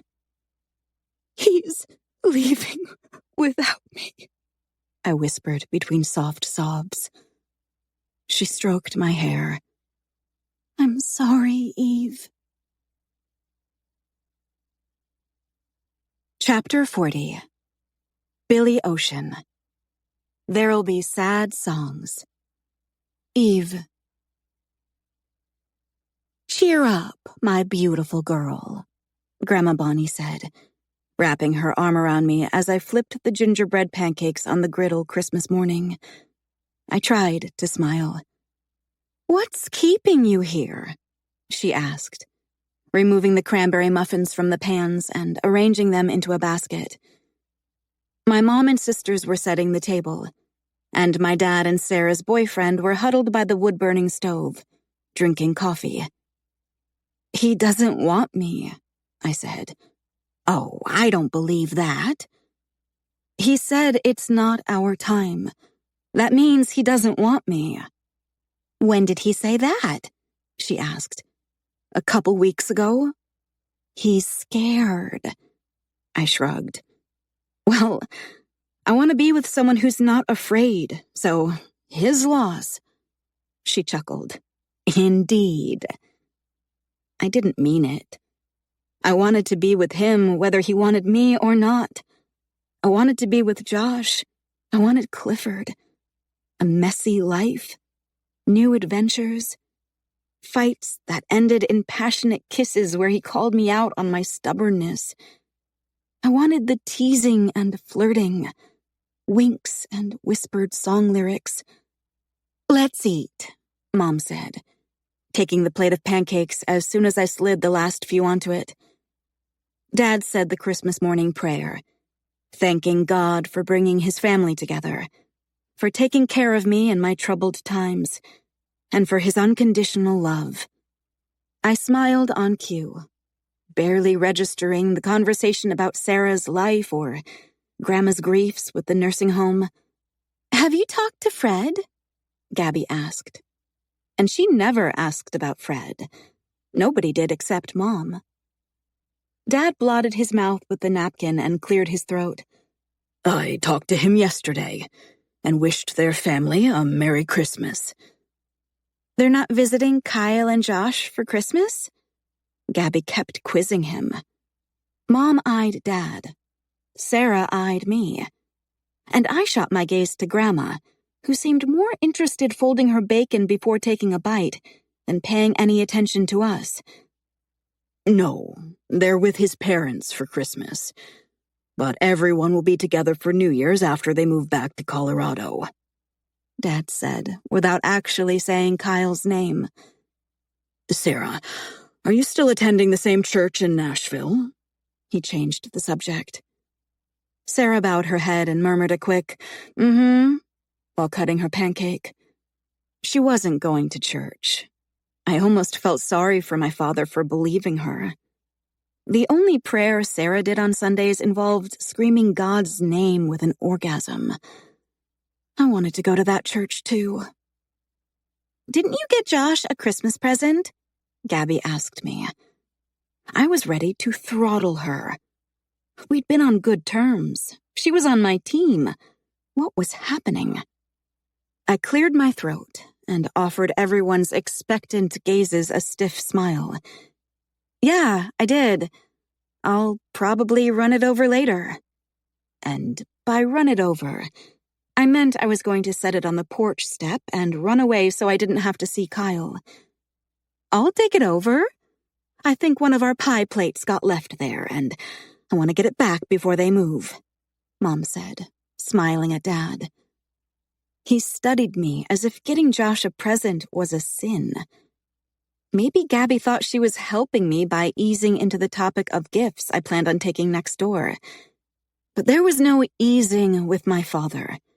I felt his shame in front of everyone on Christmas morning, and it was embarrassing. I pushed back in my chair and rested my hands on the edge of the table, releasing a slow breath. I didn't want to see Kyle, but I also didn't want anyone telling me that I couldn't see him. "I want a drink right now," I murmured, because it's how I dealt with this overwhelming feeling of judgment. And it's how I escaped emotions that were too much to bear. So, while it might be easy for everyone to ignore that I fell in love with Kyle, it's not easy for me. My vision blurred behind my tears as I focused on my plate of half-eaten food.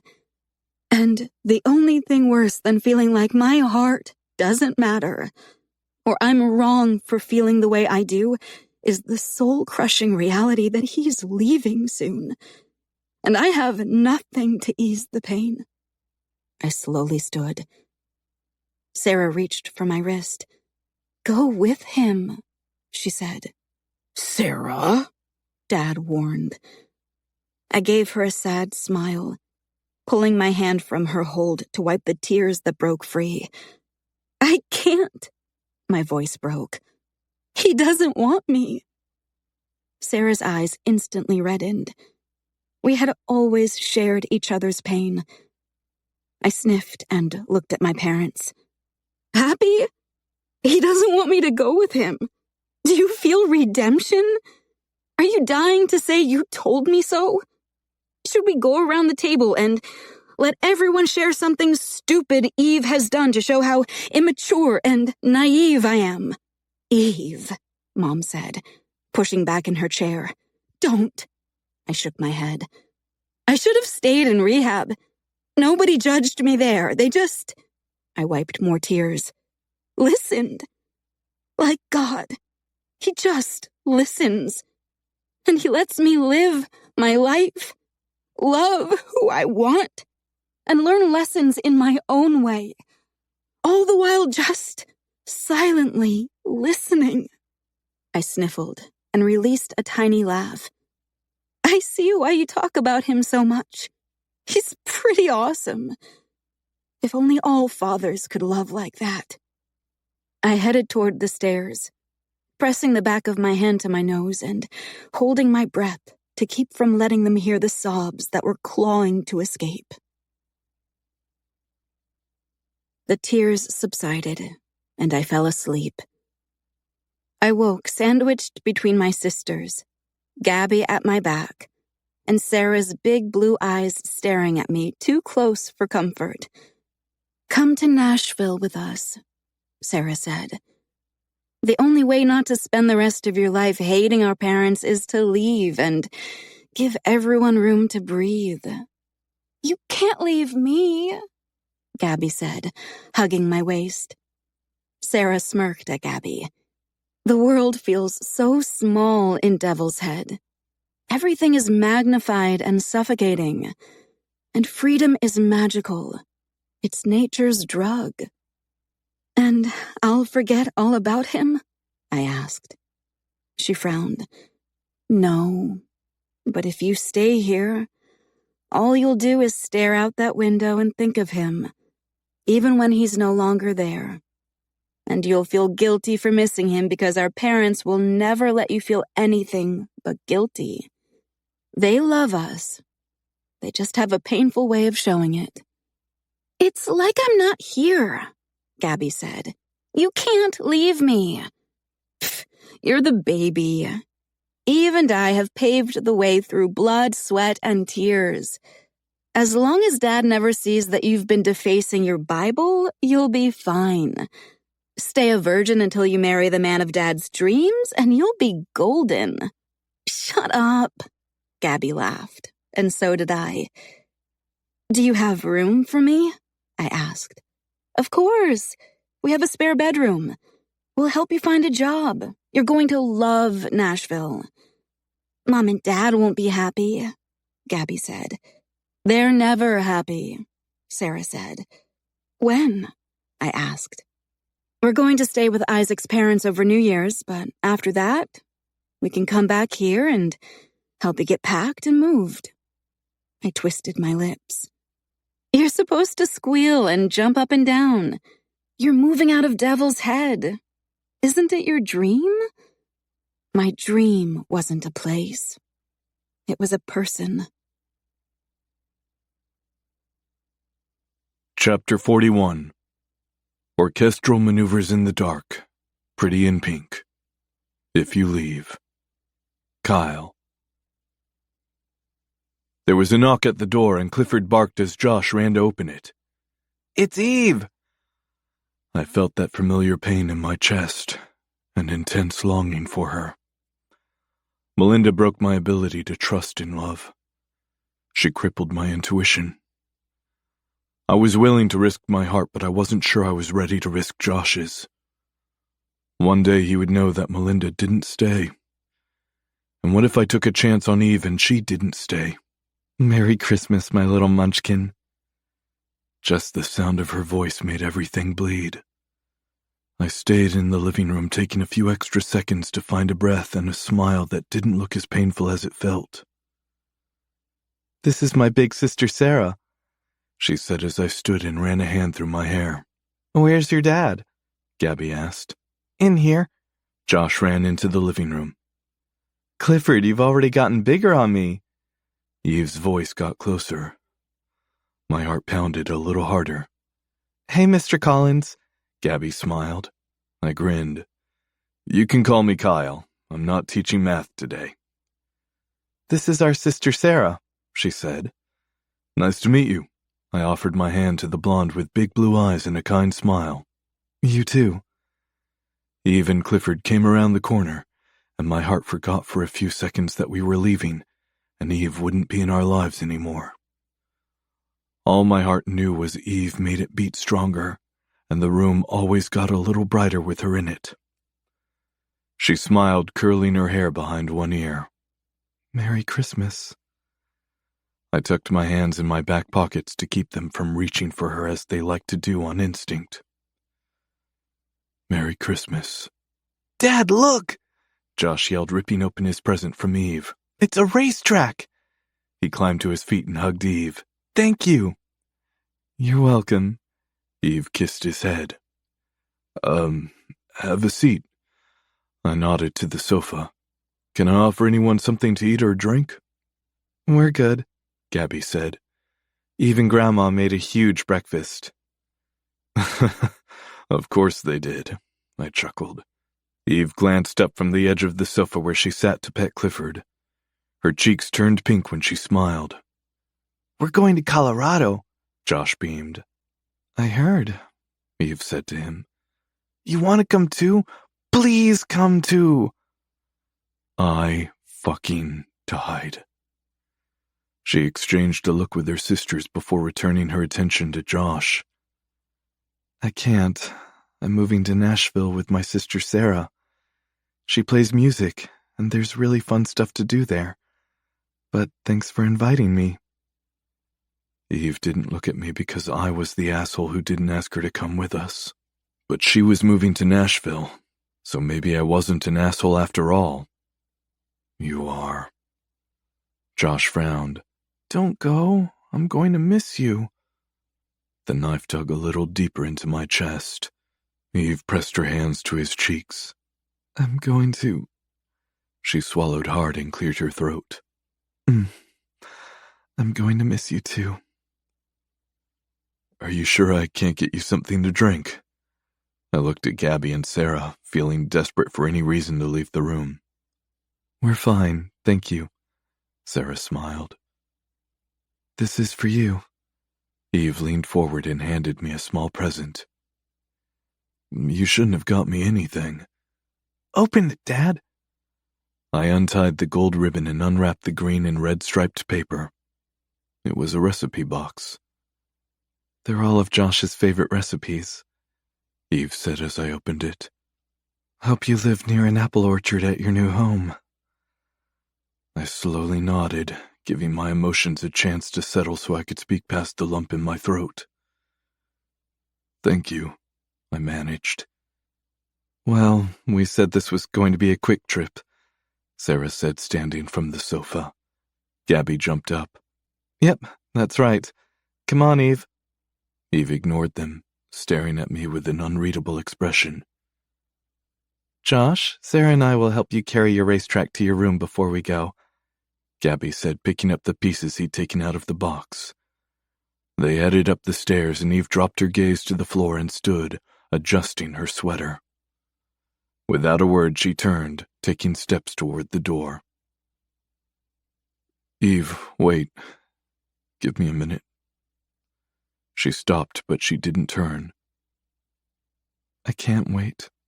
I have nothing to wait for. And I can't give you a minute because I've already given you everything.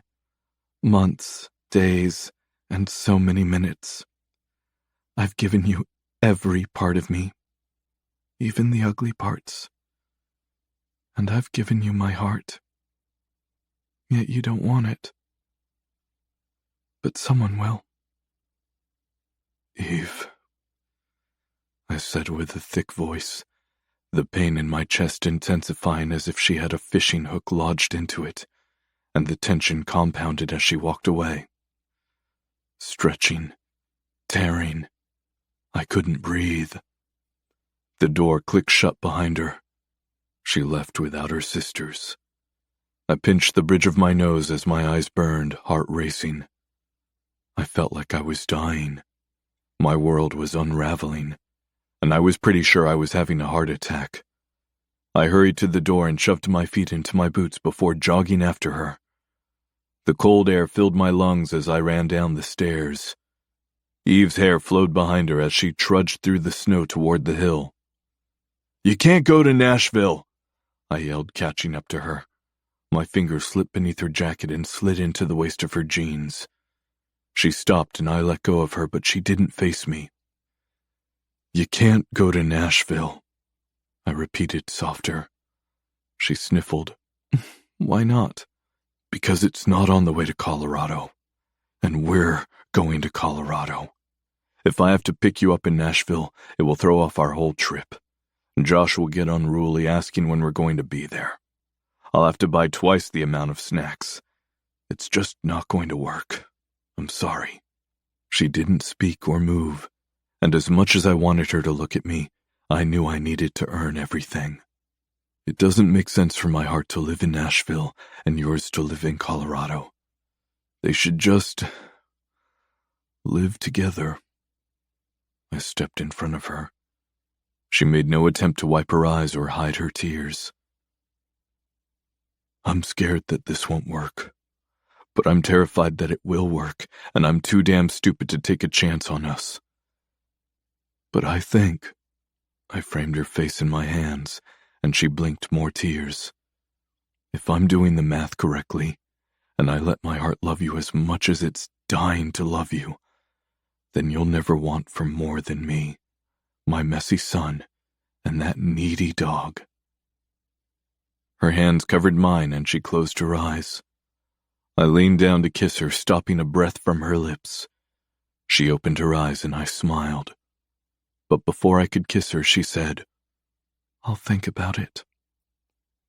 If I wasn't already frozen from the wind and flurries, her comment did it. Just as my heart began to sink into the bottom of my stomach, her lips twitched, and she rolled them between her teeth. Was she hiding a grin? I narrowed my eyes.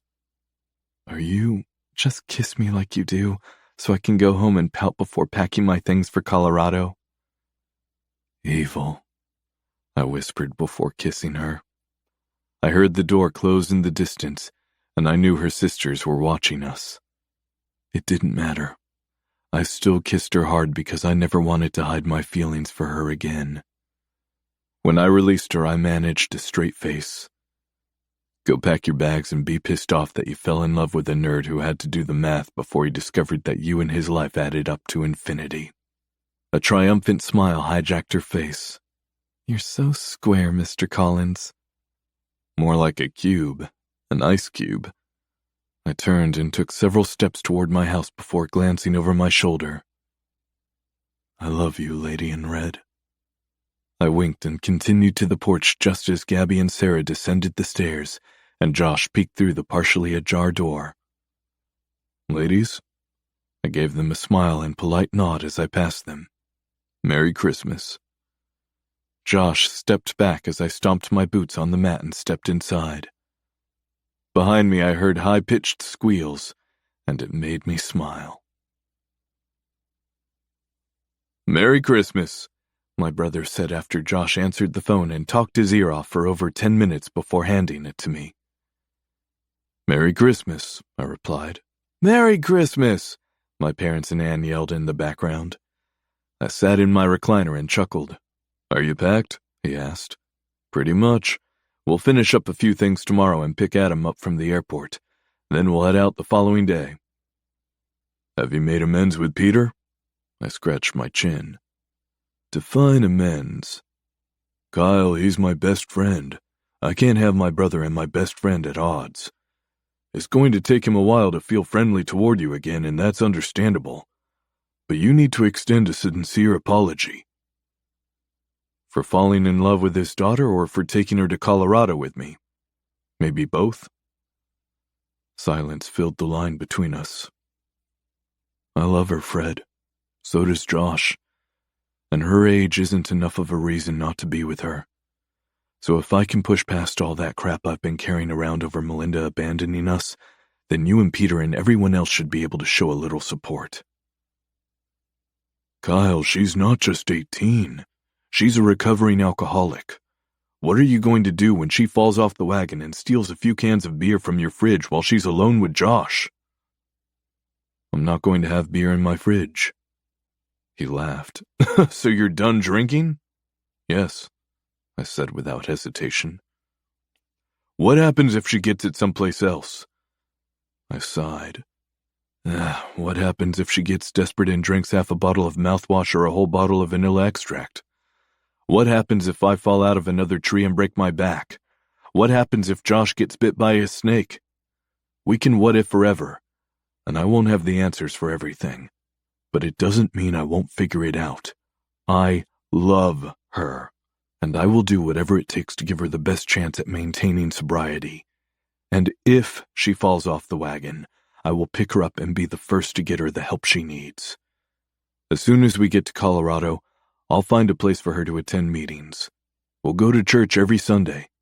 What more can I possibly say or do? You can let her go. I shook my head. No, I can't. I tried that and it didn't work.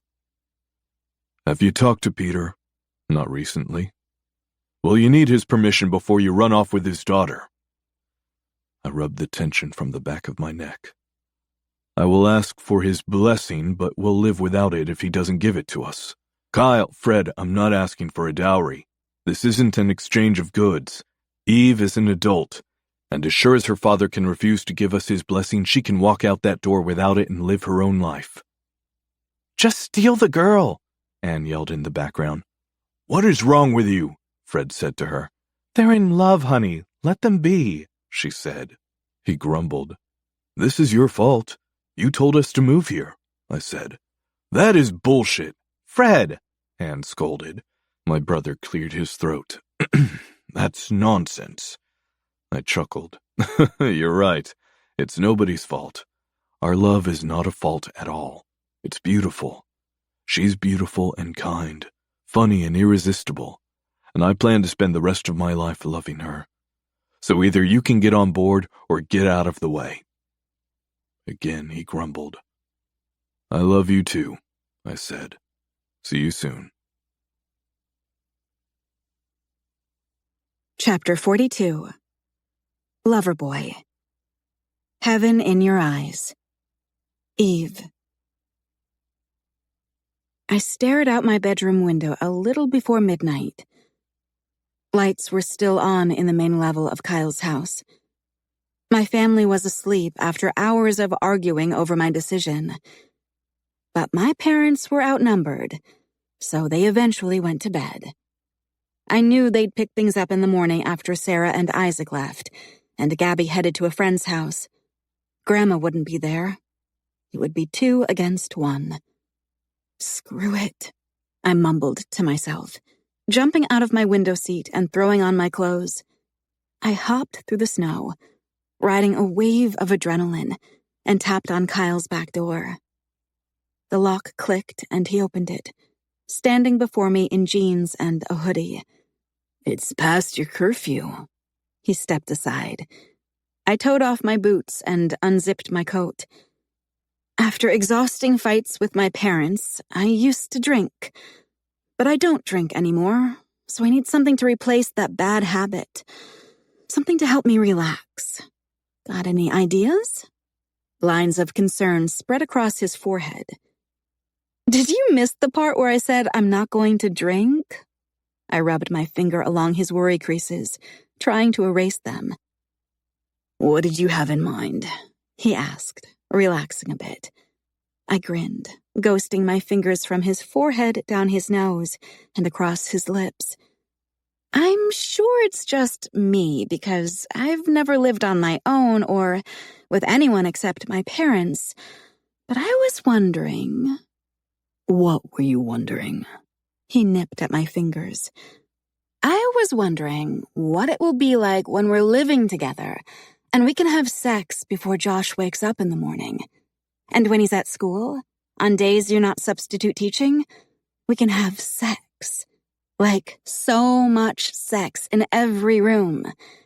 And after Josh is in bed at night, we can shower together. Sex against the bathroom vanity while looking at each other in the mirror. Sex in your truck when you take me fishing. He smirked. You're such a perv. You need to lay off the George Michael songs. I started to speak, but he kissed me instead, snaking his good arm around me to hoist me up. I wrapped my legs around his waist, and he carried me upstairs. As soon as his bedroom door was locked, we discarded our shirts. My bra landed on the floor a second before my back hit the bed. He unbuttoned my jeans while sucking my nipple into his mouth. Yes! I arched my back and grabbed a fistful of his hair. His urgency fed my greed as he peeled off my jeans and underwear. We skipped the slow seduction, and he had his jeans off and a condom on in the next breath. He entered me slowly at first, but quickly moved into hard thrusts. It had been too long, and need became the theme that night. He kissed me to muffle my moans and his own as I curled my fingers into his backside, gripping him harder while he drove into me faster. The best sensation unfurled in endless waves. Kyle hiked my leg closer to my chest and pistoned his hips faster until he came hard with an agonizing expression that settled into a huge grin when he opened his eyes and collapsed onto me. I didn't want him to pull out or move or speak. Despite the suffocating feeling of his body draped over mine, I felt wholly loved and wanted, desired and accepted. I felt like a woman and a lover. He rolled to the side, taking me with him. His gaze swept along my face. "Let's take a shower," he said with a grin. "I should get home," I murmured. He slid his hand along my hip, up my side to my breast, thumb circling my nipple. "Baby." He leaned into me, brushing his lips over mine. "You've arrived. I'm your new home." I closed my eyes as he peppered my face with light kisses. "Kyle, I love you," I whispered. "And I know you only came after me because some of Josh's favorite recipes are too complex for you to figure out." "Shh. Let's not dwell on the reasons," he said. I giggled. The following morning, I sat in the middle of Kyle's bed as he dressed. "I'm scared," I said. "My dad is going to be so mad." He threaded his arms into his long-sleeved t-shirt. "Josh will be with us, and I'll suggest we pray together before discussing anything." "That's really smart." "Thanks." He sat on the end of the bed and pulled on his socks. "I knew you'd eventually come around and acknowledge my superior intelligence." I lifted onto my knees and pressed my chest to his back, arms around his neck. "You were going to let me go. That makes you stupid. I'm quite the catch." "And humble. Don't forget how humble you are." I laughed and he leaned back, forcing me onto my butt with his head on my leg. My fingers played in his hair. "I can't make this right, Eve," he sighed. "Make what right?"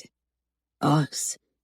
There is nothing I can say to your father that will make him feel okay about us." "That's because he's stubborn." "No, he's your father. He's a man of God. And he's not entirely wrong to feel the way he does." My fingers stilled. My whole body stiffened. "Look at me, Eve." Kyle gazed up at me. I clenched my teeth while looking at him. "Think about it. Say it in your head. Imagine it's not us." "Say what?" I questioned. "You are 18. I'm 28. That's 10 years. When Josh was born, you were 13. "What are you saying?" My voice felt tight, each word fighting for composure like the rest of me. He sat up, rubbing his palms over his face.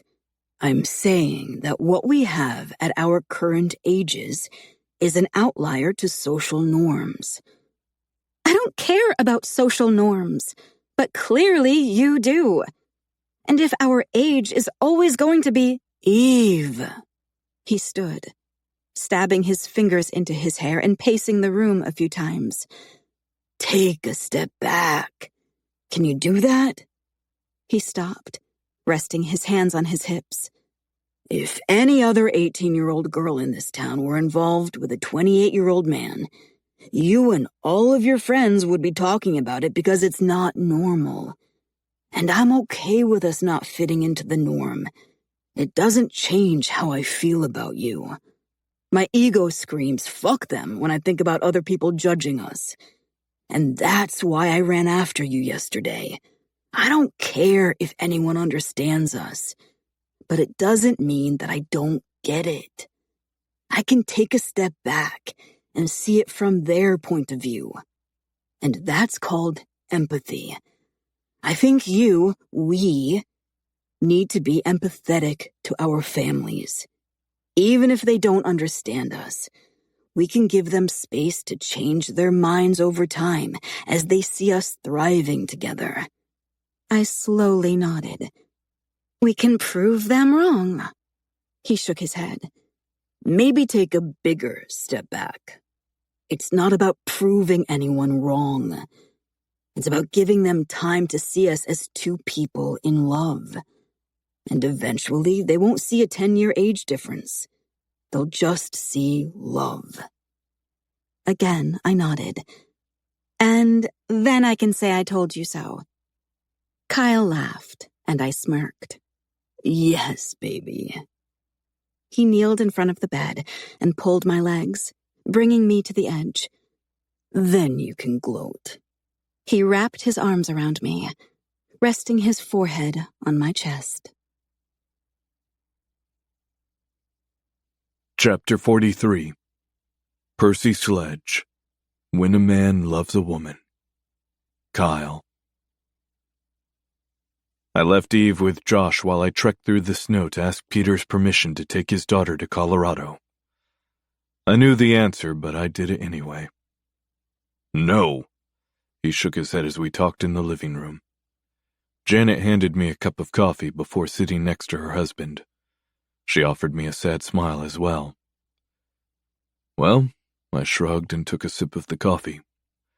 We're still leaving tomorrow. Then why on earth are you asking me if you don't care about my answer? Peter asked. Because it's the right thing to do. He scoffed. The right thing to do is leave my daughter alone. I nodded slowly. I understand why you feel that way. You don't, he argued. I do. I see it from your side, but you can't see it from mine, and that's okay. But if you could step into my shoes, all you'd see and feel is love. I love Eve beyond words.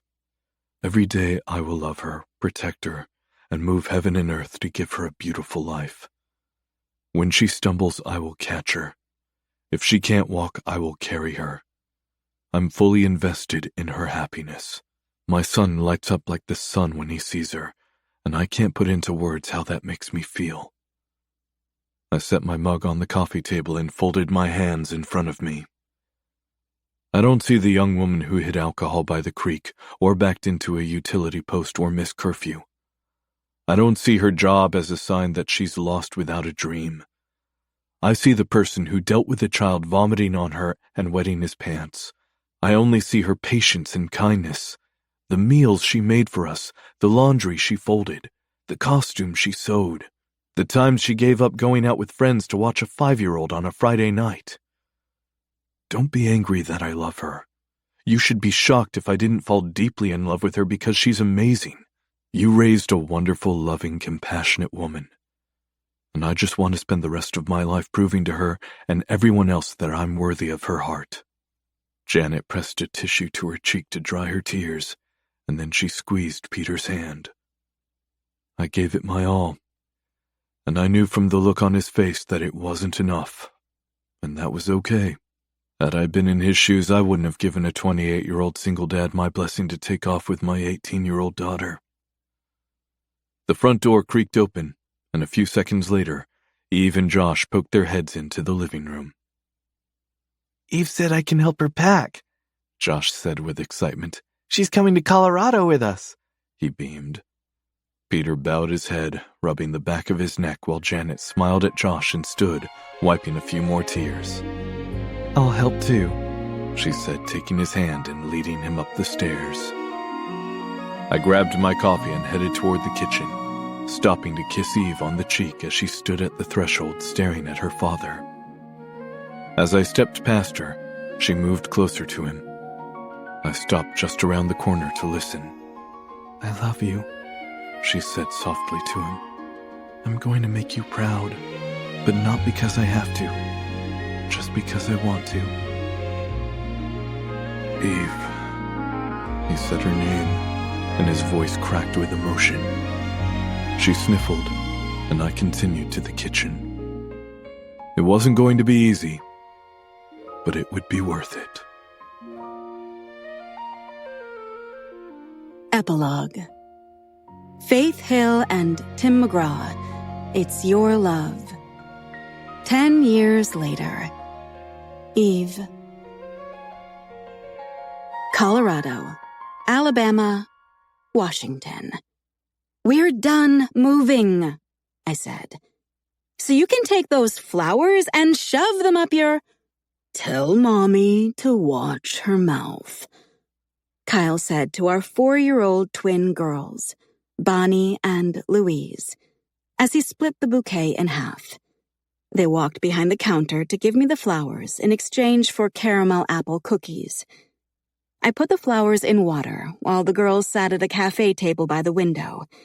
My bakery opened in 15 minutes. I got the call, Kyle said, wrapping his arms around me. I refused to look at him. The call was code for pack everything up. He got a new job, and it was time to move. I'm not going. I finally opened my bakery. Josh graduates in 3 years. The girls love it here. Clifford has room to roam. My orchard is thriving. So, no. I shook my head and refused to look at him, even though his face was inches from mine. It's my turn.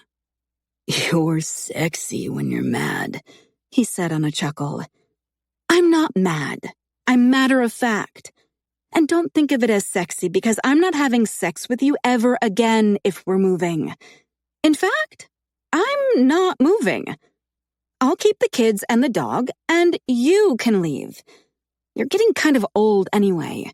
It might be time to trade you in for a younger model. Baby. He lowered his voice, brushing his lips along my ear. I don't know where to start. First, we've already had sex twice today, and it's not even 9 a.m., so your sex threats don't hold up. I glanced over at the girls to see if they were listening to us. Second, he continued, no other man could handle you. They'd try to tame you, and that would be a crime. I frowned at his nonsense. Whatever call you got, call them back and tell them no. I can't. I already said yes. Kyle. My voice cracked as I felt my dreams slipping away. I had only had my bakery for 9 months.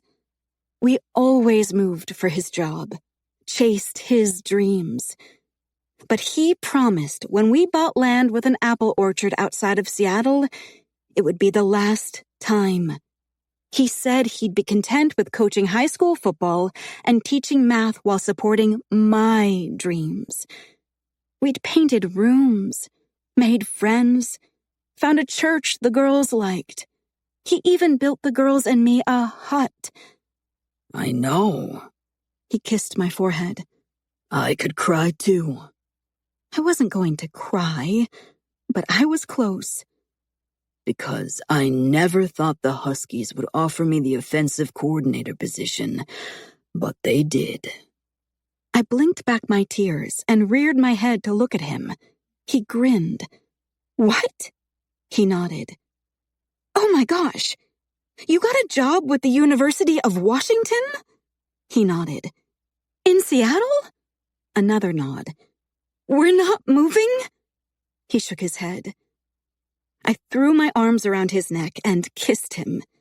It felt like we'd won the lottery. He dragged his lips from my mouth to my ear. And I only said yes because it didn't require us to move. I released him and eyed him with distrust.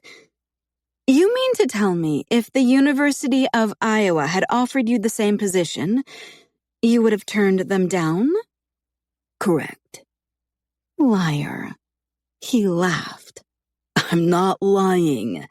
I told you years ago that when you were ready to spread those beautiful wings of yours, I would move heaven and earth to let you fly. You said that in the throes of passion. Baby, whenever we're in the same room, I'm in the throes of passion. I said it because I meant it. I'm only happy when you're happy. Again, have you forgotten about this morning? I rolled my eyes. I have always said the world would be a better place if it were filled with more people like my wife. And you know that you'd never let me go, because as much as you love this bakery and your orchard, you believe a job is an afterthought. When people think of you, you want them to say, Eve Collins loves to fish, stargaze, skip rocks along the water, pick apples and bake pies, dance to good music, go to the movies with friends, and make love in fields of wildflowers with her sexy husband who has a little gray in his beard. I grinned because Kyle listened. He heard every word I said as a young woman 10 years ago, and I grinned because he was right. It wasn't about selling cookies and pies, making money, or proving to anyone that I was a success.